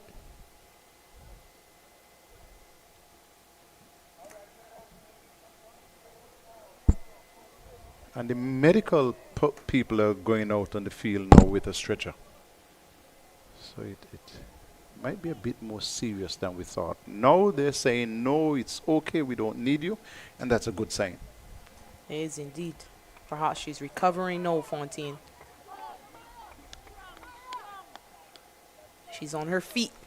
So that's great to see.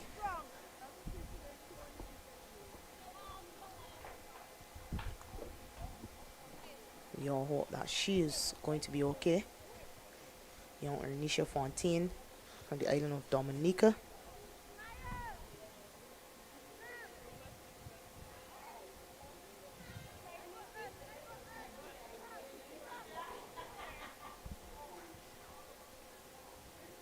I think just the support from the Leeward's physio as well sends us a clear message that this is not just about competition, it's about making friends. And looking out for each other. At the end of the day, regardless of if it's your teammate or an opponent, you never want to see anyone going down injured. So well done to the Leewards physio.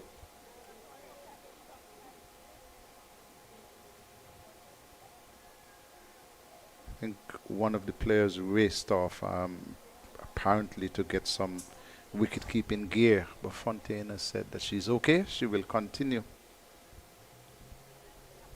Hector is on 25 from 19. Boyce is on 6 from 19. And the score is 60 for the loss of 4 wickets. It's just one ball after the drinks break. 12.1 overs bowl so far. And we were just talking about Shawnisa Hector and all that she's done, and commending her the fact that she's chosen to play with boys as well. And just last year she visited Barbados for a T20 competition with that police team. And I remember walking around after that competition, and lots of people were asking me about this Shawnisa Hector. They were talking about how fast she was bowling. She did play that one game for the West Indies team back in 2019. And she is the only Antiguan female to date to have represented the West Indies senior women's side.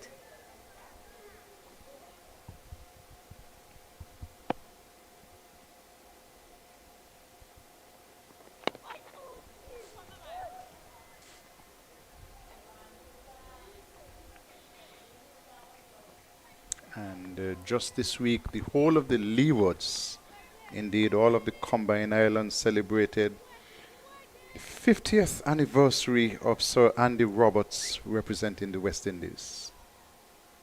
El Comido Willett from Nevis being the first to do so, and that was commemorated last year with a huge gala.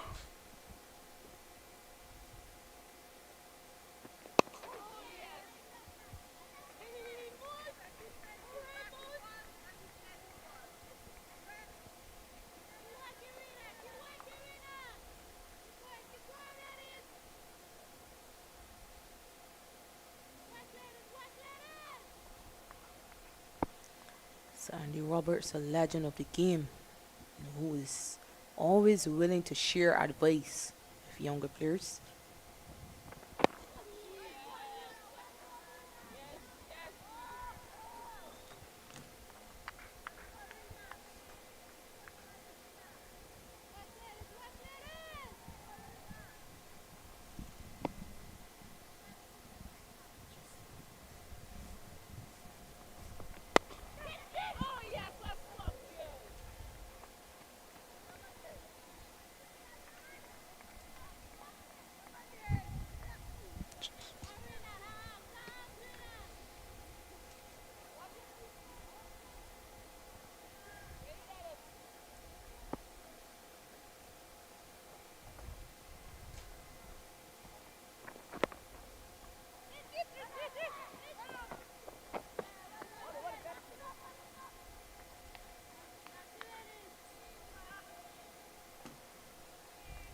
End of the over. Leewards are 62 for 4. And looking at the other games, a bit of a shocker in the game, Barbados versus Guyana. Barbados looking comfortable at one point, 121 for 6. They're only chasing 129 to win. 121 for 6. And let's see if I can pull up the scorecard. Casey Knight is still there. She is on 63, not out. But since we spoke to you, Barbados lost Kishona Knight, Holder, Aline, Scantleberry.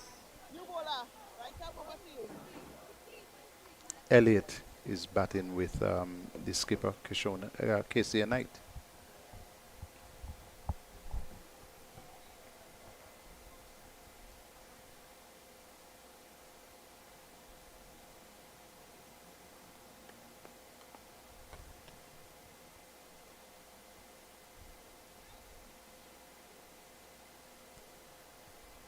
Jamaica 133 for 2 in reply to 168 made by Trinidad and Tobago.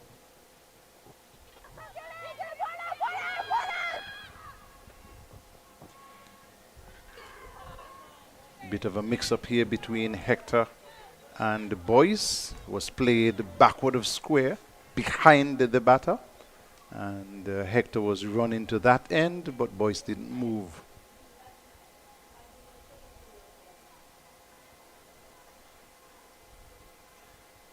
Afi Fletcher, short, pulled into the outside and wrong foots the fielder at backward square. There is somebody tidying up out on the boundary, so they'll have 2 runs.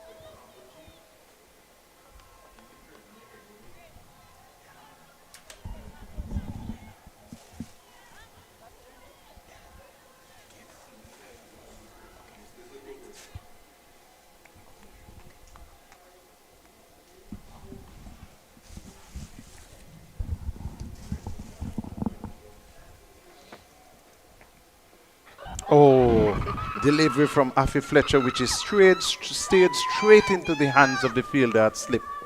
And so Boyce has to go. Leewards lose their 5th wicket. And again, a very soft dismissal. Yeah, but Brilliant piece of bowling by Alfie Fletcher. She got it to turn ever so slightly, but that one guided into the lap of Kiana Joseph, waiting that slit. So soft dismissal, as you said. Bernice Boyce has to go. Just going for 9 runs from 25 deliveries. So recovery partnership now broken by the captain, Alfie Fletcher. Leewards now 64 for 5. And the Windwards continue to take wickets at important intervals. 5 wickets down, the Leeward still 207 runs away.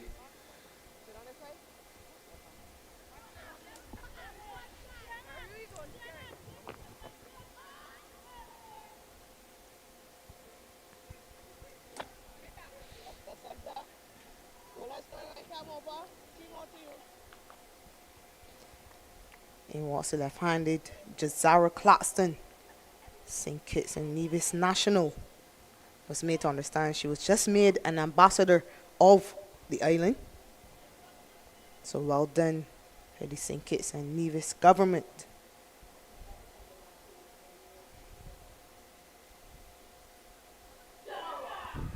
In the air, soft dismissal again, dropped catch.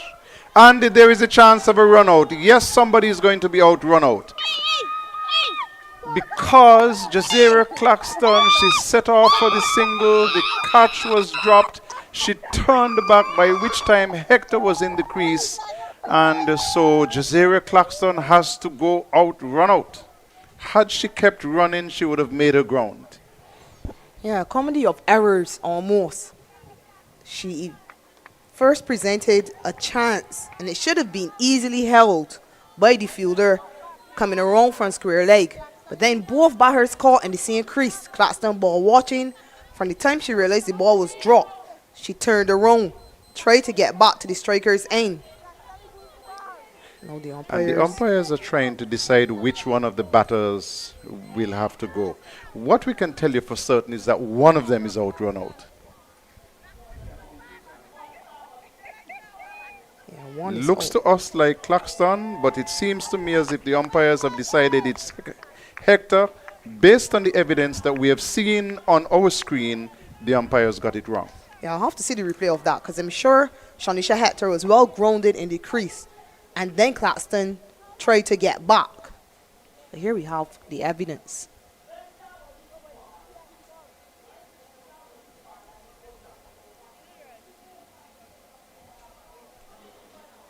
Unable to tell.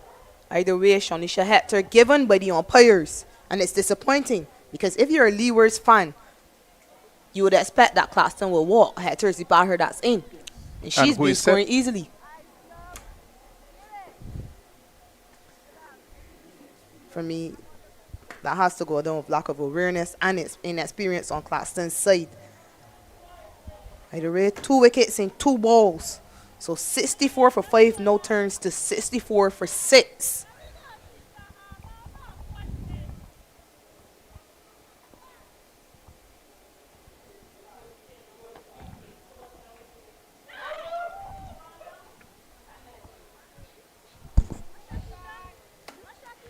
Four runs to Claxton, shot in the dark really.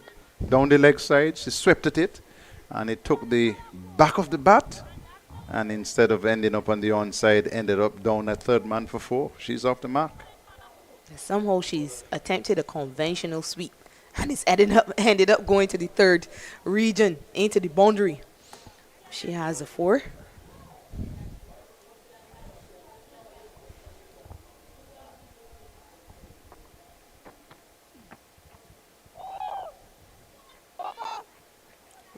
Wrong sent down to end the over by Alfie Fletcher. 2 wickets resulting from that over. 1 by virtue of a run out. It's a good start for Fletcher. She got 1 for 6 in her initial over.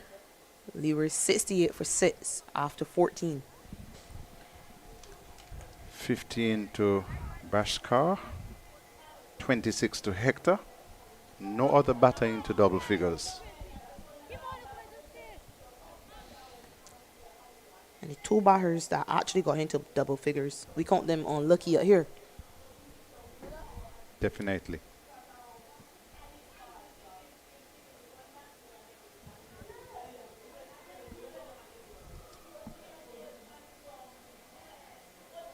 Willett.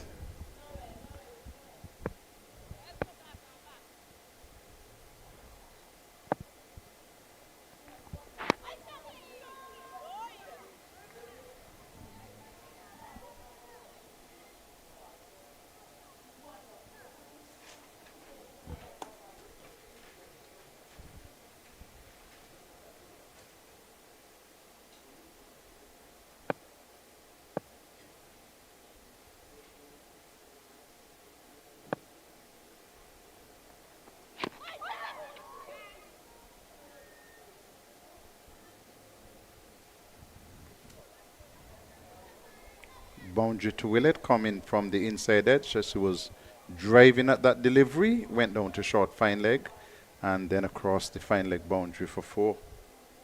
Yeah, it's tricky, but she'll take it, Sneldo, with it.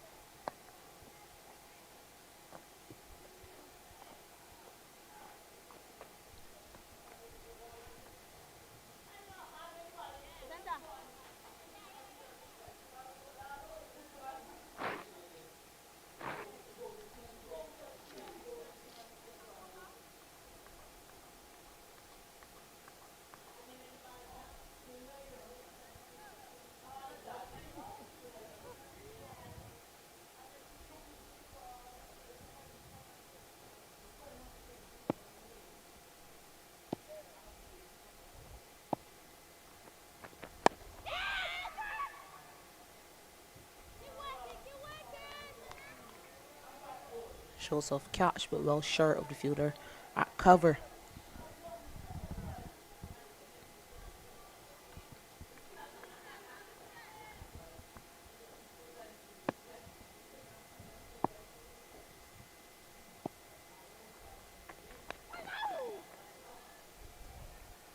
Four runs to Claxton, getting into her wicket and turning this one down to fine leg and picking up a boundary.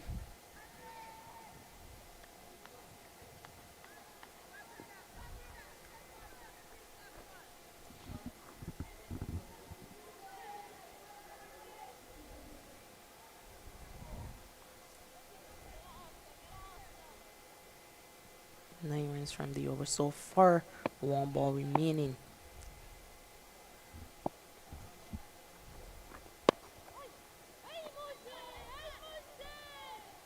Wonderful bit of fielding by Kiana Joseph once more. So dot to end the over. Leeward 77 for 6 at the end of 15.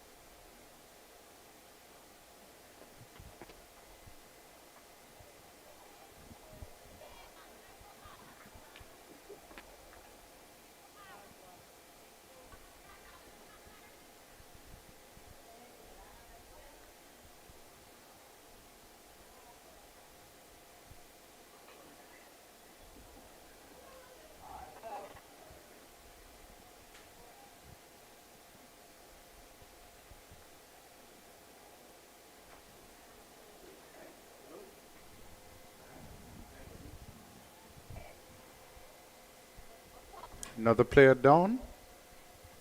Fielder at slip, that looks like Joseph.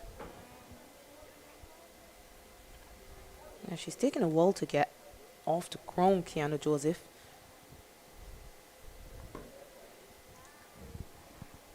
Initially, I didn't think she did any real harm to herself.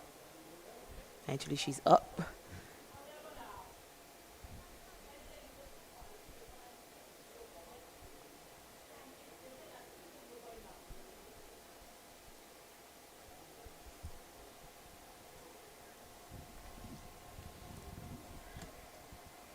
So more work for the Windwards physio.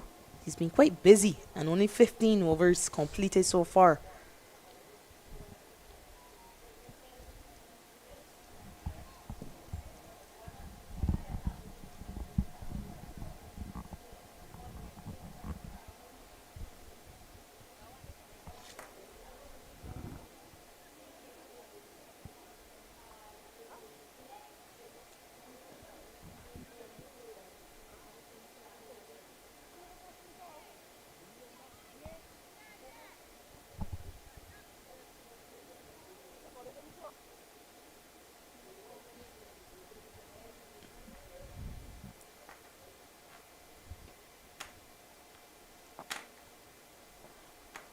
Seems to be good, no Keanu Joseph.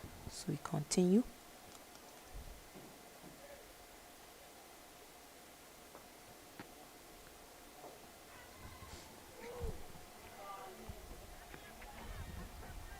Pitch out on the legs of Willett. And she's playing this one down to the long on boundary and picking up 4 runs. Yeah, that's actually a very good shot by Sineldo Willett.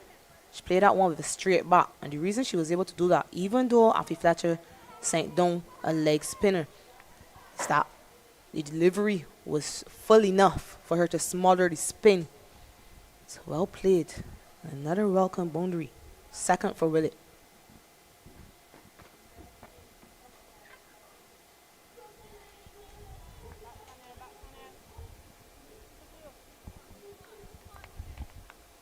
'81 for 6, the Leewards. Willett is on 9, Claxton on 8.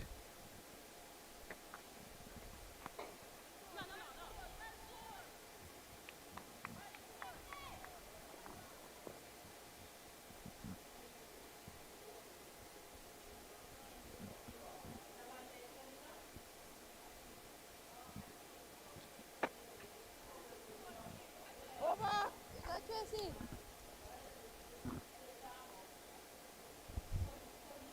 Leewards losing Hector for 26, Bashkar for 15, Clark for 9, and the losing wickets are 21, 27, 27, 29, 64, and 64. 81 for 6.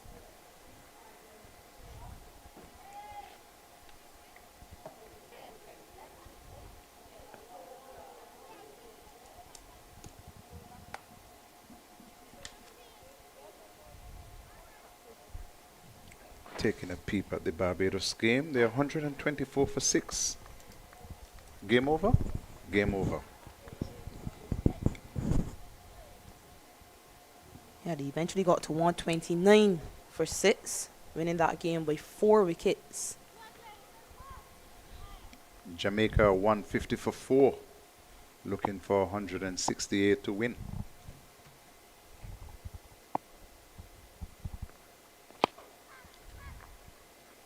Good shot by Claxton. It was half volley, and she came forward and stroked it down to the long off position, which is vacant, and picked up 4.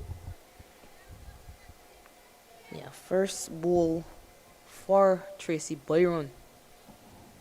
And she's greeted with a boundary off the bat of Jazara Claxton. So under a bit of pressure now, Byron. Full toss, struck into the offside. The fielder from mid-off is chasing back, and they'll have a couple.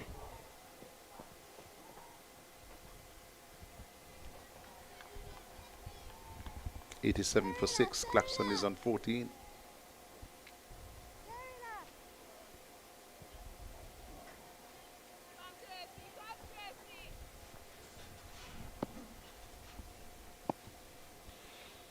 .184 runs behind the Leewards.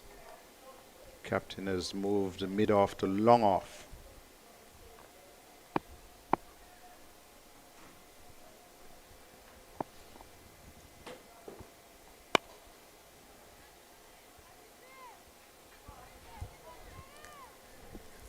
They've maintained a pretty healthy strike rate,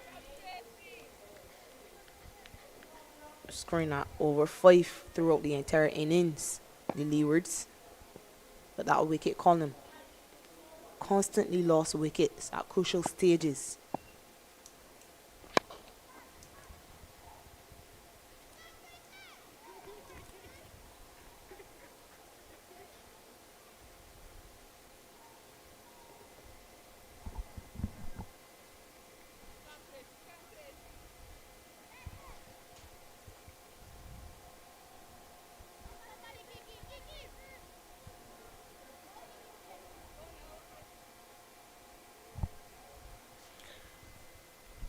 Jamaica 151 for 4. Nation is on 68 not out.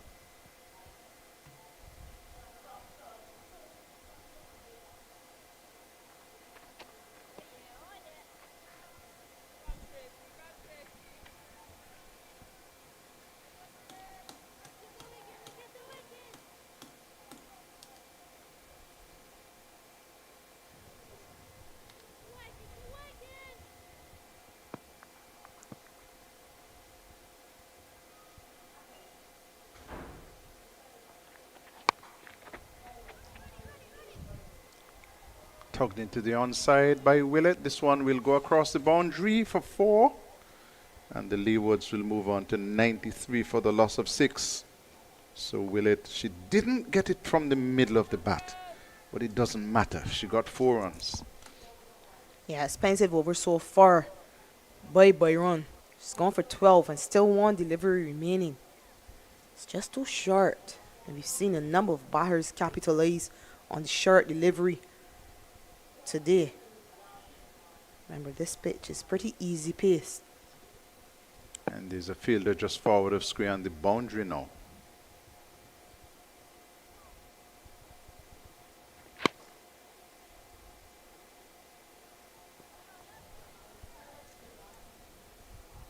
"17 overs completed, 93 for 6. Leewards.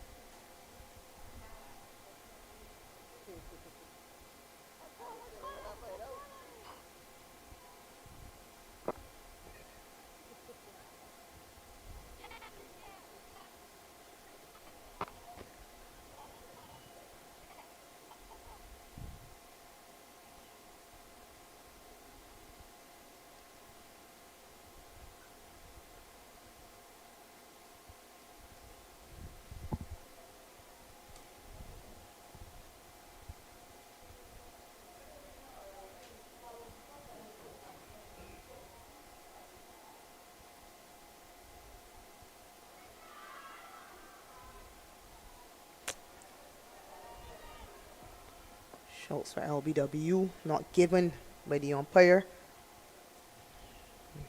2 runs resulting 2 leg byes. In fact, so perhaps struck outside.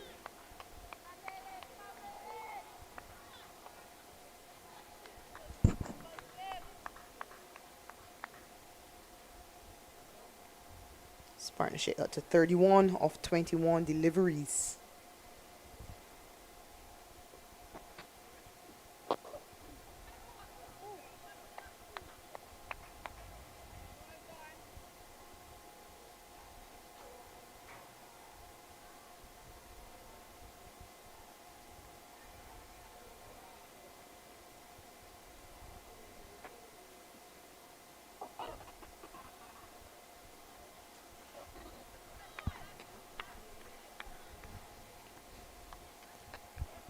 She isn't picking the googly so far, Jazara Claxton.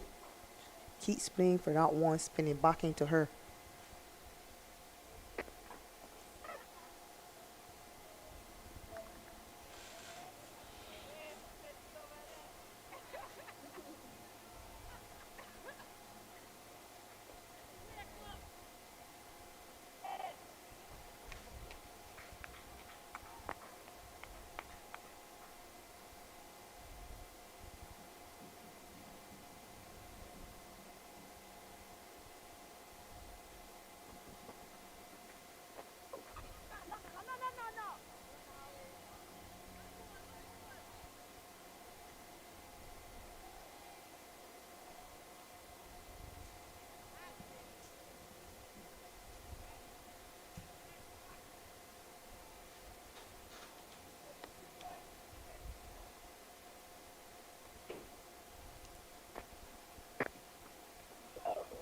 2 runs in the over. It's 95 for 6 after 18.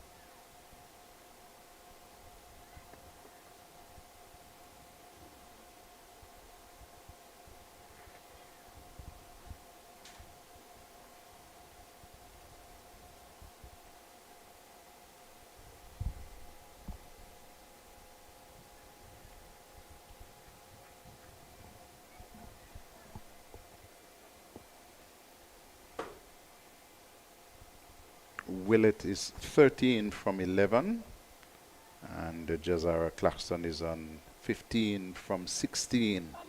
New bowler, it will be Joseph from the Lozak Road end.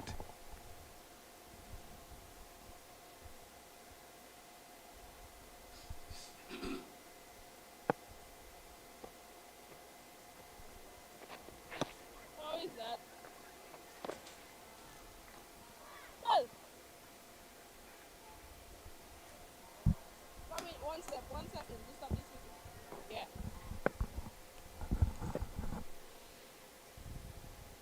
Umpire just warning Kiana Joseph about falling through in the danger area.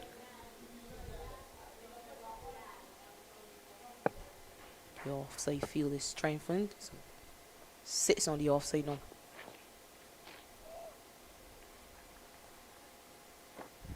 Surprisingly though, no slip in waiting. Leeward side 95 for 6 in pursuit of 271 for victory.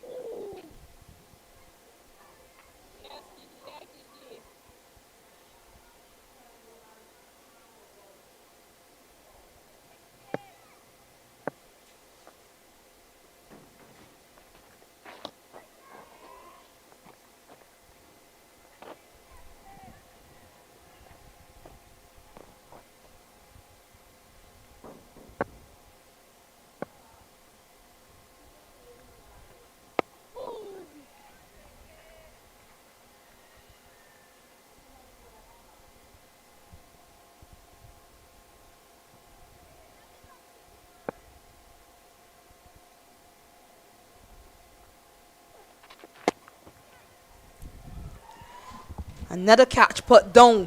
Another sitter at that. And this time by Captain Alfie Fletcher. Absolute sitter.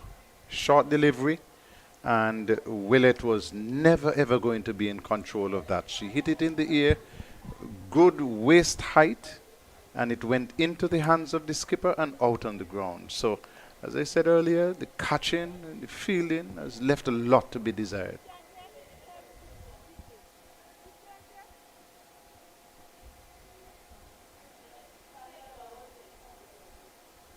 And it's disappointing to see that the standard of fielding is still so poor in this tournament.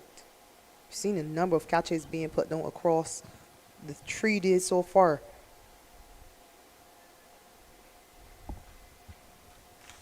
We saw a few in this game in particular.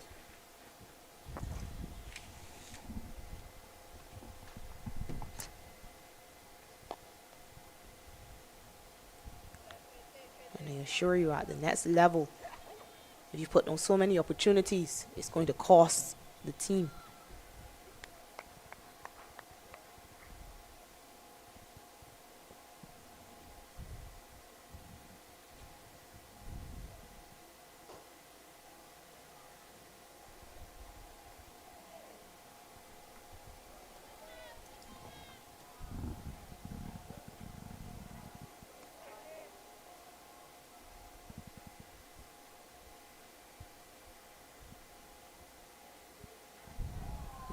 Completely outfoxed once more.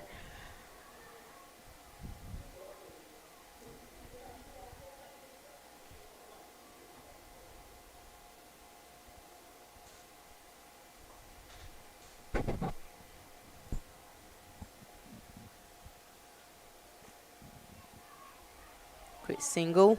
Chance for a run out. She makes it safely. Will it?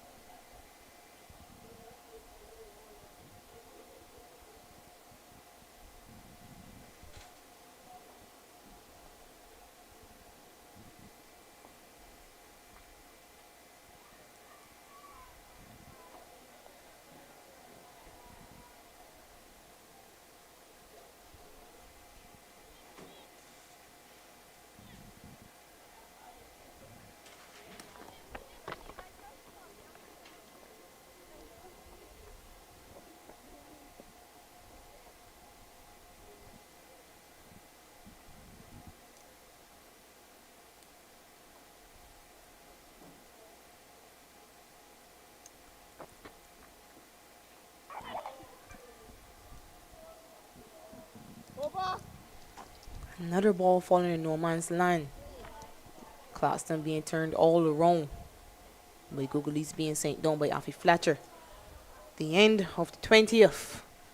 Leewards 97 for 6. Claxton has not yet picked Fletcher. And Fletcher has noticed that Claxton is playing basically for the leg break. And so she has very smartly started to send down a good amount of googlies. Yeah, she has, and she's been working very hard on her confidence firstly and her areas to the left-handers. It's something she struggled with over her career. She's never been too confident bowling to left-handers, Fletcher. Out LBW, Willett, full delivery, and she was head in the air, driving, missed it, went into her pads, and the umpire had no hesitation in sending her on her way. Wicket number 7 falls for Leewards Island side. Now 97 for 7 in 20.1.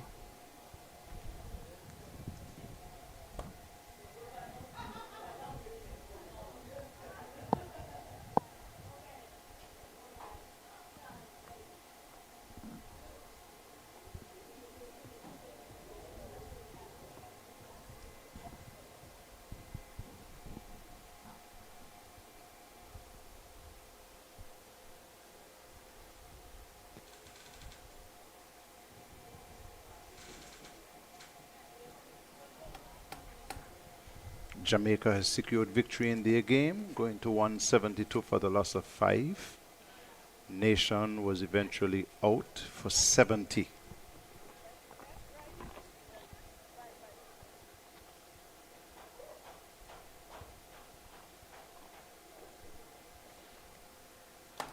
That means then Trinidad and Tobago 0 from 3. Yet to get a point on the table. Seems as though Leeward Islands will suffer the same fate.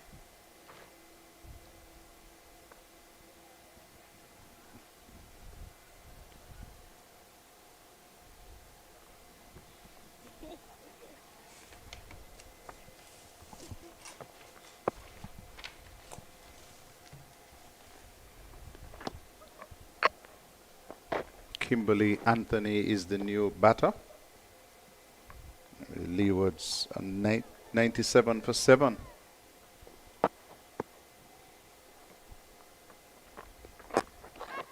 Hit in the air. Good attempt at a diving catch there by the fielder coming in from backward point. Yeah, it's the athletic Janelia Glasgow. It's had a good all-round game so far.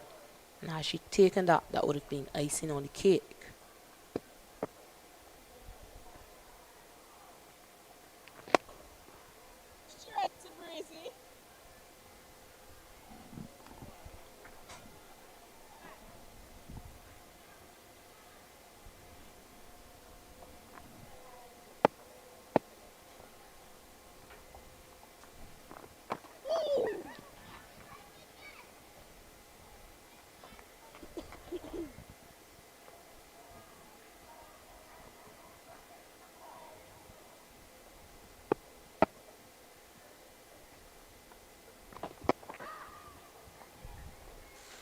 Wicket maiden, 97 for 7, the Leewards. 21 overs completed.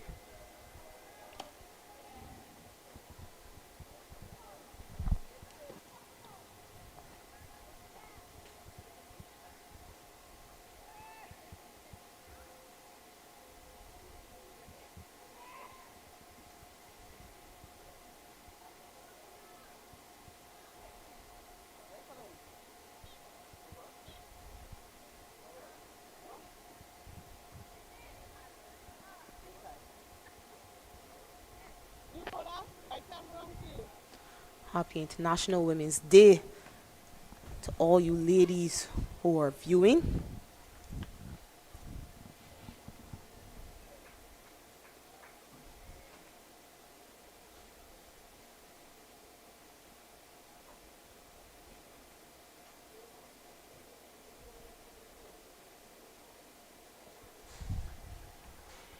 New bowler, Amaya Gilbert is bowling from the media center end. Of course, Shakira, you can't exclude yourself. Well, many people have wished me already. But thank you, Carlo.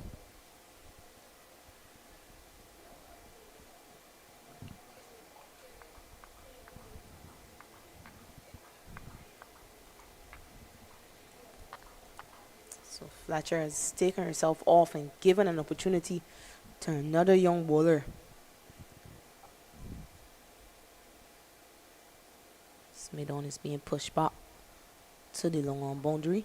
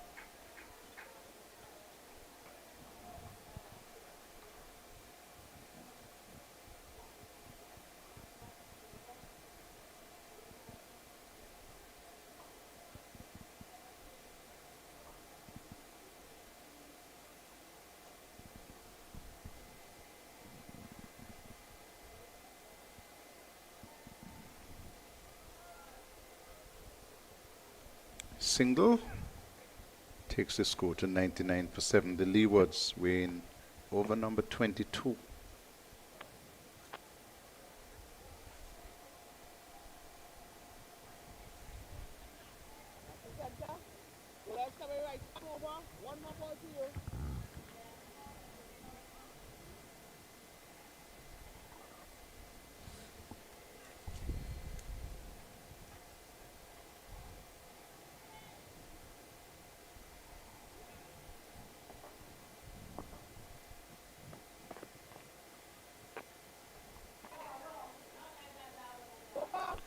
Two runs in the over. Leewards 99 for 7. 22 overs have been completed.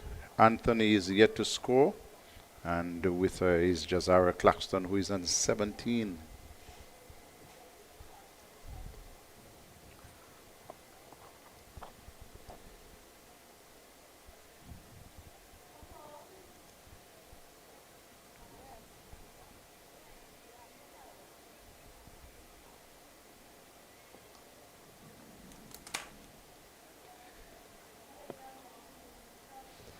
A reminder that the Windward side picked up their first bonus points of this year's CG United Women's Super 50 Cup, surpassing 220 runs. They got to 270 for 5 in their allotted 50 overs.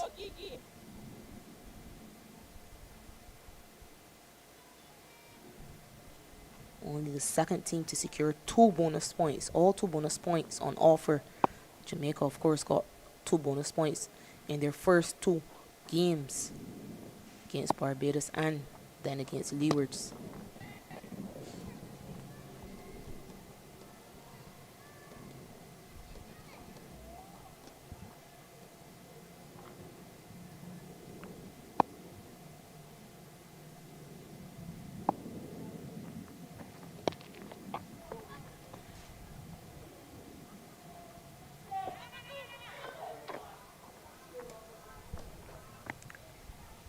Hundred comes up for the Leewards. It's 100 for 7 in the 23rd over. I got to this time kicking.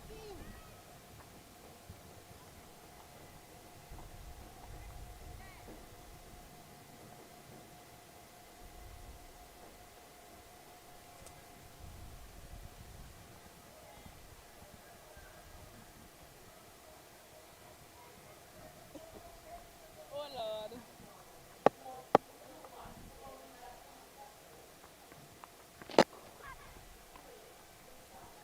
In the air over the head of the mid-off, down to long off, 4 runs to Anthony to take her off the mark. Safe shot. Mid-off was in the circle. So she just had to lift that one over the fielder. And she gets her first runs, Kimberly Anthony. And immediately, the fielder at mid-off is sent back on the boundary.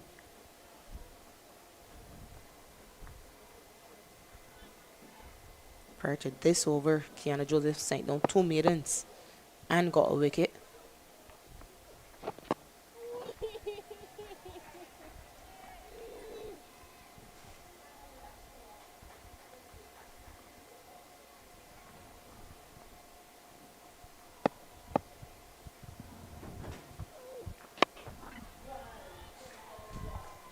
Hitting powerfully again, down to the wideish long on position and bringing up another boundary is Anthony. Yeah, just picking her areas, Kimberly Anthony. And scoring every time she's given the opportunity to by Kiana Joseph. So 2 maidens, but no 9 runs from this or third over.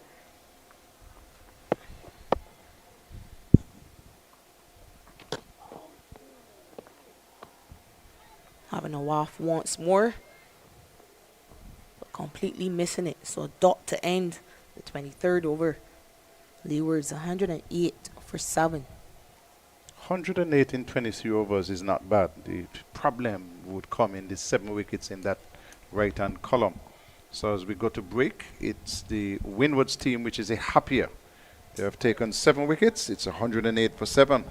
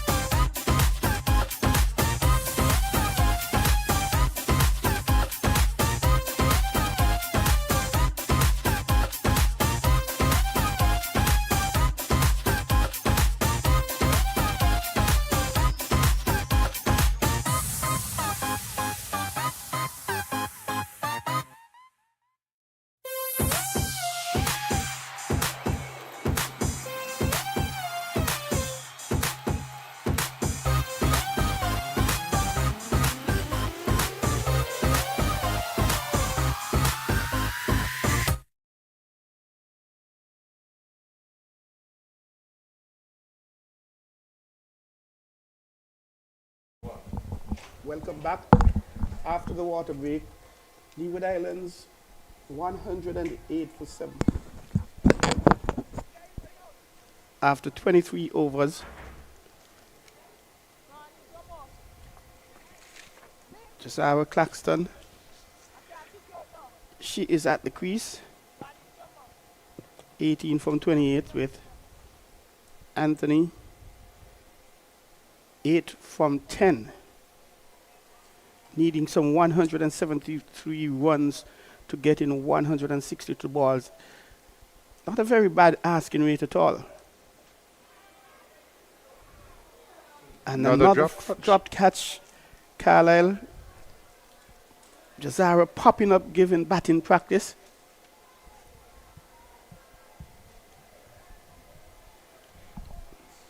The problem with Jazara is that she's playing far too upright and playing across the turning ball.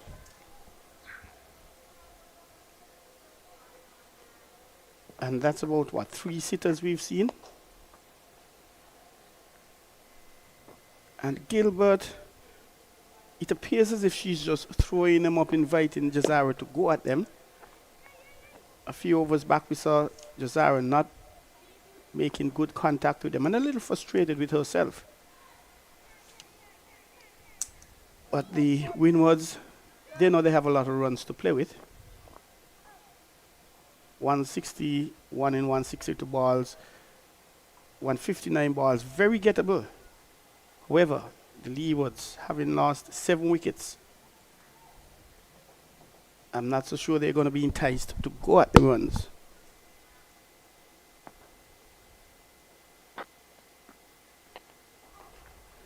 And swinging away over mid-wicket is Anthony. One bounce into the boundary. Powerfully built Anthony. And when she hits the ball, it stays hit. The fielder wasn't right back on the boundary, Troy. And so even though she looked at it, she could only watch it go over her head. And now she has gone back on the boundary. Perhaps a lapse in concentration, because Anthony, she has been hitting. Jazara, she hasn't had that power. We haven't seen that power from her for the day.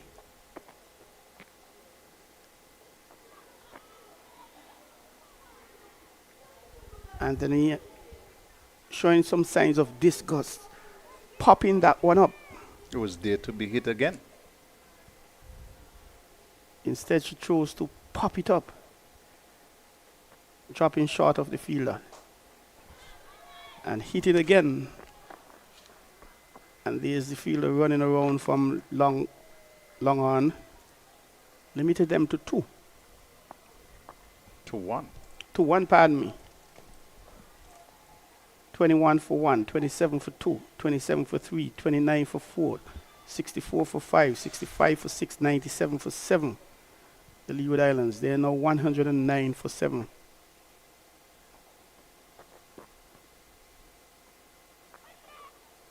And the first time for the season that the Leewards have crossed the 100 mark. I think we were in the 90s in the 2 previous games. Yes, they've been improving as they've been going along. And should they continue that trend, we may see them getting a bonus point in one of these matches.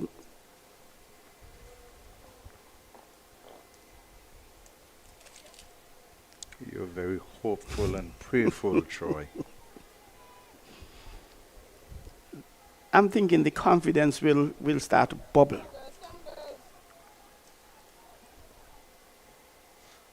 The message from the coach during the water break should have been, hey, steady your bat. We need the 2 of you to just bat out the remaining 26 overs. If that message will resonate with the 2 batters, we'll have to wait and see.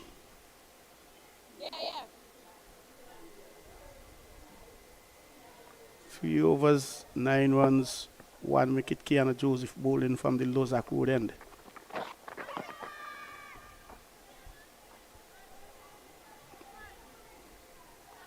Anthony trying to pulled that one square. Amazing figures, 16 dot balls from 19 deliveries, Carlisle. Hit in the air. This one will go for 6.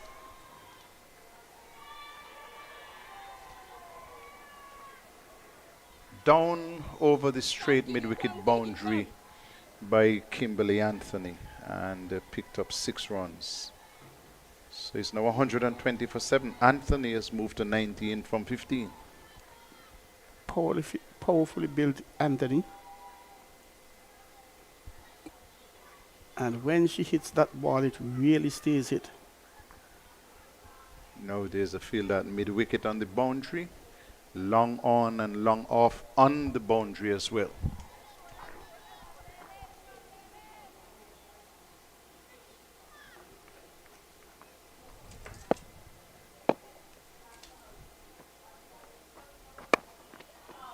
And she goes square this time.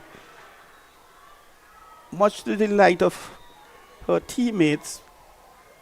A lovely looking square drive.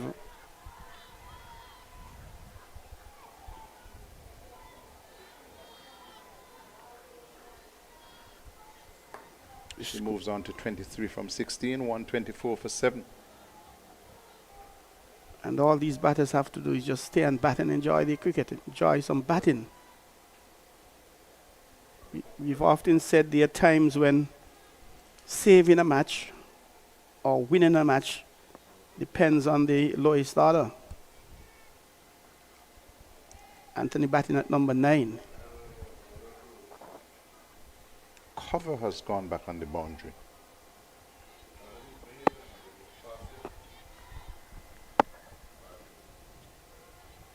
Kiana Joseph, now 1 for 19 in 3.5 overs. Her first 2 overs being maidens, so her spell really spoiled.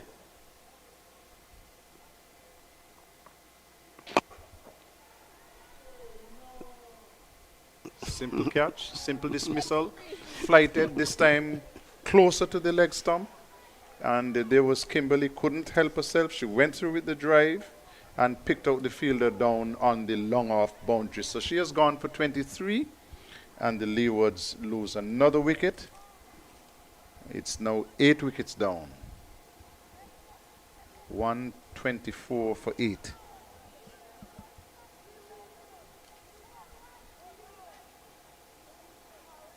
And there was the trap set accordingly. Some adjustments. And a little more power. She may have actually get that one over the fielder for 6. That was not the case to be. Joseph has picked up a third. 3.3 overs.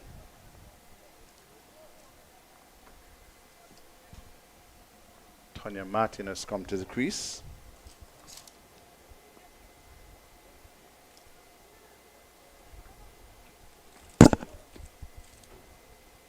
And Leewards have actually been scoring at a healthy run rate.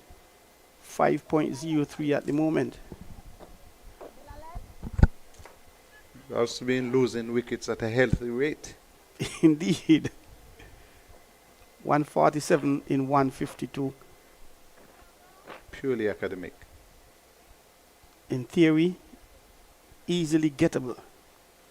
And like you rightfully said, Carlisle, most academic indeed.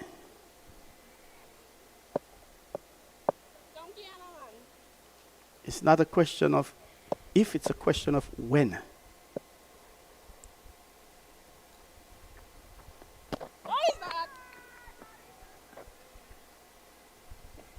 Beaten is Martin, going through to the keeper.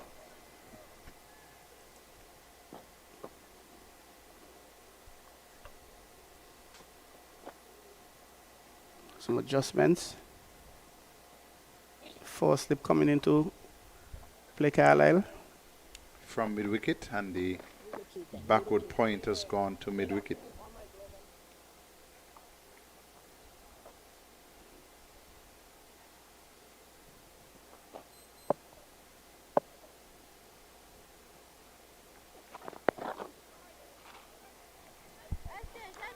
End of the over, 10 runs and a wicket. Leewards are 124 for 8. Remember, the Windwards made 270 for 5. 25 overs gone. 67 to Zaida James, that is. Very good looking innings from her.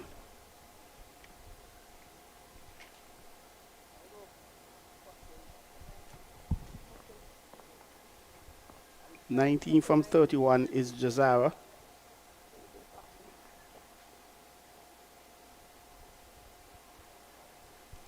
And today is International Women's Day.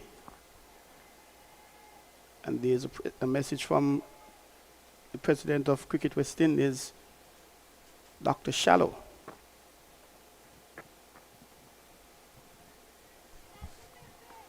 Tossing it high, slow.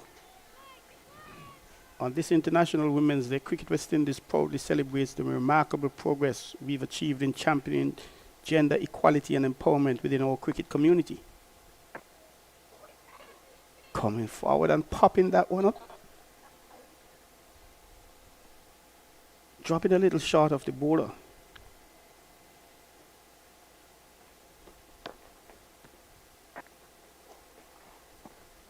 Since assuming office, we have embarked on a transformative journey of inclusivity, recognizing and valuing the exceptional contributions of our female athletes.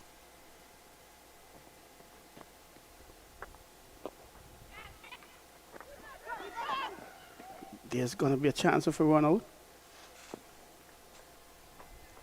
but the batters get through safely. Mentioned that the West Indies women's squad will travel first class for all long-haul international flights and enjoy single-room accommodations for the international assignments, aligning with the policies for men's teams. The progressive step has led to a substantial increase in women's budget, surpassing US $500,000, $500,000.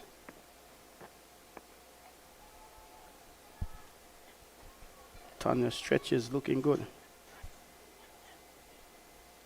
And we have heard come 2027, the women's fees will be the same as the men's fees.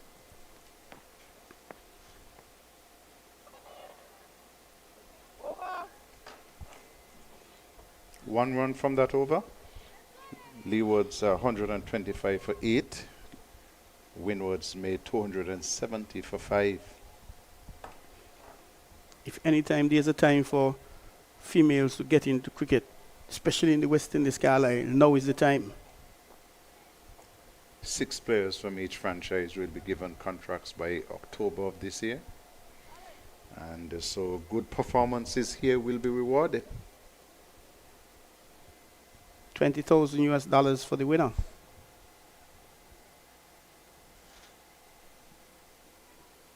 The winner of the T20 Blaze will be walking away with 10,000 US. Correct. Add to that prices for most runs, most wickets, most catches, most dismissals.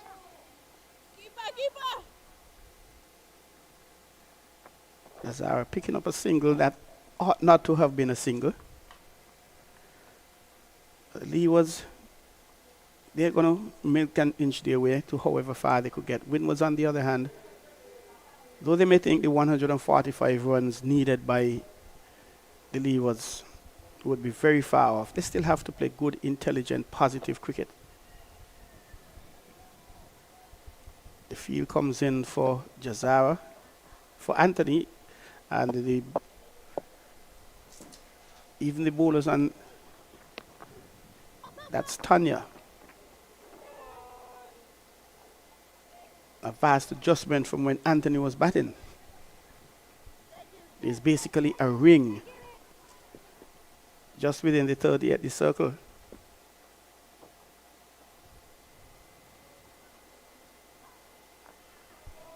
Come girls! 144 to get in 142 balls. Very academic indeed.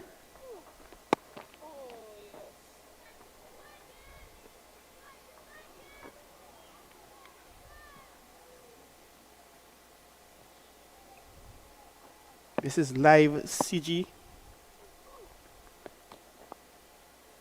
Live CG 50 over female cricket. Coming to you from Warner Park. Very big thank you to CG United and Defabet for sponsoring this tournament along with Blue Waters. Without sponsorship, these tournaments would not be possible.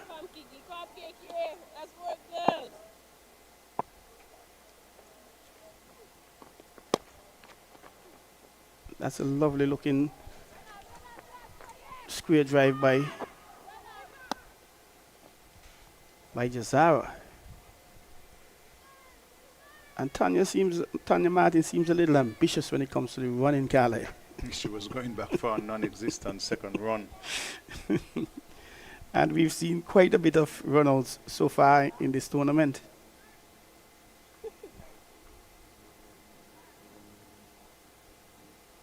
There are two areas the coaches will have to to work on, the running and the fielding.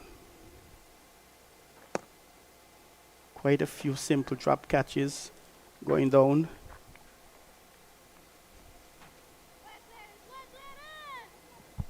Keep going, 27 overs completed, 128 for 8.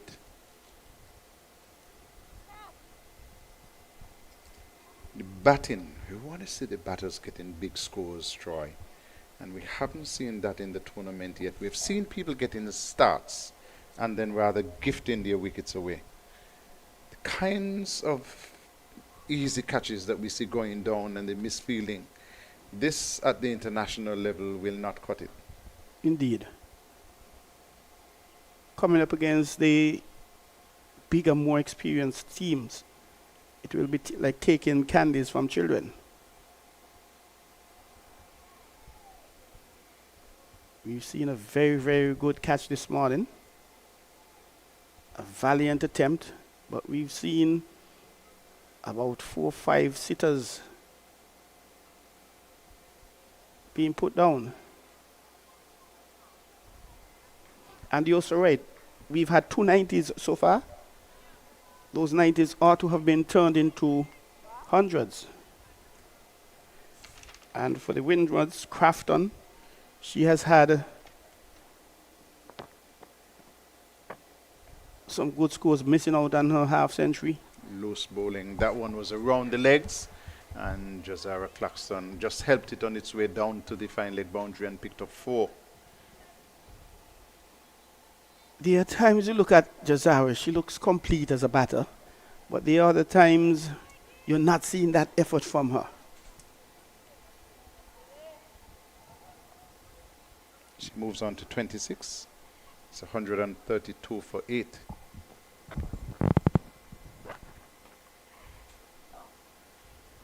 Getting a full delivery, and this time she's doing exactly what I don't like to see her do. She was standing up upright and looking to play that delivery. Didn't lean into it at all. As you've rightfully said, and that is something no doubt the coach would have been making a note of.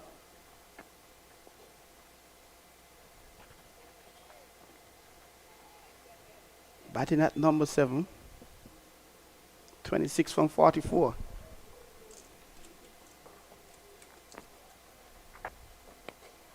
Good shot.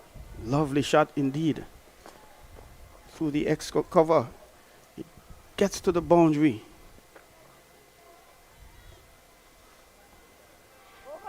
It was tossed up to her, the last delivery of the over, and she was leaning into it and playing it down to the wideish extra cover boundary and picking up 4 good-looking runs. That takes her on to 30. That's the highest score for any Leewards batter for this inning. And with that score, with that the end of that over, it's 136 for 8, the Leewards. Still another 22 overs to go. 4.86 the run rate, which is very good under any circumstances, having lost the 8 wickets. And Jazara, she has 2 battles on her hands.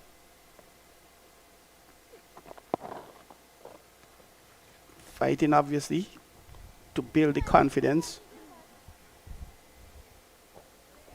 with bat and ball to maintain her position in the West Indies under 19 and try and force her way into the West Indies senior female team. Of course, it's going to be a very powerful challenge because she has the likes of some very experienced cricketers at the senior level, and there are also some current under 19 players, and some Bold. all over the place. Going back to a delivery which was pitched just about off stump, and it missed the bat completely and crashed into the off stump. And so she has to go, and that's another wicket for the Windwards. Leewards lose their 9th. 136 for 9. And the fat lady, I don't know why they say the fat lady, but she's making her way to the podium. She has been in the park, sitting and looking at the game, but now she's headed towards the podium. As Roselle Leeward goes out to join Jazara Claxton. I was just about to think of the possibility of Jazara perhaps getting a half century. But chances of that have somewhat diminished. But we've seen the last pair put on quite a bit of runs.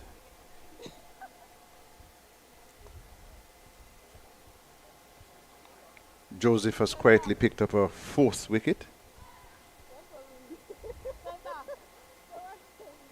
She has taken a little banging. The only 6 in the match, some 4s.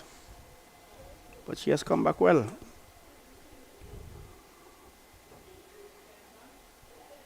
There was a tendency with Shanda Paul Carlisle when it comes to the tail enders. In essence, let them fend for themselves.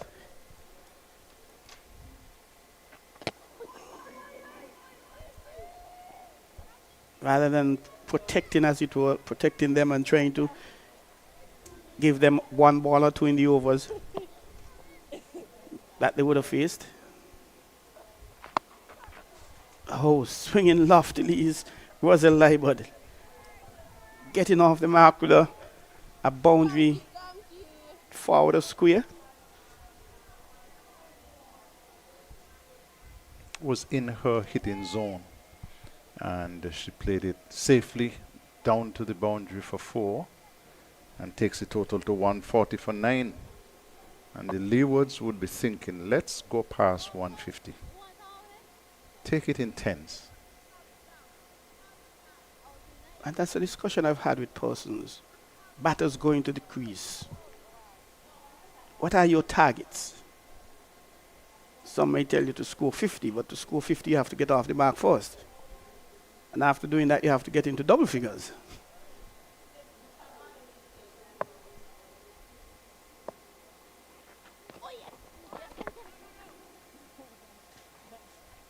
I know some players who at the start of the day's play will tell you that the first target is the first water break.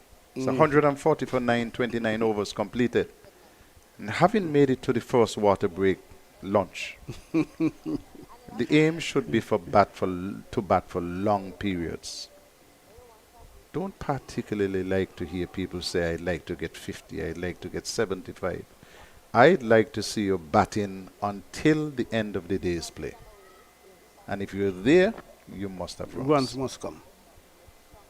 Runs must come.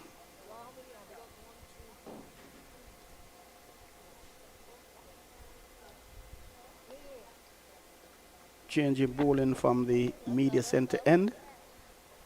Narissa Crafton. She's getting her first ball of the match.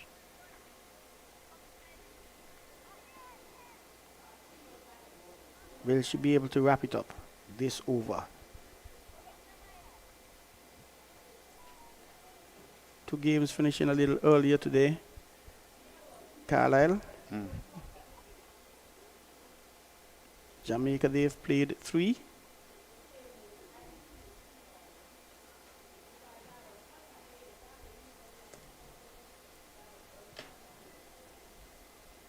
They've 1 all 3, did they?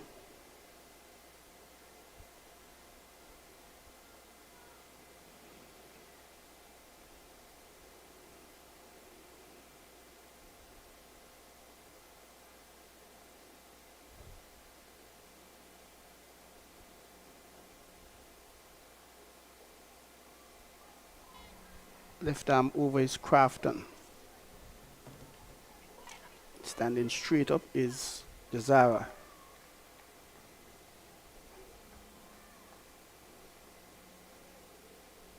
Here's a wideish third man. Backward point. Cover mid off, mid on. Head wicket. Struck firmly into the offside. They'll get a couple of runs. That is goes past the probing hand of the fielder who had chased it back from mid off, and it went past her into the boundary, and she picked up 4 more runs. Jazara Claxton.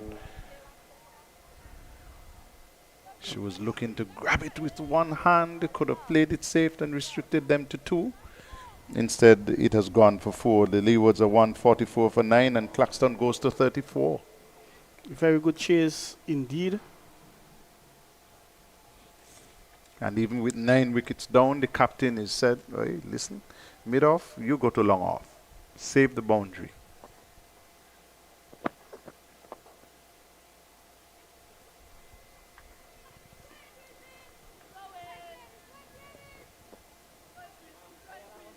One might have been thinking the last pair at the wicket, notwithstanding Jazara's 34 from 40, it still applies some pressure.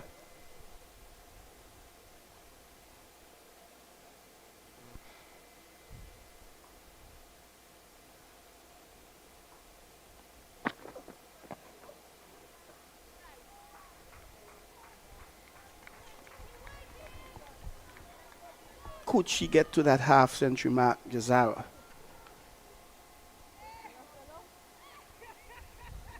Calling down Roselle, having a discussion. 4 balls gone in the over. The dog telling her, hey, be alert. Stay focused. Let us try to get a single.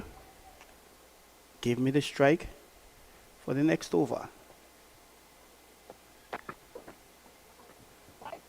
Wide ball. And they're ambling through for a single. The score will advance by 2. 2 delivers remaining.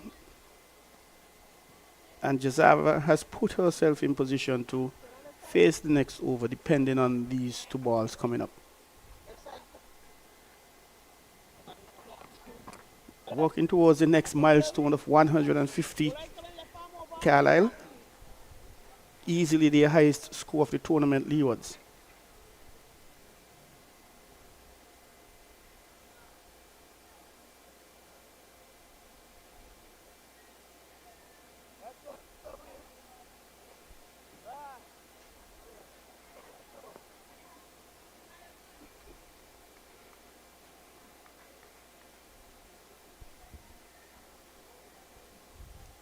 Jamaica defeating Trinidad and Tobago. Guyana defeating Barbados. Guyana going down to Barbados.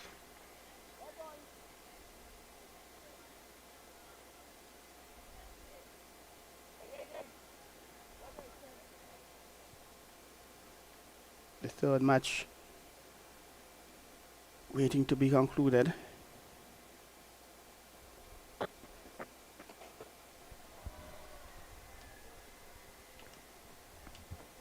Leeward playing that one through mid-wicket, picking up a single. Brings back Jazara Claxton onto strike. 1 ball left. Wednesday Guyana would have defeated Windwards. Barbados would have defeated Trinidad and Tobago. And Jamaica would have defeated the Leewards.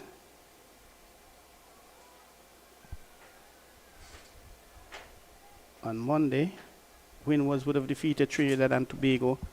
Jamaica defeated Barbados.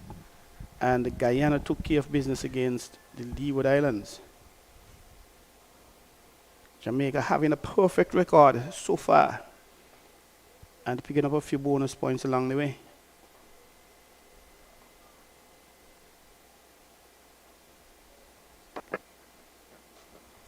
Here's Jazara getting back and pulling that one through the mid wicket for 4 Carlisle. Short delivery deserved the treatment.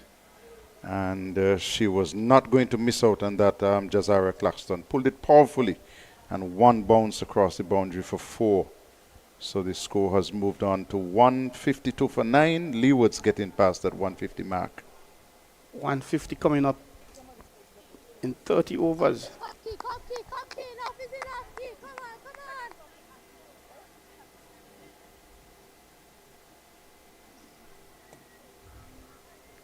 So the 100 came up in 23 overs. So the last 50 has only taken some 7 overs. But the problem with that is that the Leewards are 9 wickets down. They've been losing wickets steadily.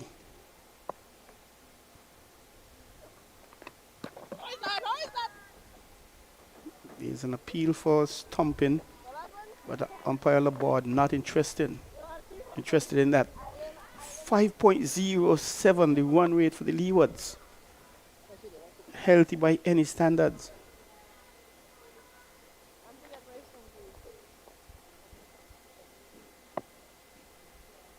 $119 runs to get in 119 balls.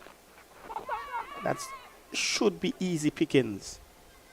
But with 9 wickets down, it's a very monumental task. A single from a Chinese cut.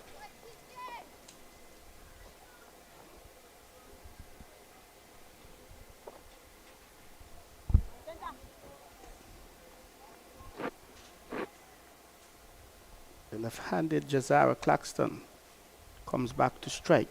Bats left, ball right.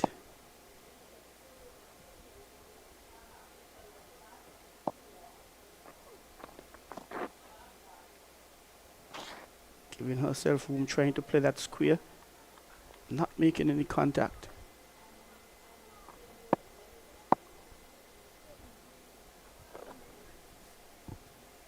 In coaching school, you were taught to lean into the cut shot. Nowadays, I see a lot of players making room.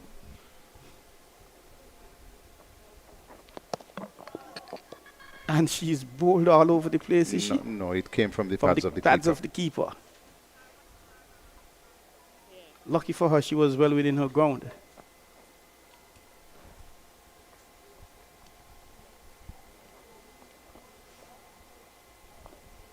Jazara Claxton is on 38. Roselle Leeward is on 6. 153 for 9.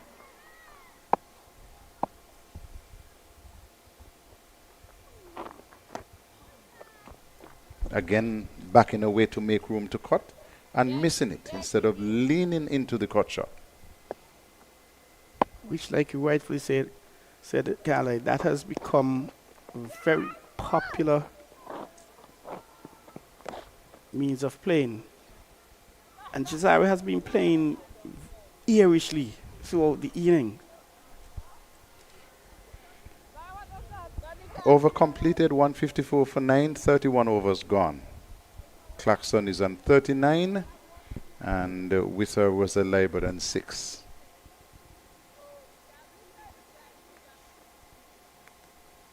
Just for information, 117 from 114 balls.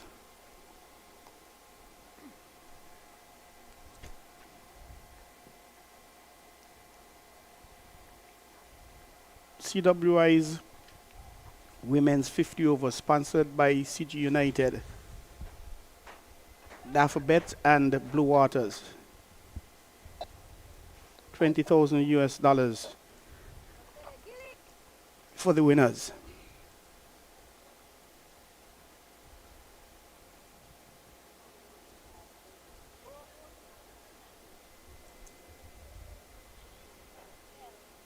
We see one of the ships, Carlisle, heading out to sea.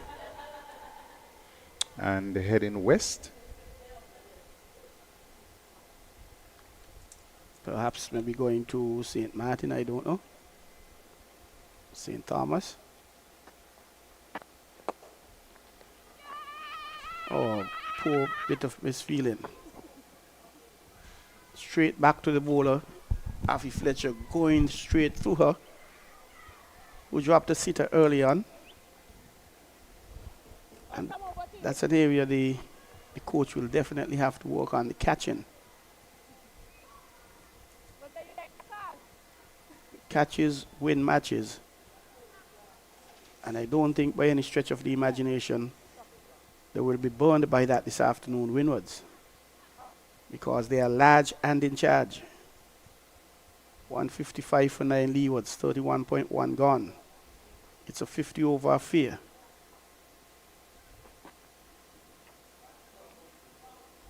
And Rosa Leeward is looking one way. We haven't seen her attempt a shot into the offside yet. She's looking in that area between wideish long on and deep in mid wicket. Backward square leg goes out on the boundary. There's already a mid wicket on the boundary and a long on. Oh, and here is a Easy, easy. A pop-up. It doesn't get any simpler than this, Carlisle. 155 all out. The Leewards in 31.2 overs. And Jazara a little disappointed. Thinking about her 50. She's on 40. She comes 40 not out. A very good knock, brave knock by her top scoring for the Leeward Islands. Their best performance so far, 155. And we can tell you very quickly that Claxton was left not out on 40. And then the next high score after that, Hector 26, 23 to Anthony. As the Leewards bowled out for 155. And the wickets went to Keanu Joseph, 3 for 28. 2 for 31 to Glasgow, 2 for 28 to Etienne, and a wicket went to Fletcher. But earlier in the day, the Windwards made 270 for the loss of 5 wickets. And their top scorers were 67 to James and then 51 to Glasgow. The wickets for the Leewards, 2 for 34 to Hector, 1 for 58 to Claxton, 1 for 7 from Anthony, and 1 for 25 going there to Saneldo Willett. And so we can tell you that the Windwards have wrapped up victory in this game, winning by 115 runs. And so we'll be back with you on Monday of next week with more matches in the CG United Super 50. Have a safe trip home, Carlisle. Thank you very much.